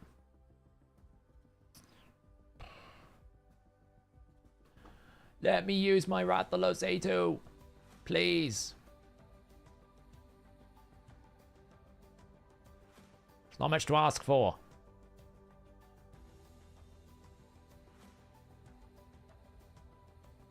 Yay, we have Torment.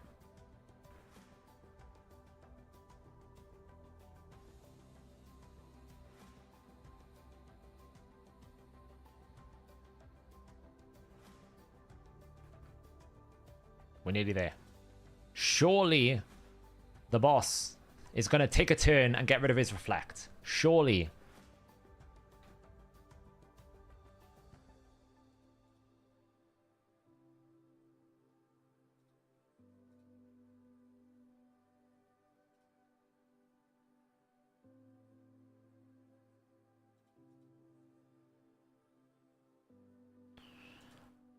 Oh, come on. There we go. Finally. Been waiting for this moment. Annoyingly, I can't do anything else with life barrier, but hey.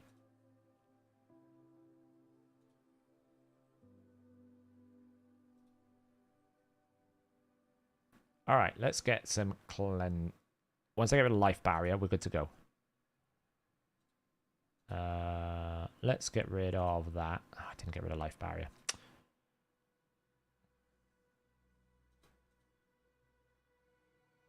Because I can kill my Necmo with life barrier. So annoying right now, this suffering head rotation. Right, we should be good now. I should have outrun it. Right, we can use Rathalos' A2 again. Woohoo! There it is. 2.6 million just waiting to be used.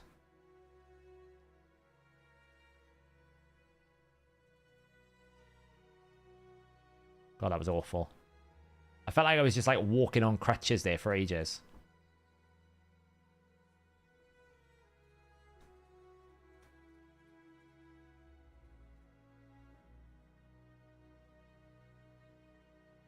Just kill off that head.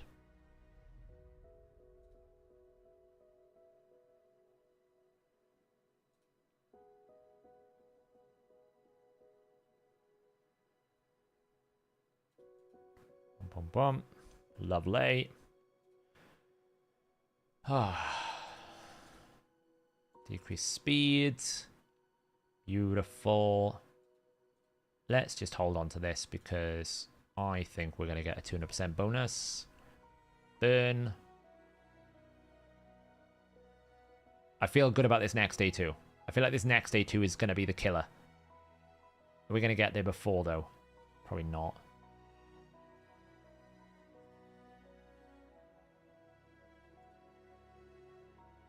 Nope.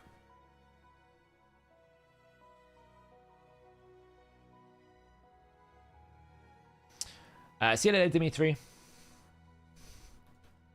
Let's just go whack this. It's a big chunk. A +4 Armands. Well, you know, that's something. Block buffs. Beautiful.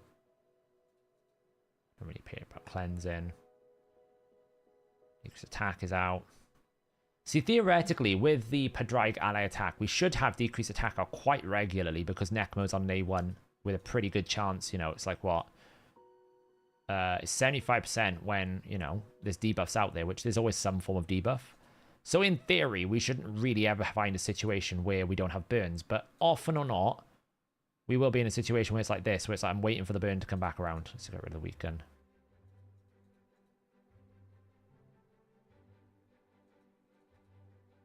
It's probably just because this is quite a long cooldown for burns.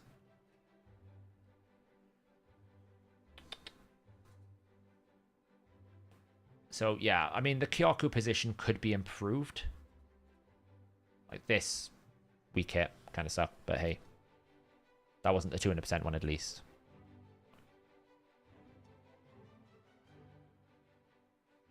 Oh, man, that's going to be annoying. Provoking everyone.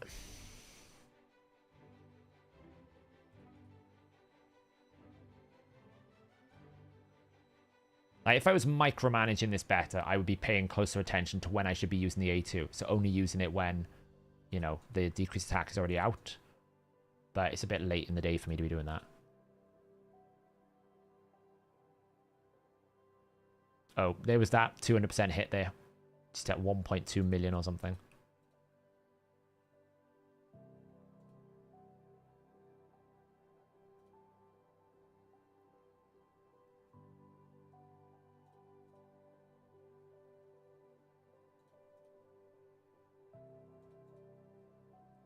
Nice. Suffering's down. Decreased attack. Boom. Lovely. Extra turn. Ally attack. We're pumping the damage now. 10 days until you get Arix. Lovely. Mine's still in the portal. I've never summoned him. Don't know when I will. If I will. Don't know if I will. Who knows? Yeah, I talked about it before. I just feel like it's not worth it. I feel like it's so much easier if you just, like, build a team to maximize the potential. Like, even if you are about to hit the 200%, it's not like you can control when it's going to happen, right? I can't save it for the moment when I'm going to do a big damage hit, because I'm going to have to attack anyway. So I don't really see the value in it beyond, like, knowing it's going to go right or wrong. Like, you could do a little bit of forecasting. It's like, well, if I A1 instead of A2 right now, then it's going to get better. Like, you can do those little things and those little tweaks, I guess. But it's still, like there, for example, I should be micromanaging that better to wait for the decreased attack from Necmo. But, you know, it's still a bit... I feel like the best way to do it is you just maximize the opportunity by trying to enable the A2s more often. If I can get the A2 happening as many times as possible, then the likelihood is I'm more likely to be in a situation where I've got the 200% at the moment when I need it. If I do it that way, I'm going to get a cleanse. There's nothing I can do about it.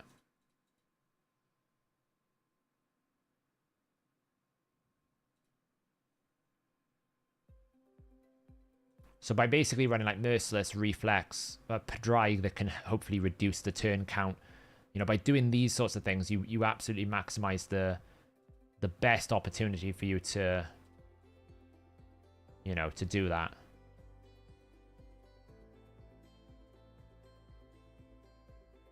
There's that cleanse I was expecting. Oh, man. I'm going to get whacked here.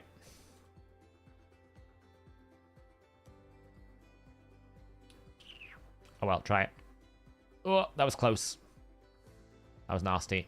I could have died there.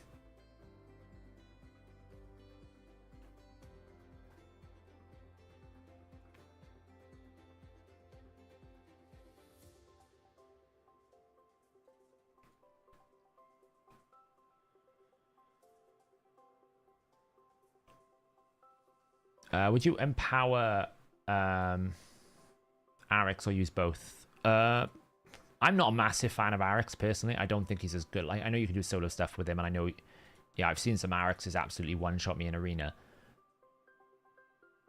I don't think it's the type of champion that I'd be sitting here going, this champion's amazing, you should absolutely, like, invest in it. For me personally, I don't think it's that. Is it a bad champion? No. Absolutely not. It's a great champion. It's just, for me, I don't know what it is. I'm just not a massive fan of it, I guess. Okay, this is a potential big damage moment. We will lose a little bit because the Head of Suffering is up, so it's going to weaken our AoE damage, but potentially a big damage moment. Yeah, my faction guardians are full. I shouldn't have done that one. That was a mistake.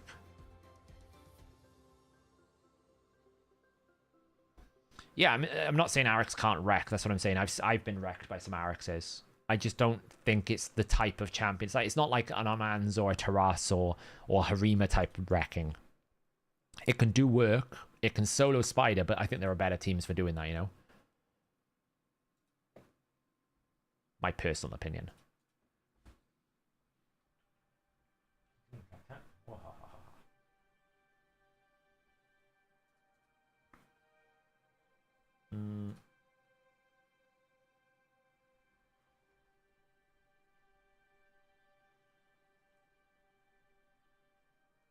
The cat has awoken.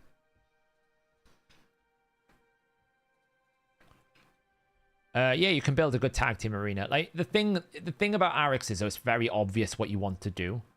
So you always got to be mindful of when you're using Arix that, you know, you're telegraphing what you want to do. Like, I know you're going to want to try and counterattack nuke me. You're probably going to be in stone skin. So either I bring someone to absolutely tank the damage and you do no damage to me, or I can bring someone that can like get rid of that stone skin. So there's something to always be mindful of, that if you do bring a telegraphed strategy, like if I have hegemons, then I know I need to bring someone to counter hegemon. If I'm bringing a Torm in, I know I can't have speed boosts, right? The more you can make your tag team defense a bit, I don't know what they're going to do by context, the better. The more you can make it not sure if it's a fast or a slow team, are they going to be building. That's why Kaimars can be very subjective, because it could be a really fast Kaimar, or it could be a high resist Kaimar, right, in Stone Skin. That's the value of the champions that can be built in multiple ways. You don't actually know what you're going to be facing, whereas with Arix, I know it's going to be in Stone Skin probably, or it's going to be designed to stall, so I just have to build a team to beat that. Oh, that was a nasty damage hit. I took a lot of damage there. Oh, I need to heal up. Lovely. There's the Hex.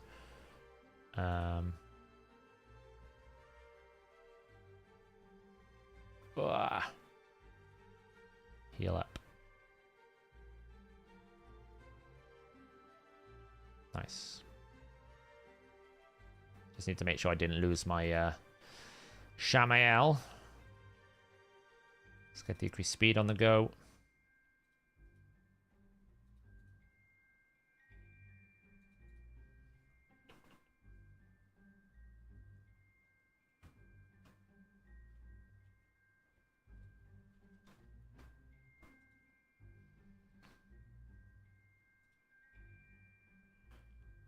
I do have the Trender team to go, yeah.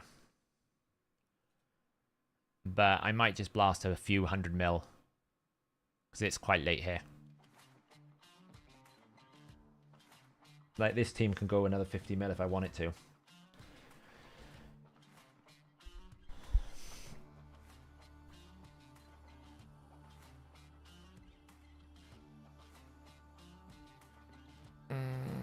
Boom. Boom. God, the only thing with this team is it's a lot slower from a damage ramp up than the other team.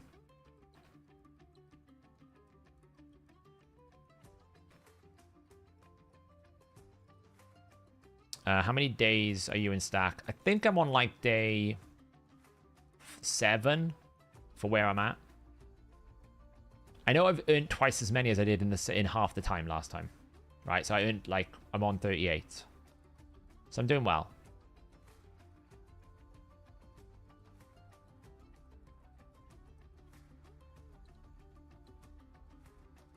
I can kill this Mischief ad, that would be great.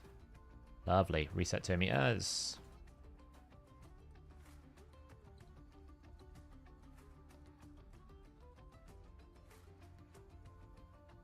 Went up offensive. First Marius in the arena. How was it? Damn, that was the 200% boost and it weak hit. That sucked. What do you make of it on the stats you want to look for in each set? Probably, yeah, Hypnos. It's on my list of things to do this week, like a proper gear priorities video. It's going to be a long one, though. Is there one I'm looking for? Probably...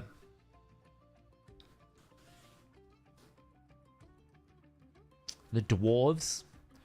Just because of the value of like a Krizia, Newt, and a couple of the other ones, like Senna seems to be much better than I thought it was going to be. Sylvan Watches could be quite cool. Like if we compare things like Mr. Diethy, what is it going to do? Honestly, so far I found most of them, apart from like maybe Finer and Falmond. Like Falmond has like a niche usage, but because he's so bannable in Live Arena, it's not like you can use him.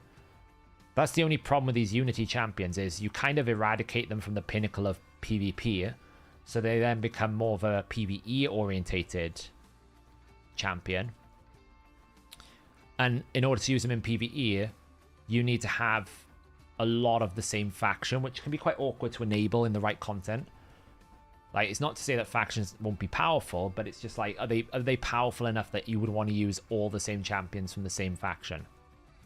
That's the challenge, you know? And I think so far, what we've shown is Finer is probably the closest one that can work because of the way, but I think a lot of people use her without as much. I don't know if they go full 6 deep, full 5 deep, or 4 deep, sorry.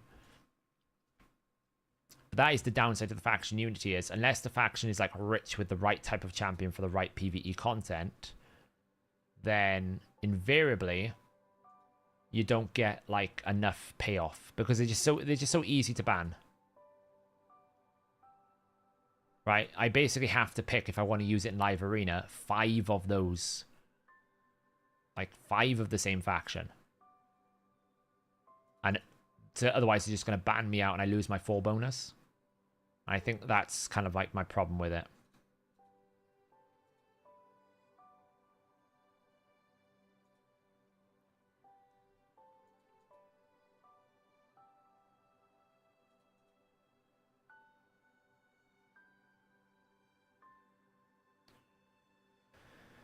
Yeah, the thing about Falmond is if you can enable him, he hits really, really hard. But where is he going to hit hard? Well, in Arena. We can't use him in Live Arena because you're just going to get permabanned. So that's kind of like meh. And then in order to make him work in Live Arena, you have to bring all of the specific Arena factions. And can you actually build a competent Live Arena team out of Sacred Order? I don't think you can. You know, so that's the problem with that. So if you can't use him in Live Arena, then you're using him in like Tag Team Arena. Then it's like, is he worth it? Is he going to give you the value that you really want? Possibly not. You know, that's what it comes down to for me. It's not that he's bad. It's just that it's difficult to enable in the current ecosystem that we have in the game because of the required 4 champions. You know, Fine is pretty good because she resets abilities. There's some usages there. I think Gregor is just terrible. Gregor's just, you know, bad. The removal's happening tomorrow. The removal's tomorrow. Yeah. They've confirmed it's tomorrow.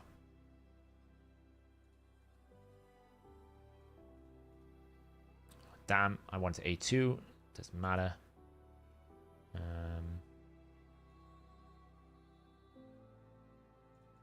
Block buffs. Yeah, it is tomorrow. It starts tomorrow. Would Falmond work in Hydra? It's the problem is yes, theoretically, but you have to like, is there a window where you can make Falmond work? Well, if you can get it to 10 turns, yeah. Absolutely, right? Because you want to stack up his damage and then unleash the damage. Is that going to be comparable to a worthwhile investment? I don't know if he's better than other Hydra champions. He really needs Cardiel, I think. Like, I think that was kind of like my takeaway from Scratch's showcase of him. To make him work efficiently, he absolutely kind of needs Cardiel. Because Cardiel can counterattack the Demon Spawn enemies and then get that A3 count going more often. You basically get a free A3. But you don't actually get like the faction checks in PvE content. So he's designed as a PvP champion, but because of the way that the bans work in Live Arena, I don't think you can actually make it work. It's too easy to ban him out. Right, it's like picking Cardiel and... it's like picking Cupidus and Venus. You just know if you pick it in Live Arena, one of them's going to get banned. So it just doesn't work. It's too expensive. Because you're effectively committing one bot to make this work. Oh, damn, that was a 400% hit.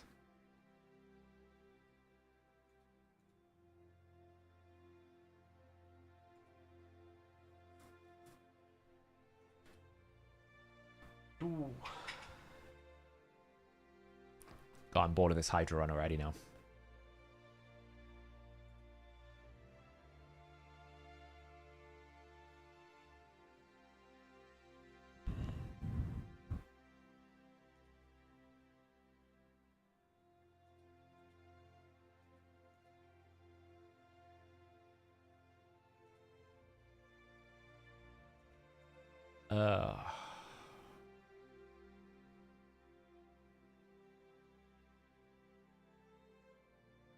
Because it's my obsession with manual. And because I'm actually targeting and making sure things work properly, I don't trust it to run things on auto. Is this damage not too low? For my teams, it's about fine. Is it for my clan? Like I'm not the #1 clan leader at the moment, you know. I've got a Trunder team that I can throw in extra if I need to.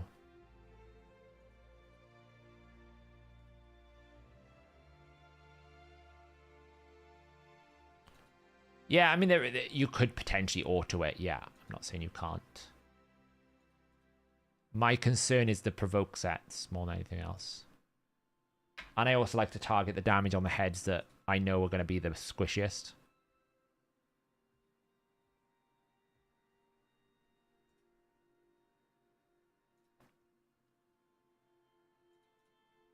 Oof.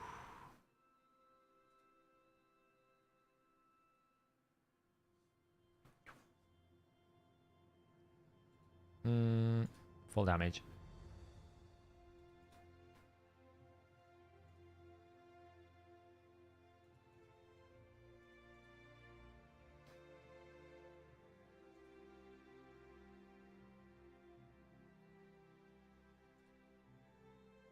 $1.3 million.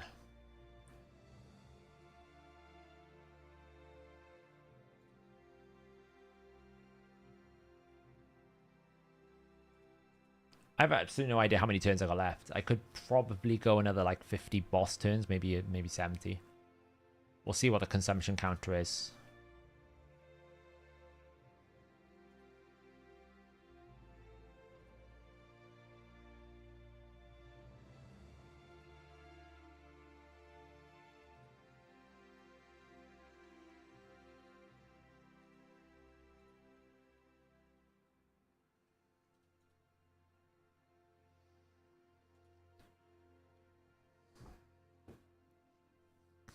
It's just a very slow team, this one.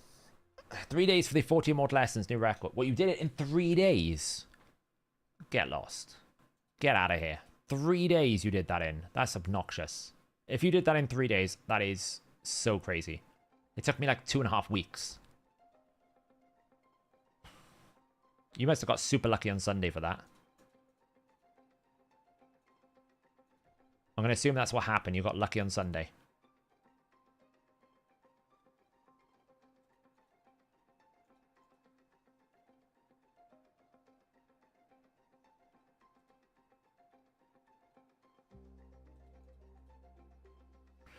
What would you want to see the Fusion bring in terms of game mechanics? Honestly,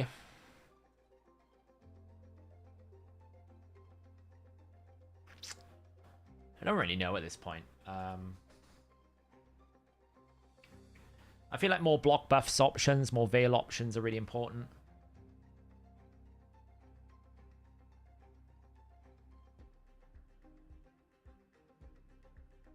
I think some of the crazy Centranos, like filler options, like stage 20, for example, right now is pretty awful. Maybe to fill those voids. The game's quite rich in terms of things, but it lacks like block buffs and veil champions more than anything else.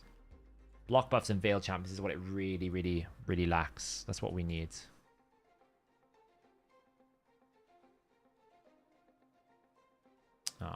We can't do A2s anymore. Oh, damn it. Wasn't able to get the block buffs back up in time.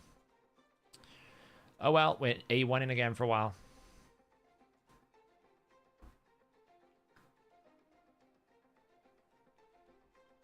More intercept buffs. Yeah, intercept buffs could be quite good. Yeah, Nubrace had fun with his thumbnail.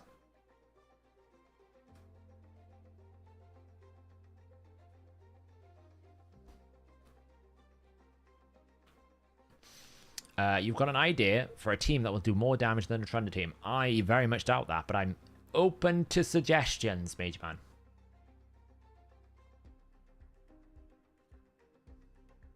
Oof, 1.9 million there. See, if I'd used the A2 there, my Rathalos would 100% be dead. 100%.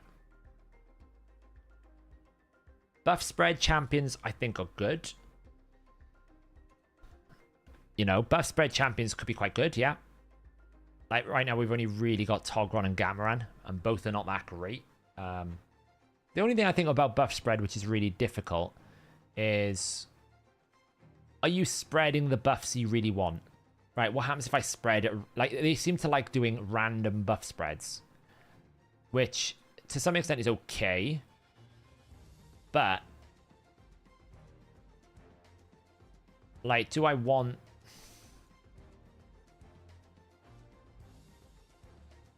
Like, the problem is, do I want to spread, like, speed buff to someone that shouldn't have speed buff at that point in time? Do I want to spread, like... increase attack to someone that should have it at a certain point in time? That's the problem with like a random buff spread for me.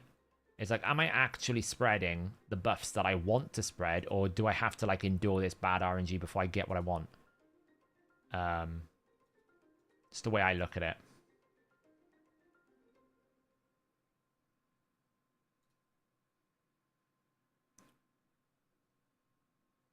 But then equally, you can't have like spreads every single every single buff to every single ally. That's too strong, isn't it? So you either you live and die by this curse essentially of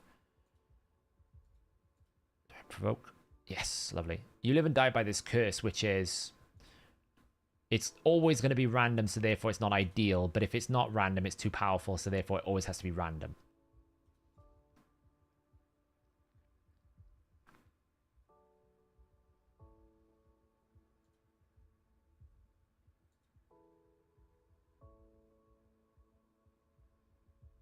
Where have you DM me?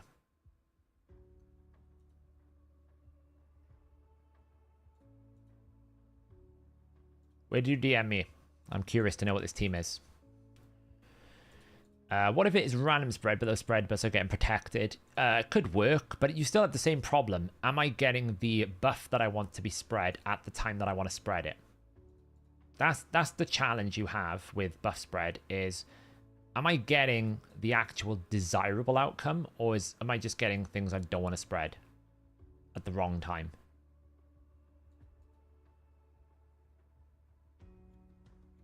And is buff spread better than simply just bringing extenders to permanently extend the buffs I already have? So there's lots of ways to kind of like take a view of that one. It's an interesting mechanic, but I've yet to see it added in such a value. Like, Togron before Togron could abuse the shield buff was just, like... Did anyone really use him? Like, his max HP growth was nice, but was anyone actually using Togron for any valuable content? I'd probably say no. Provoke? Nope. Okay, we're gonna get a cleanse. Nothing I can do about that.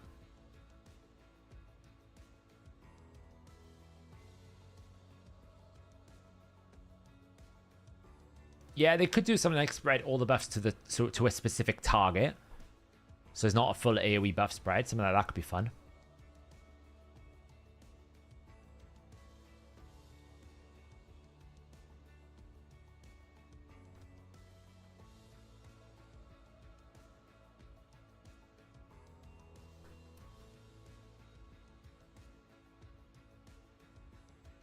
Yeah, we're still doing Hydra.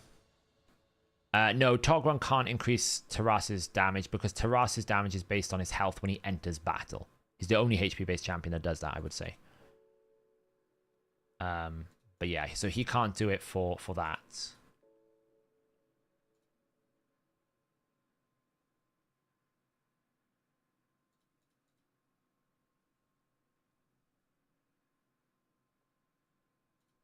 Honestly, I think there's more value in like the carnage effect of debuff spreading than there is of buff spreading.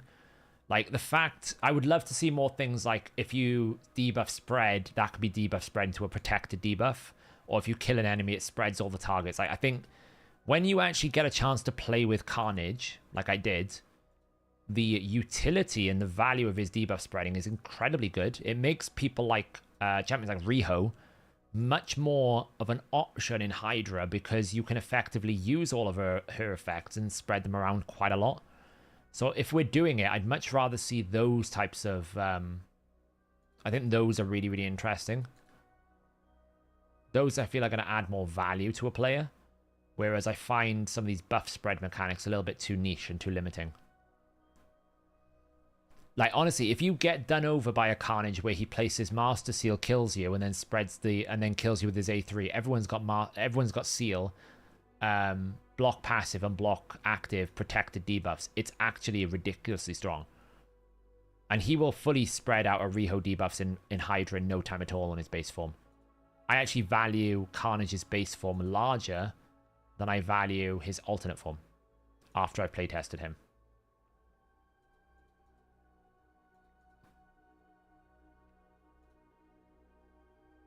Yeah, debuff extenders are pretty good. We do have quite a lot of them, but there will be no reason why we couldn't have more. The new blessing that allows the upgraded debuff to land will make Carnage land Master Seal right. I don't know. It could be that they only apply the percentages.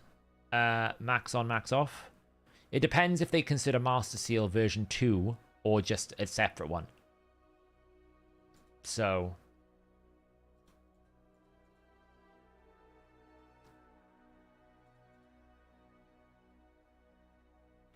but it will be interesting to see.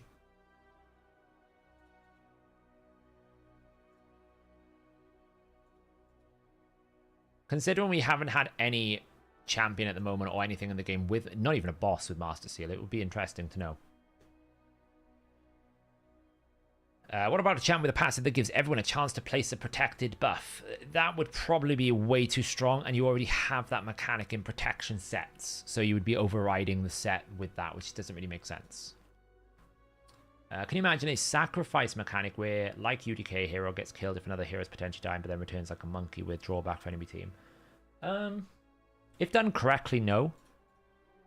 If you have the right mechanisms for it. I think the Sun Wukong is a little bit powerful because you actually get full health and full turn meter. I think that's a very powerful mechanic.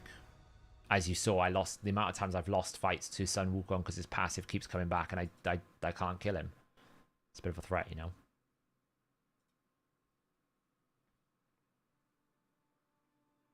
What's the best possible blessing? Ward of the Fallen. Ward of the Fallen. Because it essentially allows you to get an extra attack in for his passive. So Ward of the Fallen every single time. Even 1 star. 1 star Ward of the Fallen for Rotus is better than any other blessing. God, I'm so bored of this team. I mean, I'm doing great damage, but my lord, this team is boring as hell, isn't it? Whoa, look at that damage. Kill 2 heads.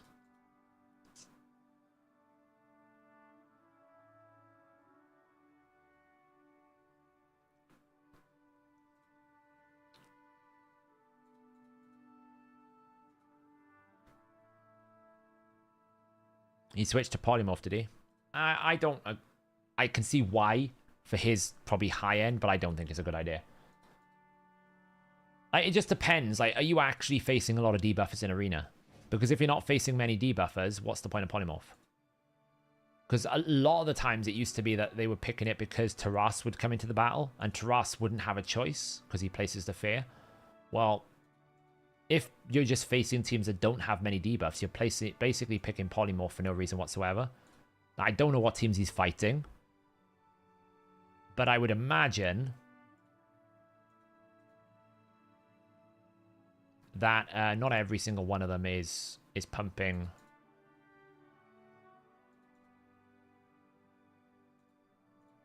you know, debuffs. Hey Dobie, we are just doing Hydra at the moment.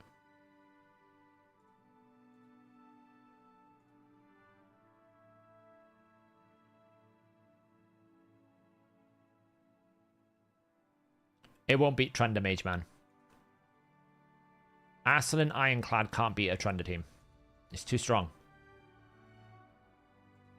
Because you basically reset your shield and you kill yourself. Like, it'll do a good damage in Hydra, but Trunda can basically do what Ironclad can do in like 10 minutes, feels like. So, like, the current world record for Trunda is 90 billion, so Ironclad is not matching 90 billion. Life Harvest is Life Harvest is effectively good for champions you want to take another turn because of the amount of turn meter you get. So whenever an enemy is revived, you get lots of turn meter. Great. Maybe I might want my reviver to get more turns. Great. My turn meter booster. Great. My even some damage dealers can work really well. Like I have it on Vlad, for example. It was really effective. People use a lot of mythical support. Is good, but what for? Because if that mythical isn't placing a debuff, Polymorph can't do anything.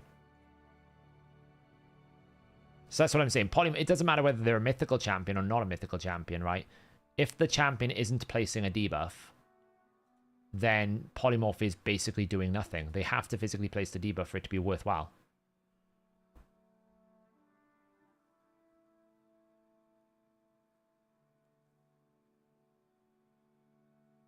No, Brogni's shield will get removed by Aslan. Aslan will remove Brogni's shield, because Brogni's shield is protection mode 1, not protection mode 0, whatever it is. Bolster's protection mode 0, I think, or 1, whichever way it is, which means you can't improve the shield or extend the shield, or do anything with it as an ally. Whereas Brogni's shield can be manipulated by an ally. Like the protected shield can be extended for Brogni's shield, for example. So therefore, Aslan will consume Brogni's shield. Yeah, Polymorph is pretty bad for Gizmak. Yeah, I get that, because he's got a debuff, right? So he's going to come in open with Burn. But he's basically Taras 2.0. That's what Taras used to do, right? He came in and he would place Burn, he would place Fear, and he'd Polymorph himself. So for Gizmak, absolutely, Polymorph makes sense to put him in there.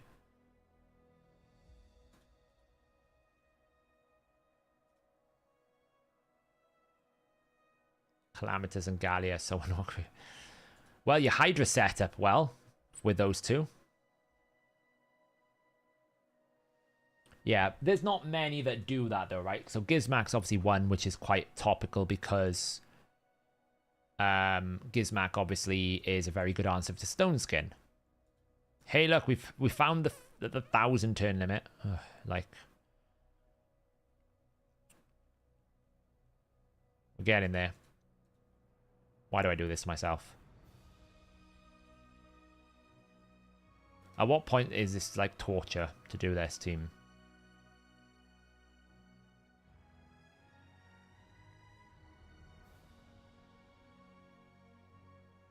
The only hack is when up against level 50. Get a 2 barb. I mean, probably not a hack. He's probably just spent an awful lot of money. You've got to remember the mobile game market in China is very, very crazy. Right, they'll spend thousands and thousands of pounds without even blinking an eyelid. Like Genshin Impact and stuff like that. Like it's a different world. We think Raid is bad. Like the Asian games, some of them, it's just crazy numbers. So he's probably spent an awful lot of money. Hey, Seth, what would happen if Wixwell and Brogni were on the same team? The universe would explode and nobody would cope. Not much, really. The shield would grow twice as fast. Am I reaching my personal best? I can't remember what my personal best with this team is. Probably. If I swap Necmo with this... not with Kyoku, Trance, because you lose the decreased attack, so therefore you'd need to find a better way to set up the burn. That's why Necmo is in here, not Airstrid, because if I swap to Airstrid, then I have no decreased attack, which means Kyoku needs a decreased attack, which means it all falls apart, you know? It's a little bit of a problem. Like, as it is right now, I need decreased attack out.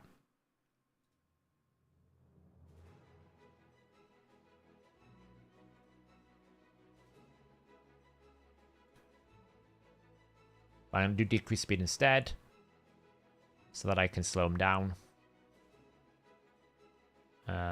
We don't really need to do block buffs at this point, so...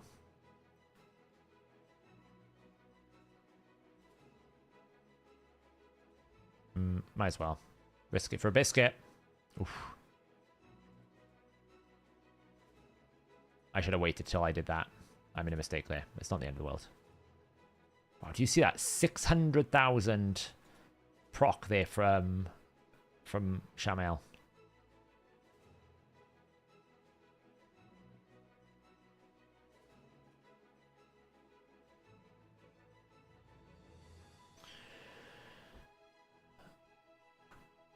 Yeah, Gallius is not bad. He's pretty good. I think the problem with all these mythicals are, unless they're like, oh my god, it breaks the game, I think people kind of just don't even look at them too much because of how inaccessible they are. That's the main issue with mythicals, is they're quite inaccessible. So unless they do something so crazy that they break the game, which, you know, Gallius did at one point, a lot of people don't even pay attention to them. Like, Calamitous is a great champ. He does pretty good damage. He outputs decently in Hydra. He's one of the better Hydra damage dealers. But because he's not doing, like, crazy damage and breaking Hydra, people are like, ugh, Calamitous, not that great. Same as Ophidius. Ophidius is, on his base form, is pretty good. But he's not as crazy as some of these other champions. So, like, naturally people go, well, why would I want Ophidius? He's, I want the big champs, right? It's always the problem with, like, fancy stuff and rare stuff. Like, Void Legendaries, we put, like, this premium on a Void Legendary. Unless this Void Legendary is, like, top tier, it's not a good champion, even though it might be. Because... oh, damn. This is going to be awkward. I wasn't paying attention. I should be able to regather. Block buffs, that was more important. Boof. Because... what was my point that I was just saying there before I almost died? I almost died by something. Something about Ophidius. Like, Mesamol's not bad. Mesamol's actually a great block revive champion for Arena. But because it's very niche, people are like, well, can I have the Crixia that has all those resets, or that Galathea that just can't die, or, you know, that Lazarius. That's the thing, right? People want the big shiny thing, and if it's not crazy, then it gets like this response of, oh, well, it's not that good. Void champions, for example. Senna, the new Void champion, is quite good for Finite Hard. When I first looked at it, I was like, oh, so all it does is continuous heals. It's a bit meh. Why? Because it's not doing what a Crisia can do, or what Taras can do, or Marichka can do, or Yumiko, or Warlord, right? It's not doing something so crazy that it breaks the game. And I think because of that, Mythicals fall into the same category, that Mythicals themselves have to do crazy stuff. Otherwise, people feel like they're not that good. Because for a lot of people, you might only ever get one Mythical a year. They're that difficult to get hold of. So if your one Mythical is like Calamitous, you're like, oh, really? Is that it? You know what I mean? It's not because Calamitous is bad, it's just because you don't get a lot of them. Whereas if you had like 3 or 4 Mythicals, you might get excited about pulling Calamitous. Because it's like, oh, well, this is cool. This is one of my 3. It's better than not. Yeah, exactly. Like, you might not even get one a year. I just used that as an example, right? It's very, very difficult to get them. Because we're still not swimming in primal shards. Yes, they're more accessible than they've ever been. Doesn't mean we're swimming in them.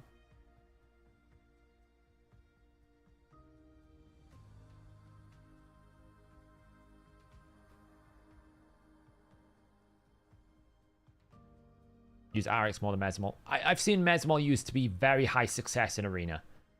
Whether or not you can maximize the success is a whole different question, but I have seen Mesamol used to quite a high degree of success.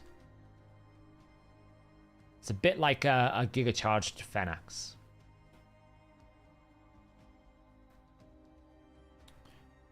Yeah, like Arbaeus is a great mythical champion. Very good for lots of different things, but I don't think you see many people talk a lot about how strong Arbaeus is. They're like, right, I want Lazarius, I want Galathea, I want, you know, Crixia. I want those Giga Charged ones. Give me the big powerful ones. That's what I want.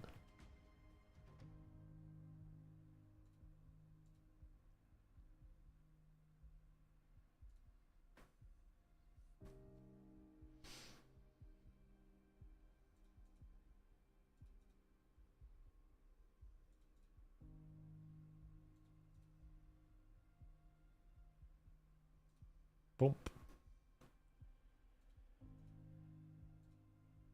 Boom, boom, boom. Can I get a decreased attack out? Only on 2. That sucked. Actually, only on 1 or 2. Not great.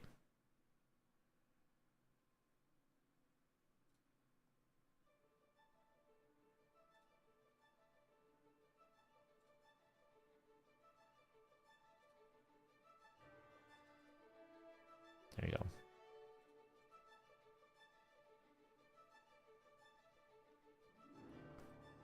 You might think the chicken's the new best mythical in the game. I mean, the counterattack is strong. And his alternate form damage is pretty good.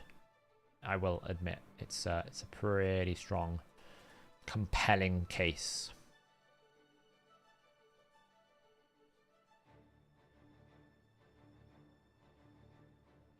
Like, imagine you get Mikage from the normal fusion, right?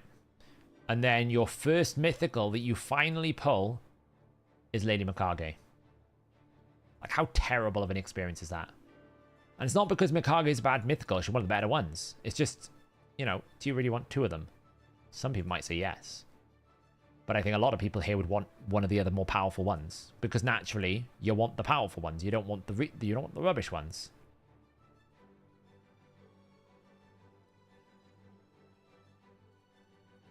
Like, I remember all the way back, all the way back, right? 3 or 4 years ago. This was when Lydia first came out. Like, Void Legendaries, the pool was like 35 to 40. My first ever Void Legendary was Kratraxa. And then I proceeded to get Vizix from the daily login. And then the next 2 Void Legendaries I got, this is when it was only like 30 or 40 Void Legendaries, was 2 more Vizix. So I actually pulled 3 Vizix, or 2 Vizix I pulled plus the daily login. And I was sitting there, I was thinking, it's physically impossible. It felt like it was physically impossible for me to not have got a different Void Legendary with how few they were. The problem still remains. Like, it just feels bad when you pull a duplicate when you want some of the other available ones. Like, I tried to get Warmaster Thorin. I pulled like 3 high elf dupes. And none of them could do me any value because I've already got, like, you know, my Faction Guardians is full. I already had things like,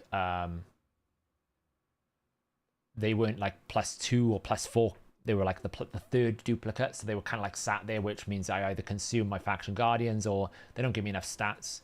So you kind of like collect these champions like, oh, well, it's pointless, you know? It just feels bad.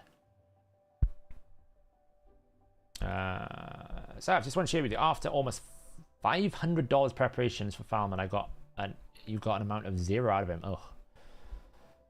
I think he has some places, Wagner, but I just think in the current arena meta, it's very difficult to make him work. Like, he technically, mathematically speaking, you can hit the hardest you possibly can with Falman. It's just, can you actually find a window in which that's going to work? Like, you can't in live arena, for example. It's just not going to happen, so.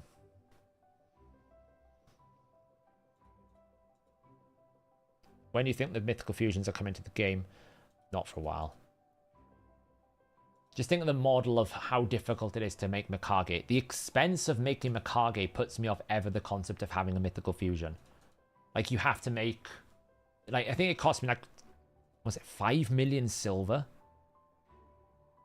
Because you had to make, like, the legendaries into rank 6. That was an expense on its own. So, I don't know if they can physically do it. I would expect them, if they were to do it, to give you another Mikage-style fusion, like a permanent fusion. To me, I don't see how you can make the mythical... You can't make a fusion in a month. Unless they do it over, like, 2 months... It's so expensive. Like, the amount of investment you need to get, like, 4... What was it? Like, 2 legendaries and 2 epics. So you need to make 2 rank 6 fully ascended level 60 champions.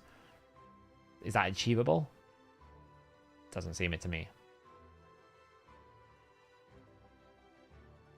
You know, does not seem it to me. Well, we're about to hit 400 million with this team. Not far away.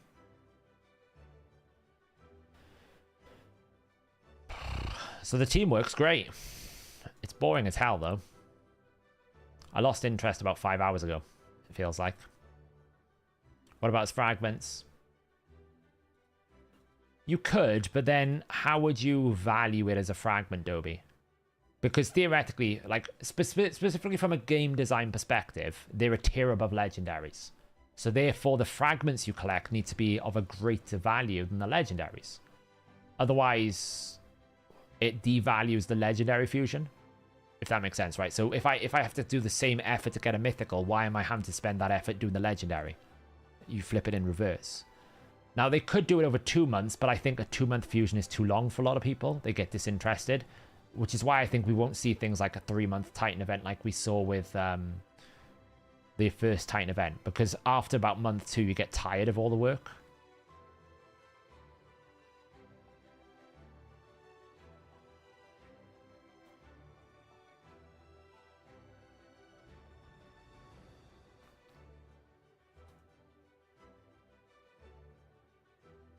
So, I mean, it depends. They could do like a permanent fragment fusion where you collect the fragments over a series of different events over a period of time or something. But then that's always difficult, because what happens if someone doesn't know it's coming and then they miss out on the mythical and then you never do those events again, or maybe you keep doing them. Like, it's a very difficult model to enable.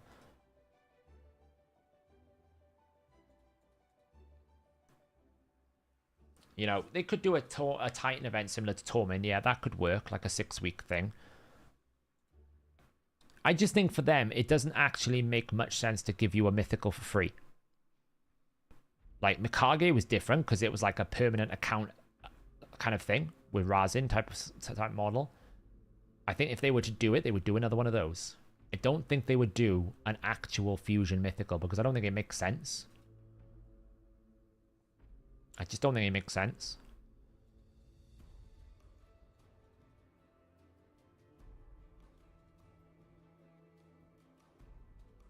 Because they couldn't even do something like a... I don't even think they can do something like, okay, well, this fusion, you do like 3 fusions to get your mythical, because it's kind of like, it's such a long process. And do you want to basically ask people to sacrifice their champions that they earn? Because that's not essentially what you're doing. You're asking people to sacrifice it to basically make the mythical. Like, if you think some of the problems with Carnage, for example, by the time a lot of players get Carnage, he's been power crept. When he first came out, I was like, this guy's going to break the game. He has so much damage. Like, this is going to end Taras meta. Taras meta is not going to be an issue anymore. Great. This is the answer we've needed. But in reality, by the time people have actually gotten Carnage, we've moved on beyond Taras, because Narcissus came out. And then Armand's came out, and the speed meta returned. Like, the problem of Taras has gone out the window. So now Carnage has become a very good debuff spreader, but not the nuke damage dealer I expected him to be when I first saw him. Because it's just taken people too long to get him. Like, I'm probably in the category of a lot of people who play the end game seriously, not the Kraken tier, but play the end game seriously. And I'm looking to get him maybe like 9 months.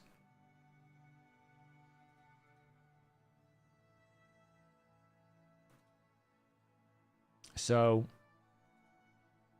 don't cleanse it. Thank you.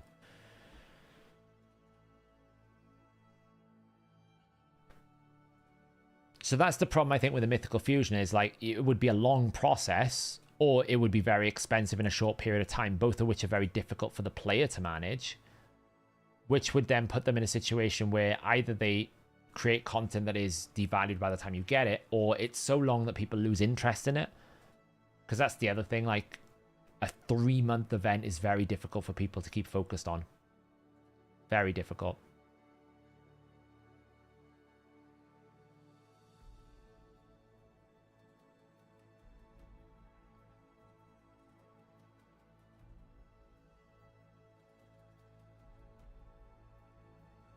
Just pulled a Crizia from Doom Tower Void Shard. Nice, Big Pops. That's awesome. Still a very, very good option. I think loses a bit of value once people start getting Marius, but still awesome, you know?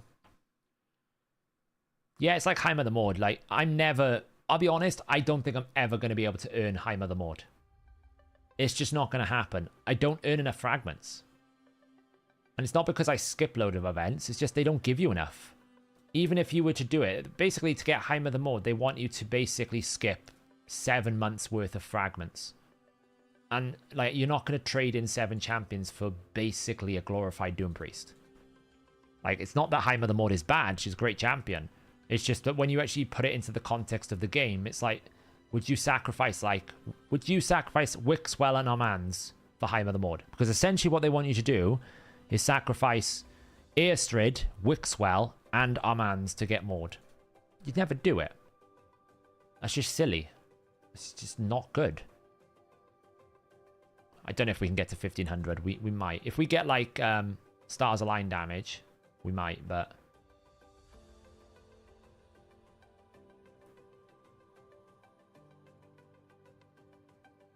The question is, will Rathalos or Shamael be the top damage dealer? That's the more interesting question I have.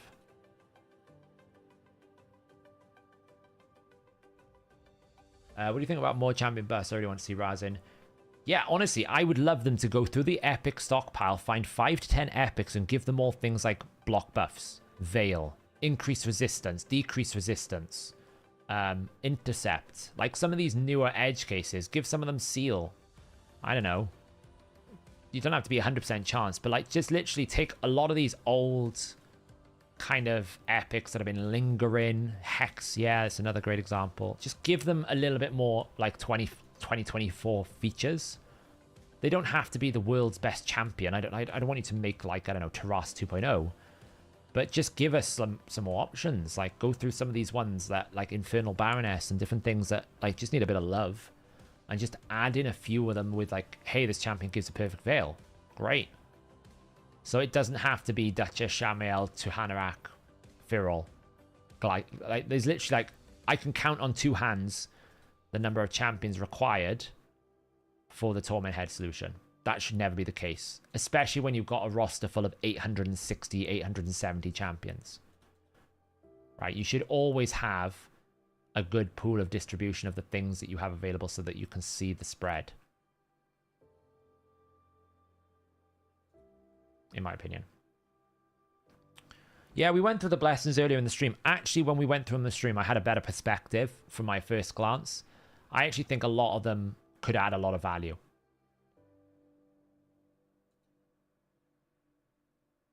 I think a lot of the new blessings can add a lot of value. The only one I just don't like is the Stone Skin one, because I just don't think it's worth the investment. I feel it's too weak. I can't see why anyone would ever trade that for something that's more useful, like Life Harvest or Polymorph or Aura Banner or anything like that. You know, I just can't see it. Temporal Chains, they're just better.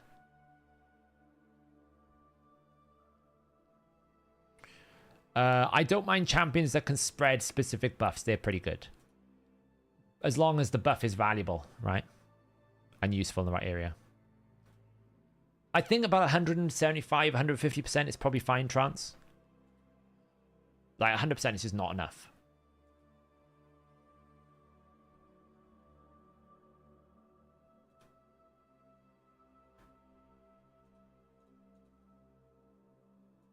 Potentially, but keep in mind, Trance, it's still a 85% damage reduction, right? So a little bit. Like, if they're less tanky, the shield will be smaller, so you can breach the shield, potentially. But, to be honest, if your damage dealer is that good, are you just breaching the shield anyway? Right? Are you going to breach that Stone Skin regardless? Will the extra 100% mean that you kill it? I don't know. Maybe you kill it anyway. And, like, how does it calculate the damage? For example, if I hit for 100,000, and then therefore I hit for 15,000, if the shield is only 10,000, it's not going to give me 30,000 damage with then like 20,000 on top. It's going to basically take the 30,000, it's going to take the 10,000 I deal, whatever, and then it's only going to give me like flat 5,000, if that makes sense. It's only going to give me the bonus on the value that I deal to the Stone Skin, because it's going to be like Shield Breaker. Shield Breaker only increases damage to the shield component you deal.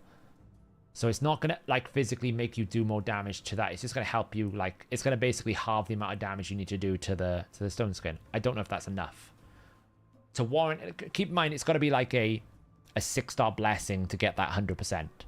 Otherwise, you drop to 60%, which is a very egregious drop. We go from like 100% to like 60%. It's a 40% drop. It's a big deal. It's like, would you sacrifice a full-fledged polymorph for a little bit more damage to one moment in time? I don't think so, personally.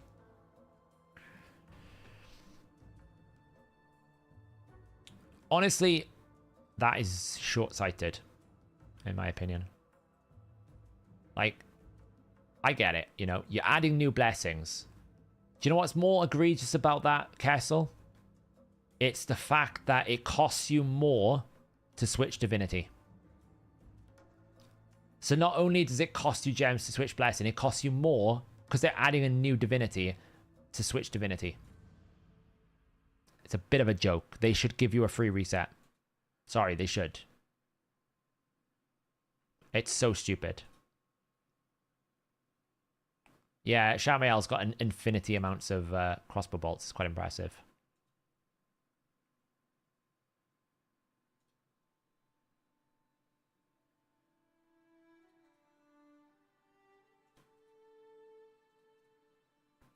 Apparently not. That's what they're telling me. No free resets. Dumb if you ask me. TLDR, I think that the continuous heal one's really good, Acrobat. Even though it doesn't necessarily massively heal it. The only thing with the continuous heal one, which we don't know, is will it be based off the missing health or the total heal? If it's based off just the missing health, it's not that good. Because it's like miracle heal then. At least it helps you heal more, which is great. But ideally, we'd want it off the total heal. The other rare one I think could be quite good for a lot of rares like Bellower, who do a lot of good debuffs, but they're the lower form. Could be really good. I think the debuff one will be the second best, or second or third best, depending on how Phantom Touch works with certain champions. Damaging blessing in the game. So it's a very good addition. I quite like Affinity Breaker with Poison Cloud. It's an 80% chance at High Awakening. Pretty good. And then the Fear Head is only good if you take it at 5 or 6 star on like burners or someone. Like my Archer that I was talking about earlier. Probably pretty good to have that so that I can bypass Poison Cloud for the provokes and stuff. Basically, we've got a bit of work on our hands to do the blessings again on the website. We literally just spent like a month ago, Nubkex and myself and YST and Hell Hades, we got all the blessings sorted finally, and now we've got new blessings to add. When will it end?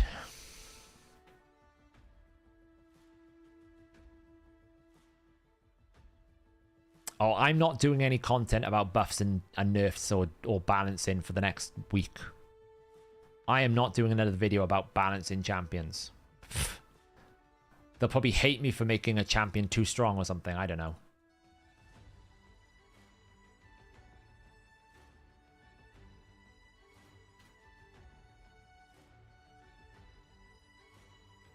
Damn, I wasn't paying attention.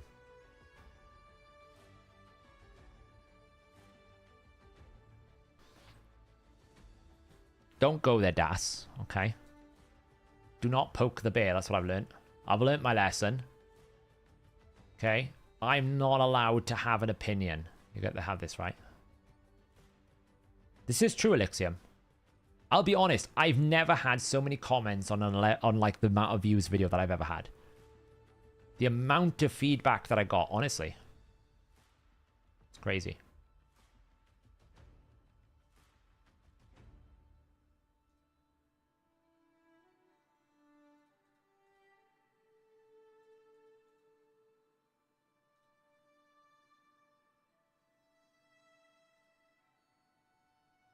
I've got so bored of this Hydra run, right?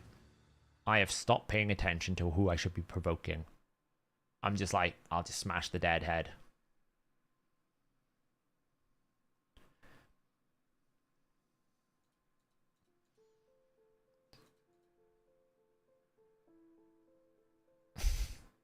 Honestly, I don't mind criticism. I think a lot of people... like, I can handle criticism when it's valid. what the mistake that I made was the perception of what people wanted. And, you know, as someone who thinks technically, like a developer, thinks about what's healthy and what's not healthy, you know, from my perspective, do I want, like, the hard red line for me with any programming, any sort of things is, if you can make something so that you can basically ignore the core purpose, then it's not good, right? That's what Trender is doing. Trender allows you to completely ignore every mechanic that stops you from doing damage in Hydra. I don't need to worry about consumption counters. I don't need to worry about the torment heads. I don't need to worry about, like, you know, provoking or any of these things. When you reach that level of game design, you've got problems, because it's not just the incident of Hydra Clash. I've seen a lot of people say, like, oh, well, it only affects Hydra Clash. Well, true, until you want to introduce any other form of competitive game mode. By the way, just hit 500 million. That's kind of nuts, because that's the problem. The next, like someone said, oh, wouldn't it be cool if there was a Hydra clash, a clan boss clash? Can't anymore. Wixwell team will dominate it. You know, what happens if we want to have, like, I don't know, bracketed tournaments around Hydra? Can't anymore. Trundle will dominate it.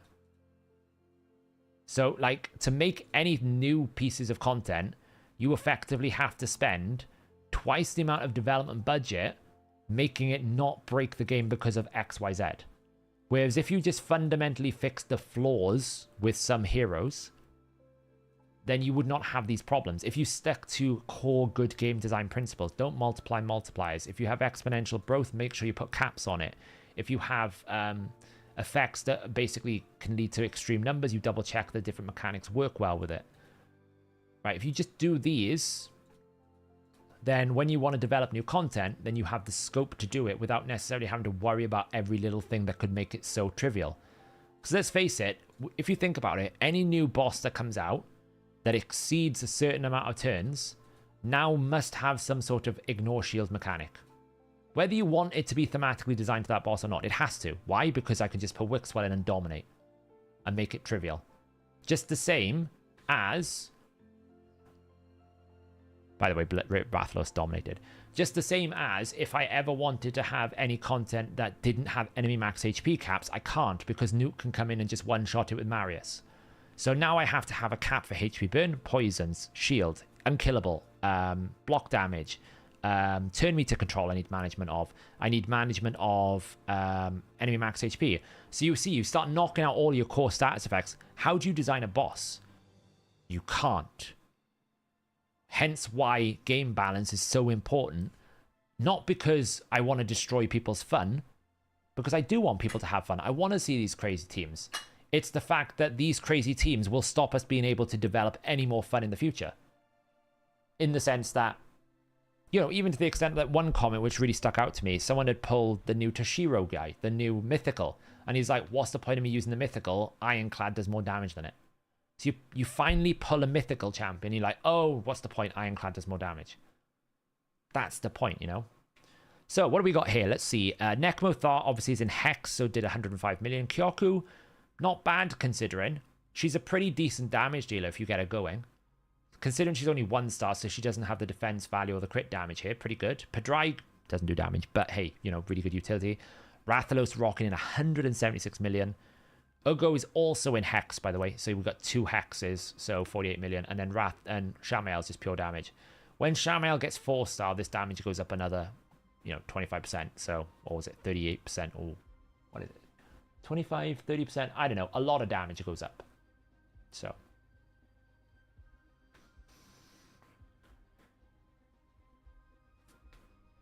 Keep results. That is a record for that team, by the way. 509 mil. That is a record.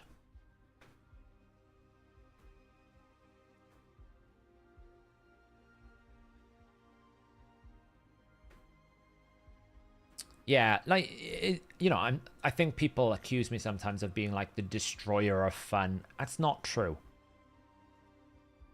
But for me, right, this is where it hurts. So this team here that Shooter's put together, 847 million. I know how hard he's worked on it. He's min-maxed it. He's tried to find the best. That team will get destroyed by a cheese strategy. So what is fun for Shooter to push this team anymore? What is fun for Pikachu to try and push this team? It's not. It's no longer fun. So whilst it might be fun to see, you know, Ironclad blowing up someone for 1 billion, yeah, it's fun to see that in moment. That doesn't mean it should survive.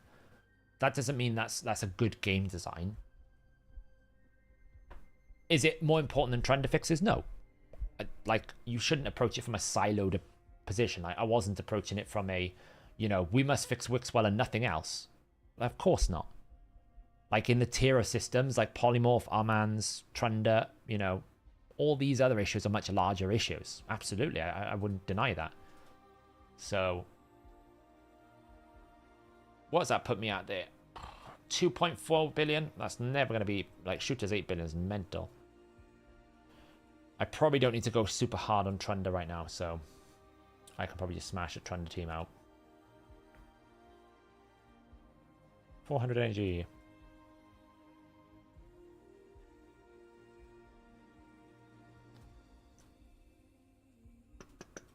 Anything on the Soul Merchant? There's never anything on the Soul Merchant that I ever pick. Alika, it's not bad, but I'm not going to get it. All right. Well, guys, it's been a privilege. It's been a privilege as always.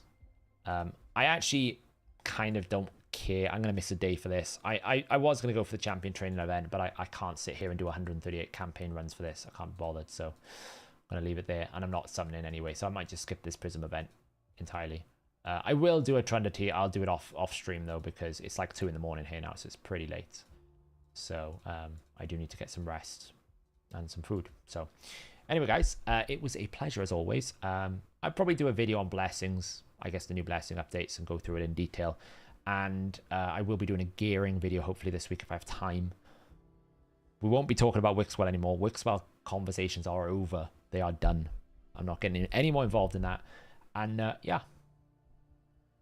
I'll see you Thursday. Ciao.